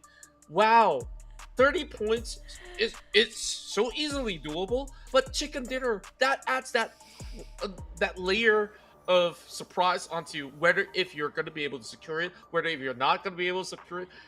YG, match 5, that ending was epic. RNG, I think that if we're going to be in the arena, everybody will be celebrating for RNG because like, oh, you kept the game running. Now everybody can win this tournament, all thanks to RNG. They themselves can also win that tournament. Oh my god, it's so funny how things turn every single time. I mean, like, that's really happened. If it's happened, because it happened in the offline arena, and I heard those cheers, and it was crazy as well. I mean, if this happened to be offline one day, I swear to God, everybody's cheering for the same reason that you mentioned it. Everyone will be thanking RNG, thanks for winning that chicken by denying YG's chicken once more. And the thing is, it's anybody's game right now. I mean, it's anybody's game. 11 teams. How to shut down those 11 teams? What are the odds the bottom 5 teams? Oh, sorry, the bottom 5 teams can actually score a chicken. I mean, it's same. I mean, it's great news for YG, but will the other 10 teams allow the bottom teams to score that chicken? Now they are more motivated. You know what? We have a shot. Everybody have a shot now.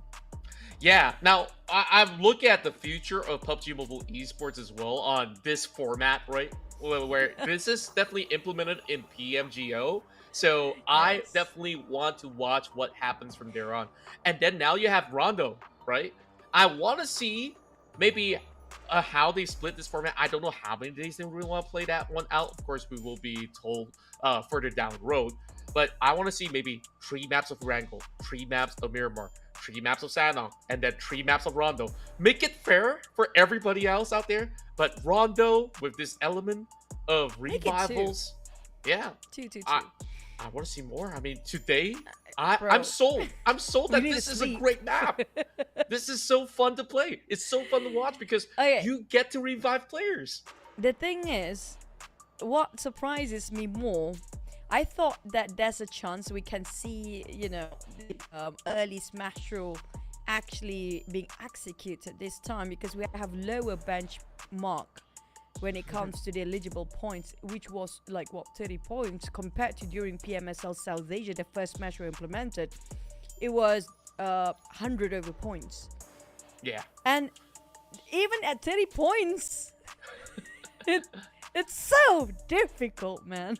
Yeah, at first, Choo, I started the day, I'm not gonna lie, we had this conversation. It was like, oh, it sounds like it could be an easy task. If a team scored the first chicken dinner, maybe they get 20 points, that's already a passport, and then you maybe within the first 3-4 rounds, if you happen to be consistent enough, you should be able to close out the match. Apparently, it's just so hard. It's so difficult, Choo. I don't want to be in their shoes, because right now it is just turmoil. It is turmoil, which is why we're giving time for all the players out there. This is going to be the last shot. Recollect your thoughts. Refocus. It's the last shot. Contra, I hate saying this, but I told you so. We talked about, you talked about, actually at the day earlier, whatever. I said, no, it's never gonna happen. When Smash Rule happens, this happens. And if we have 8 maps, it's probably gonna be all the way down to 8 maps as well. But at the same time, I don't know. For YG, if they can score this chicken, great. I mean, they should focus on that, because if not, it's gonna be so demotivating that you have the most amount of points when it comes to balancing both ranking points and elimination, but it feels like all the hard work not really entirely going down the drain, but it's just that $2,000 of difference still big between the first and second place. So yeah, I mean, imagine $2,000, what you could do with the rest of the team, right? Like, you can go for big celebrations versus like, oh, maybe I'm just getting fat pizzas for everybody out there. So, either ways, of course, everybody still walks away with a little bit of something, of course, to reward themselves for all the hard work and dedication into the craft. And this is just, South Asia versus Southeast Asia, and of course, not forgetting our world champions that has been on board. I think D plus Kia so far has been putting such a good challenge as well. I won't be surprised that it might just actually be them, because look at how they've also been part of the final few zones. So now, I guess we might even shift all the attention away from Yangon Galacticos. Their chances have arrived multiple times. They didn't seem like they've been able to just nail it on the dot. Now, chances for everybody else. We definitely need to talk about a lot of all these names in the top 11. Cellcom Digi Alliance, Zem9, Voing Donkey, and so much more. But before we starting off our last map, I want to encourage our viewers in the chat who do you think will actually take this trophy away? Because I want to see your predictions too. You might actually hit it right. You know what? We title whoever got the right prediction as the Kings of Oracle in the chat. Whoever can predict who will get the trophy based on the chicken dinner, you will get the title of Kings of Oracle. There you go. I'm going to give it away for you guys in the chat. But you know what, Contra? You buckled up because we are heading into our last map of Rondo in the PUBG Mobile Regional Clash of Rondo Cup. Here we go. Who will get the chicken? And who do you think will it be, Contra? Aw, Chu, you put me on the spot. I don't want to drop names right now, but at this moment, any of these 11 teams out there are just making viewers lose sleep on who exactly will be our first champions ever for this Rondo Cup. So, to me, I'm just happy to actually be able to witness history in the making. This is, like you said, first ever Smash rule globally. Or at least you could say major regionally in a sense. Going down to the wire, match 6, and we're having this flight path from south all the way to the north. So we're definitely bound for a lot of all these action. Now, let's also refresh before we, of course, make a little bit of our own predictions, because I believe like even names like A1 Esports has been around that margin as well. I definitely want to double check with that. DRS, unfortunately, today has been an inconsistent run. BTR definitely is one of the guys out there that did match this curve. R3G, what about ATR? Did they actually have enough for them to get a passport in the past couple rounds?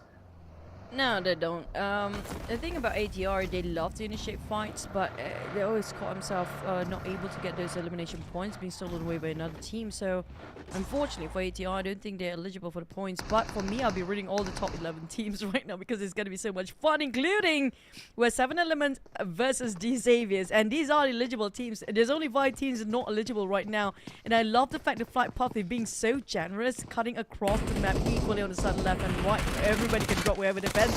Even the circle seems to be very generous too by Goku. I mean, that's not going to happen for now. Oh my. Once again, Neox Factory always have been the easiest spot possible. 7 Element looking to dash away. I think that there's basically no chance whatsoever for 7-Eleven or Vampire Esports DRS or even ATR to be able to have a chance at getting the championship title. But if they can position themselves better, they still probably earn maybe a little something, right? So it's either go big or go home. You can destroy the chances for these 11 teams. That is the fun portion of it for those who did not get their passports done. While Nate T, he's got to win this fight, and they've already lost Lamborghini. Not really the best start for the side of the Savior, but they're dropping all these bombshells right across. Alha, he's gonna really find the mark, and here comes the push. Nate T does get the job done. 7 Elements last player, probably running around trying to find that recall tower by now.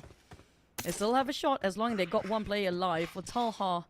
And also Shami shouting out for that mini love. Thank you for the post. I loved that post just now, but unfortunately Nate T is like, no, we're not gonna let you use this tower. It's ours. So and they actually make it. I love this. I do understand why these Xaviers is not just execute them straight away. One of the many reasons, so they actually will delay the recall tower on the side of 7 Elements here, because they need to make sure all the players being eliminated first, then only they can start to recall. So it's buying a bit more time for these Xaviers and delaying 7 Elements progress in the game. Yeah, you're absolutely right. And also because of the hot drops that consistently happen in Neox Factory, they're like, you really want this spot, buddy? We're gonna have a long talk. I'm gonna make you crawl for it. I'm gonna make you struggle for it. And it seems like the struggle for Shami is over. So, Alian, you gotta get the job done. So where exactly is this recall point? It seems like it's gonna be just by the corner, right across the waters. Parachute finally did 3,000 damage. That adds to the tally. Now, question is, has DX hit over 9,000? Because we got just about enough Dragon Ball memes out there. Of course, we had the collab earlier this year, which was super exciting. And now I think there's definitely a little bit more left. Romeo Boys being tracked by ATR. We talked about stories where teams with nothing to lose, they're about to play spoilers right now, and Romeo's in for a surprise. Mad Cat. See a lot of Mad Cat in action. Always trying to scare the players, try to surprise them, setting them in a trap. But I think he's just gonna try to going for recon, try to find some information. But on Cellcom Digi Alliance, well, they are eligible. Same goes for the Xaviers. And they are too close for comfort right now. Just the next door neighbor. And both teams already pull out the pin of their hand grenades. This time it's going to be either Triumph or Heartbreak. It's going to be a big decision for either side, whether it's going to be Cellcom Digi Alliance or even the likes of the Savior, who's been hanging around. Surely they denied the 7 Element members from going for a close recall, but it seems like 7 Element has been able to bring everybody back up. Cellcom Digi Alliance usually leave no crumbs if they were to commit to a battle. It's either they turn the crumbs themselves or get home with all those 4 points. So I expect these two Southeast Asia teams to fully commit, and whoever wins this one, they can hold on for longer, because stage 1, it definitely does cover the Ox Factory. So it will definitely take a while before it does wrap up. But D Savior says, we're not falling prey to whatever your mind games is. So we see Lambo going for a Jock outside. No, I'll keep my mouth But shut. at least it's good news for 7 Elements. They managed to revive with the recall tower just now. 4 members well and alive. But for Goku, I mean, they just revived themselves. They revived themselves. They have to be falling in the claw of vampires. I mean, I don't know how to feel about 7 Elements right now. I mean, wherever they go, they've been bombarded down by teams here. They just managed to recollect themselves for once, man. Yeah, it's been from the pad to the fire to the river to the Mountains flames. too. Yeah. Everything. And now pretty much I jailed like this inside of this area, though. Oh, I love it too. So beautiful. Yeah, I like the view. Sometimes, you know, I just stop and just look at the view. And at the same time, the circle, we still have to wait, because I feel like stage 1 is more than enough, like, wait it out. But back to us, New York's factory. You do know, these Xavier seems to be loving this spot so much. They dropped here multiple times by now. But don't forget, ATR is there as well. If I'm not mistaken, they're watching from afar. Yeah, ATR, they're definitely fancying their chances. Speaking of which, Mamba, he catches out Leon. So they're absolutely helping the Sabres settle the score right now. Lambo says, okay, I'm still going to be able to find that finisher. So that point still being taken out there. ATR did not manage to actually convert that. Meanwhile, Talha, he's back for more, managing to reply onto the aggression being displayed by Vampire Esports, so all hope is not lost just yet.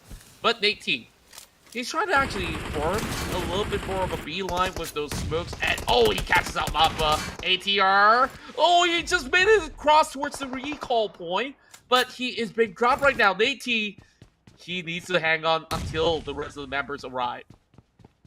I don't think the Xaviers actually anticipate ATR will be suddenly surprise them at the back here.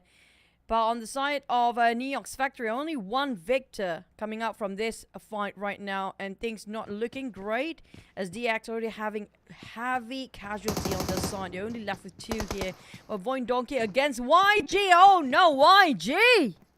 Oh my, this is going to be a pretty rough one. Void Donkey as well, they won this one for themselves. And they're having the high ground. The nades are dropping right in, and this is no good news whatsoever by 3/4 of Washington. And he's definitely not giving any form of rooms. And remember this, there's also guards that they will have to deal with, so damage will come from all directions. There's a very good reason why Void Donkey, they're not willing to simply just run out in the open, because there's a risk that the guards can also take him down. Yep, this is the battle that we were hoping for the entire day. Lo Hua Sing, where there's going to be a lot of guards watching over the premier market or store. At the same time, if they can finish off that team and can even finish off the gods. That's going to be a big win for the team. So we're actually taking over the Lo Huaxing area.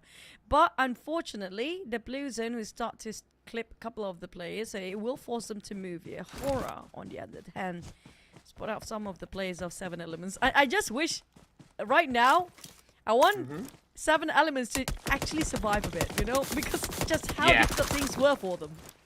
And it's not only you. I think Yangon Galacticos want that to happen as well. If either one of these parties win, remember this. The game goes on, meaning to say Yangon Galacticos will be the champions. RNG now find themselves in the scuffle up against the side of R3G. Those big nades falling real wide, but here comes Nathan. They just went in for that revival point of the recall, but it's gonna be Jappy closing it out. He's got that JS9 chasing onto the members, and this is not gonna look all too good because the rest of R3G, they're starting to deplete, and this is going to be a rough ride. Nathan also falling flat. He's barely having any health bars left. But here comes Roshan, the guy with the big damage to be done. He goes for the jump, but not quite enough. Jappy was ready with the JS9. Oh, well, Regicide, who actually performed so phenomenal in the previous map where they got themselves 17 eliminations before. Now calling up for the recon tower, hoping they will try to have all full set of their members back up online and alive, and they managed to do so. RNG were trying to do the same thing, but they managed to do it as well. I think they just in the nick of time, but unfortunately for YG, they're down to only 2 players. I think everybody tried to go and find themselves these recall towers as much as they can, and once they lost more than 1 member in this case. But for Void Donkey, that's going to be 3 eliminations already in the bag, but watch out for the Xaviers. There are 5 on the block right now when it comes to the eliminations, so they are hunting people down. Yeah, I guess like it's go big or go home. They definitely want to spot out YG. If YG's already out, then there's a chance for DX as well as DK. And of course the rest that are having their names pretty much highlighted for the moment. The battle continues. Horror Esports still nails down 7 Element. It's going to be the SA region to be going up against each other by the corners of the outskirts, just by Tin Long Garden. So it has been a really rough ride out there, but for the rest of Void Donkey, they're still hovering over onto this area of Lu Huaxing. And now, finally, getting the revive done, calling Vexy back for a little bit more cover. While we will see A1 Esports to continue on this trade up against RNG. There's very few structures, very few buildings, but it's either you get the big warehouse or the small storage. RNG, we saw how they actually secured that chicken away. But A1, one of the teams that a lot of you guys are hoping they will win the chicken and win the trophy. Can they execute it? As being bombarded from behind by RNG player, and Sinister got it well done. Sinister, on the other hand, try to finish off the remaining players of RNG. But as per usual, if you can't find all 4 of them, there's a high chance that RNG will be bringing back all the rest of the members. But for A1, on the other hand, they didn't lose any of their members, but the Blues will start to slowly kill them down. But RNG, straight away, like I mentioned before, they'll be having some players guarding over that recall tower, and they are doing it right now. This is going to be different kind of strategy of PUBG Mobile we're going to see with the recall towers being used quite a lot of times in this Rondo map. Absolutely, and overall, it's a pretty huge news as well. RNG, they got those 4 pointers. They get that full reset on the safer region. Sem9, however, getting themselves pinned, but they are the ones to turn the tides around up against the rest of the members of ATR. Getting those clip, but Mika's going down, flat on the ground. This could be the first time that Mika's going to be taken out, so still not too concerning just yet for the rest of these members, but ATR, they did went in for the revives early on, so this is definitely going to be a big concern. This is where we see the circle going further and further into the direct center of the map, in between Yulin, Neox Factory, Test Track, and over the south corner, just on top of Danching, it is where Sem9 is going to be hoping to hold over onto these corners of the map, and they got first priority. What do they make out of this? ATR, they are going for a full recall once again. So they are back on track, so that proves to be round that they have yet to use that recall, and now they've used it. Another open space circle here. You can expect there's going to be a lot of bloodbath later on. Well, a lot of teams now try to slowly just get into the safe zone, but not being too reckless to be in the center because it's just too much at stake here for the teams that's eligible. And none of the teams being eliminated yet, except for YG, who only have one member left. I think he's trying to recall all the players, but RNG Vampires, the moment they are migrating themselves over the open field here, RNG already waiting them out, but RNG, I think they already used the recall tower once, so I don't know if they want to jeopardize regarding the position here right now, but they are forced to take this fight anyway. Yeah, I think the game plan for Vampire Esports is that they know that people are going for the recalls, but they didn't know prior to this that RNG is here and they're slowly getting shorted out. Rage, he just unleashes that S12K. It doesn't seem like he has been able to hit the mark just yet. 2 versus 2. And take a look at who's here. R3G have arrived to the scene. Down to only Onzens left. Onzens, he has to deal with this all by himself, but unfortunately BTR arriving as well, reposition himself to corner down the whoever's trying to fight inside of this compound. Regicide, they're willing to take the chances. Onzens still hugging around the corners while RNG barely can recover themselves just yet, and Jappy managed to reset, but it's down to only 2 players. Regicide have 3. It's 3v2v1, but BTR still have a 4. The moment they start to open fire for these teams, I think BTR will close in the distance and straight away just cleaning up the rest of the mess. Yeah, Onzens, he's just hoping to survive, and with the rest of RNG still making a lot of noise, Roshan's definitely eager to actually see any form of movement. Onzens now explodes him out, but it's gonna be way too late, and just like that, the rest of Vampire Esports gets shut off completely, no passport whatsoever. Thank you so much for participating, but R3G, this is where they put that chokehold and the leash over onto the heads of RG, who's won that past chicken dinner, but can they hang on? Because there's just no more revivals for the side of RNG. They just recalled directly onto this spot. And R3G, they can wrap up this fight. They can still call in the cavalry from the forces of the air. And now take a look at the mini-map. It's going to close onto either terrains, but RNG, they try to turn it around. Only down to Jappy at this moment. They're still within the circle. They just need to hang on. Oh, it's not going to be long when the other team will start to pass by here as well. They have to wrap things up quickly. And imagine, Contra, for all the bottom 5 teams that's not eligible to be getting that chicken, to win that trophy, being eliminated, executed early on, and all that teams left. Never mind, Jappy, what a big nade! It was 2! 1 for the discount of 2, and he was obliterating the entire group of Regicide that's down on the drain right now for the trophy for them, and leaves us with only 10 teams left that can secure the trophy away.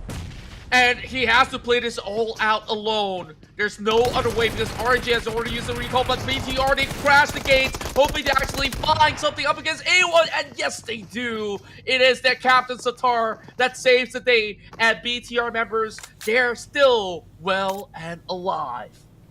BTR, can they score this chicken now? For RNG, they have 10 elimination, 1 player alive. But for YG, it seems like things are not doing great as well. Everything falls into shambles here, and they have to hope the teams that did not score for the eligible points yet to win this chicken for them to take the trophy away. Now, that's going to be a very difficult op for YG. So that's why we can take their fate into their hands. But unfortunately, Sam9 arrive. YG, they have to bite their nails and wait it out while hoping none of the eligible teams would take that trophy away from their hands. They're so close right now. And now the possibilities are endless. YG leaves their fate in the hands of the hopeful. But remember this, Sam9 still active. They were the ones in charge taking him down.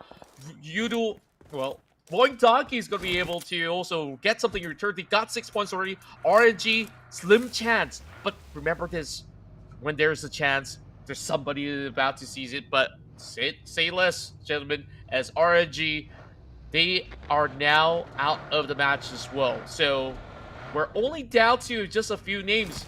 7 Element, DRS, ATR, and Horror Esports. If they win, then YG wins. 4 teams not eligible, while 6 teams still can take the trophy away. ASI 8, they try to play themselves slightly more in the blue zone to avoid early conflicts and wait things out where there's lesser team to deal with. But at the same time, UZM, he's driving way into the deep blue zone. I'm not sure what the real plan is, but on the side of BTR, they just managed to secure themselves inside of a safe zone while we're looking at the circle will shrink any time now. DRS coming up from the south. Last player of 7 Elements still alive. While DK, D plus Kia, and D Xaviers. D Xaviers might actually just avoid the conflict entirely by going straight into horror. While D plus Kia caught himself in a trap when they're migrating into the blue zone and leaving only Osal with another member in the car right now. BTR is gatekeeping whoever coming in late, but back to us, Horror versus DX. There's going to be also another team that's eligible right now fighting against each other. They're just battling for the hillside. AT, the only one left, standing in the way, dropping into the gray over on the sky. He's almost getting it done, but it is going to be down to AT. And he's trying to trade right back. There's Jiggle, Sleepy, and Sky to close it out for the Savior. As this will be their spree to be pretty much shut down completely. DK's out as well. Only 3 more teams left. It has the passport. It could still be Yangon Galacticos, but right in the circle, smack in the middle, it's Sem9, BTR. They're also holding a high ground. Horror Esports, can they just shut out the hopes and dreams for the 3 remaining teams who are eligible at the moment? 4 teams is not eligible will take the hopes away of BTR, Voindonkey, and Sem9. While it's going to be a huge Cinderella story if Sem9 and Voindonkey, especially if they win this one, including BTR as well.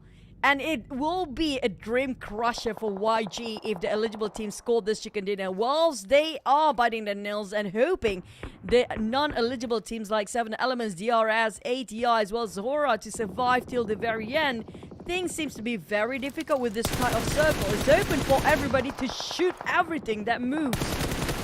Speaking of which, now we're also getting both ATR to take on Horror Esports. So if they were to actually shoot out, there's a higher margin of a chance where some of these guys who have gotten eligibility to be able to make it past, but now the numbers might deplete because BTR is about to take their brothers on. Voidaki, they get the knock onto BTR, and that's going to be Razy on his knees already. Zeta is also falling flat.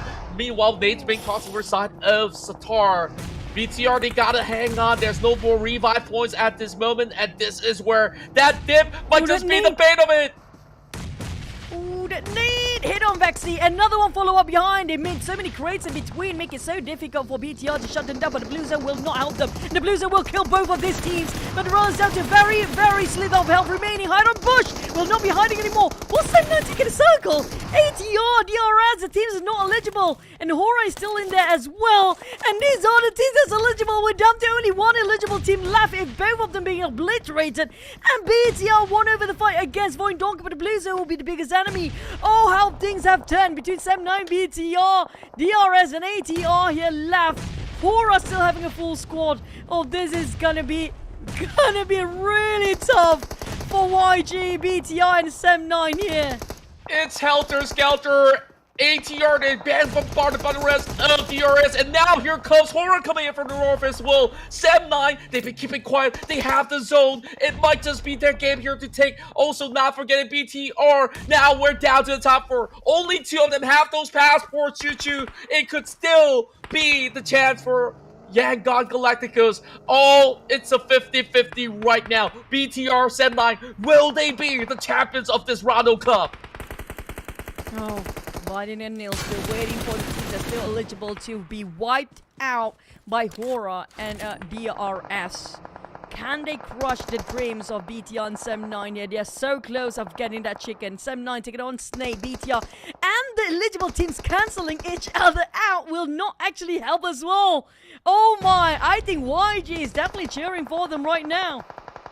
Absolutely, and the dates are falling right through. He connects on to Sleepy. Now 2 members are out for the side of Horror Esports. They are being bought over onto the corner, and I don't think there's enough time to fully go for the revive, but No Fear's going to try. There's plenty of smokes for them to actually utilize. Meanwhile, like you said, BTR versus Sem9 is ongoing over the north, and they only barely have enough cover. Here comes Federez on his knees. Oh, here is going to be a big problem as the rest of these members of Sem9 tracing them down as they collapse upon KK, that's gonna be Satar. BTR is no longer in the match, so only Semline has the chance, but it's all down to this fight over on the south side. Oh my, they will cancel each other out as well for the two teams that will crush Sem9's dream to get that trophy for themselves here. When it comes to utilities, Hora do have the most, but what a nade!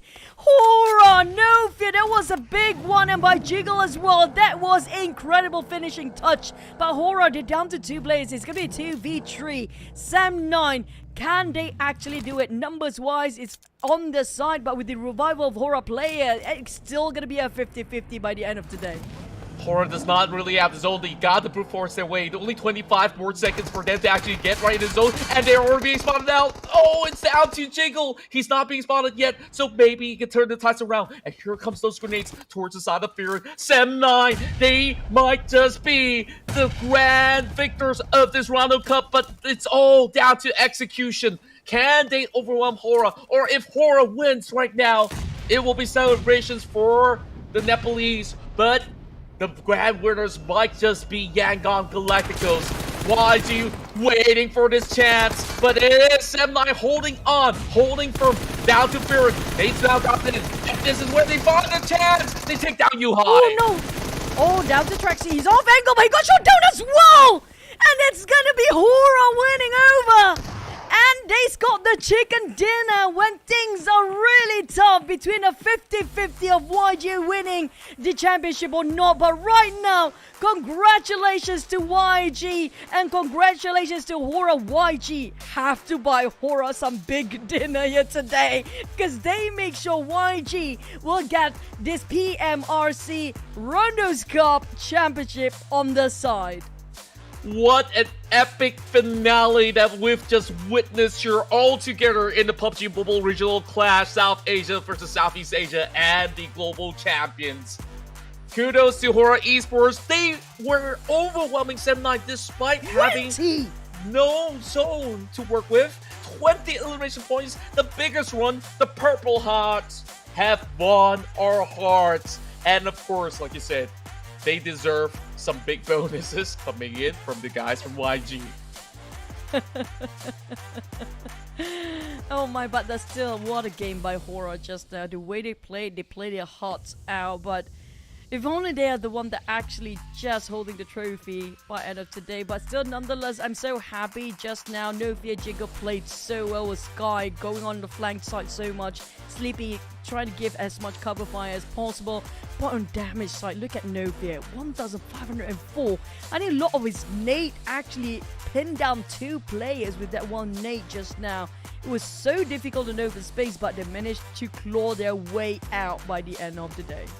Yeah, overall, I absolutely do understand on how that altercation happened because Hora Esports, they have all that south side to themselves, while the rest of Sem9 kind of just bunch inside the zone, hoping that, oh, we just wait for the zone to close. But Hora Esports, they waste no time. No Fear. Look at that absurd damage. This is the highest we've seen throughout the course of the day by any individual. 1,500 damage output with 6 elimination points means that either all these eliminations got stolen away because he's done so much more. My oh my, what a finale just now. I have to break it down to the point, like, you know, it was at first there's so many eligible teams. And there's only 5 teams that's not eligible to win that chicken dinner to get that trophy. But all the 11 teams are so eligible at some point, all of them being wiped out and cancelled out one by one until it was still 50-50 till our last 2 teams. That was crazy and a phenomenal run as well. It is just a wild ride overall, and we can't ask for a better finish out there. YG absolutely deserving, but the fights overall in this final matchup, because of how teams were desperate to take that chance, take that opportunity, they were just doing their usual ordeal where whoever moves, we just try to take him out of the match, right? So BTR, I think their golden opportunity was to really seize control of the area where Sem9 was holding out, because you saw they were playing over the high grounds. But by the time that they tried to wrap around, Sem9 was prepared, having all their weapons pointed at the side of BTR to shut them out completely. And then this battle between Hora and DRS was never ending. It really came down to the wire, and Hora, they pulled off an absolute heist.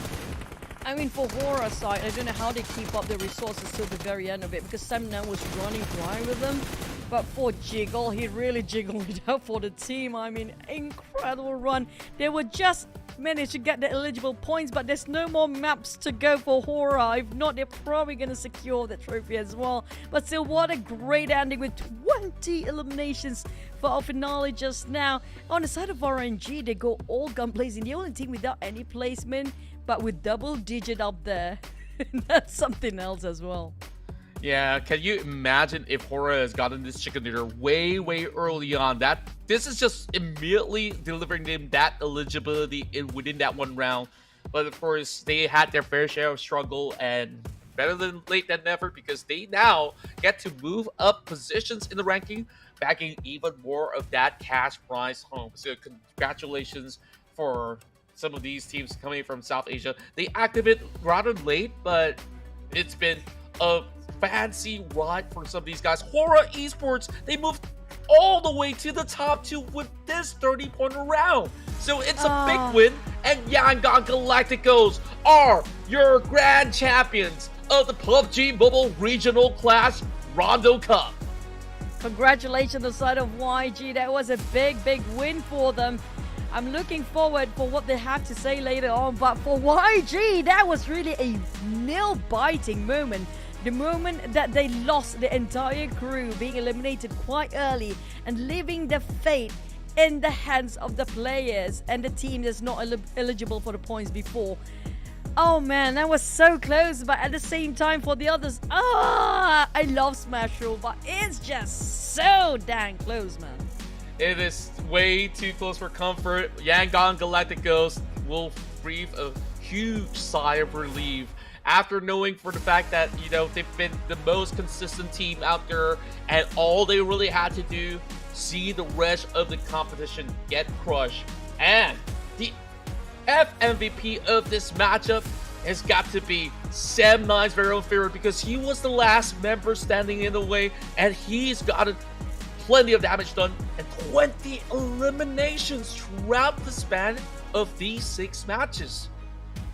40% team contribution as well. He did so much work and effort, but Sem9, that was so close for them to take the trophy away, but that just, you know, it's not meant to be, I assume. But nonetheless, congratulations for Sem9 Furan, who got himself the finals MVP for our PMRC Rondo Cup. And when it comes to damage taken, he actually take half of the damage. He put himself out there. But you know what? We want to see our champions interview. Let's head over for an interview. That's right. Before we get right into that, of course, we give them some time to celebrate behind the scenes. And right now, please welcome on board our winners of the Rondo Cup. So with that, we would like to welcome TYG. Congratulations, you guys are the champions of the Rondo Cup. Tell me, how are you feeling? Can we interview with translator? Sure.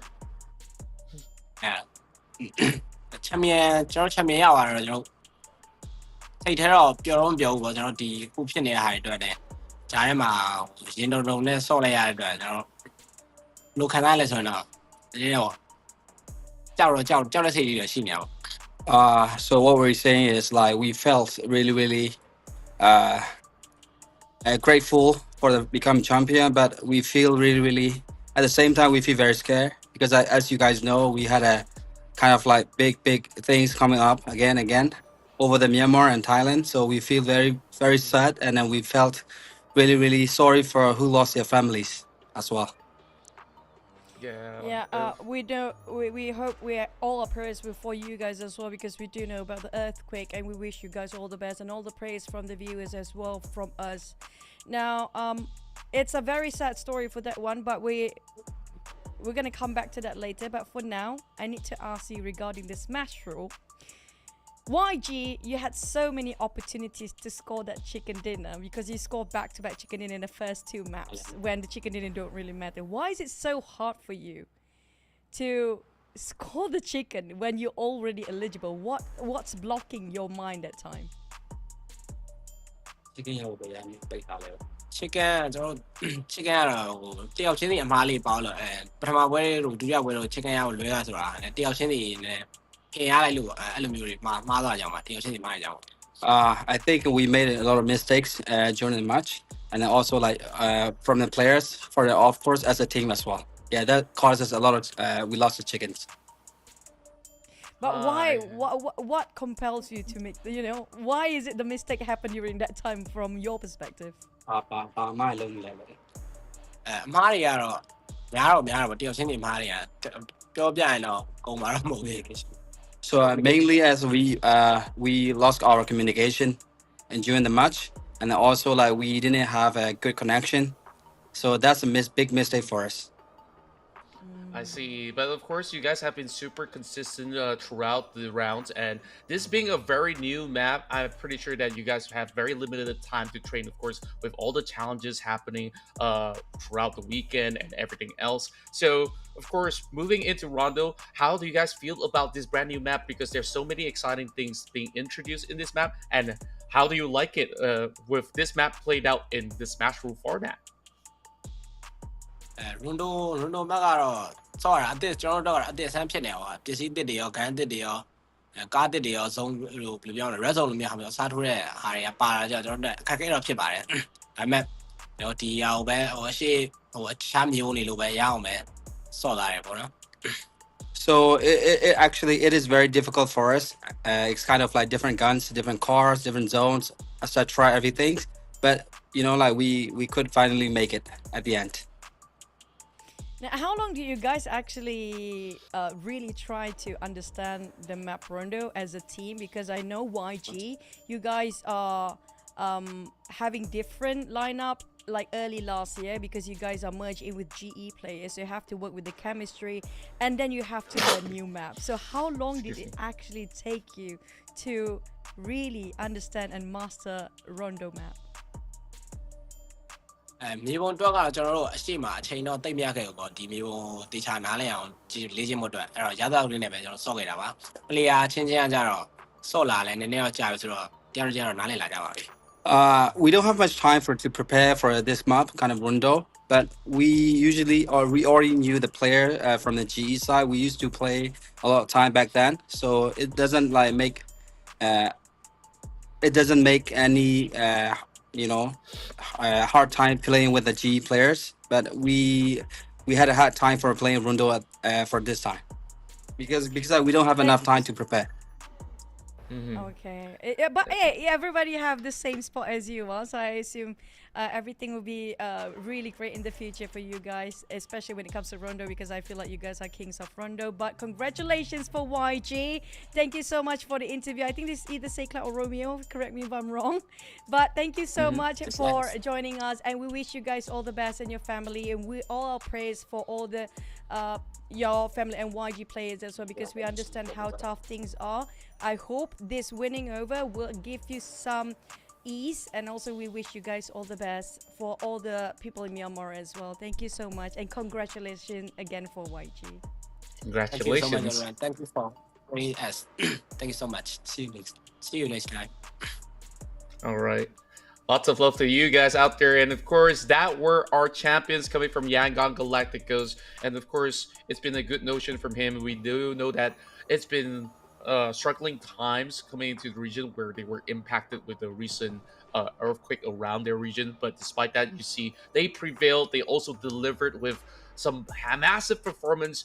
Just meaning to say that they've always been out there proving themselves that there is so much more out there, as they are showing what the best of Myanmar has to offer. And of course, that being said, Choo Choo, it's been a wild ride today. And of course, we definitely thank Yangon Galacticos for showing us what Rondo has to offer. Yep, and for me, a huge respect on the side of YG. Despite things are tough on their side, but tough environment bring stronger men out there. So we can learn so much on the side of YG. And when it comes to Rondo Cup as a whole, I think it's safe to announce that the king of Rondo right now is gonna be YG taking it over for the title. For you guys who actually got your prediction, none of you guys see this one coming because I read your chat. None of you guys actually called out if this team wins, YG will take the champion. But some of you guys did call it out, like for Vampire wins and YG take it. But you got the wrong team. That's not Vampire. It was Horror though. But other than that, Contra, I feel like Smash Roll will be gonna be massive. When it comes to PMGO, Rondo will be very fun to see and watch when it comes to the tournament in the future. And this is just the tip of the iceberg because there's so many things that they can actually do in the future when it comes to Rondo, strategy-wise and technicality-wise.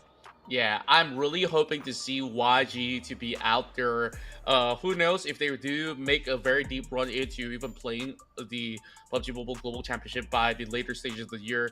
I'm absolutely going to be rooting for them because we saw how they played out all these matches today. They have been super consistent. And of course, the champions of the PMCL are looking super strong throughout at least this first half of these circuits. So definitely all the best to all of them. And for those of the players that have also entertained us, we thank all of them for delivering the best of the action that we get to see and learn so much more on how you can effectively win out chicken dinners in this matchup. So of course, Choo, it's been a really long night out there. We definitely want to thank everybody that has made all of this possible. Of course, everybody behind PUBG Mobile and also the production that has been keeping everything running really nicely.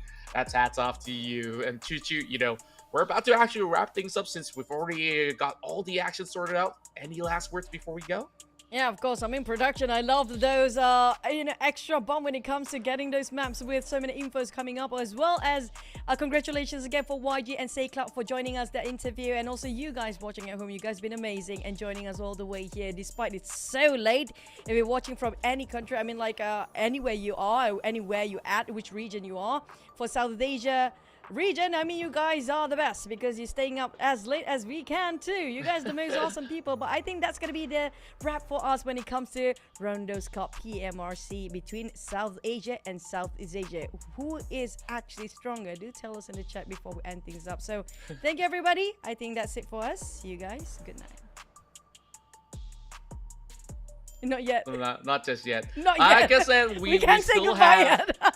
Well, overall, of course, don't forget to, of course, subscribe as well as to keep yourselves up to date to all the news coming in for PUBG Mobile Esports, as well as anything related to PUBG Mobile. You definitely want to keep yourselves up to date for the next tournament to see your favorite teams once again perform, whether it's the global stage or even regionally, so you can always know when exactly to tune in. And not only that, if you guys haven't done it already, or if you guys have been away from PUBG Mobile for a very long time, make sure you download this map of Rondo and play with your friends and family because it's super duper fun. Okay, Choo, since we still have time before we wrap up, what was your favorite moment of the night? I wish the favorite moment that never happened, which I was waiting for the elite gods to just be butting into the last few circles, but that never happened. For me, probably whenever the moments where there's only one player left and they revive the entire crew, because it changes so much when it comes to the flow of the game as well. And we thought we had so many fights, and I love and I hope Recall Tower actually do have in the entirety of the tournament too, because we have so many fights ongoing from first stage till the very end, and that was amazing. Absolutely. And of course, that being said, I believe it's about time that we actually close this one off. So of course, it's been a pleasure to cast alongside with you, Choo. My name's Contra. It's been real late night, so I hope you guys, of course, stay safe out there wherever you guys are from, and have a great weekend up ahead. See you guys next time. And happy Eid, everyone. Bye-bye. Yeah.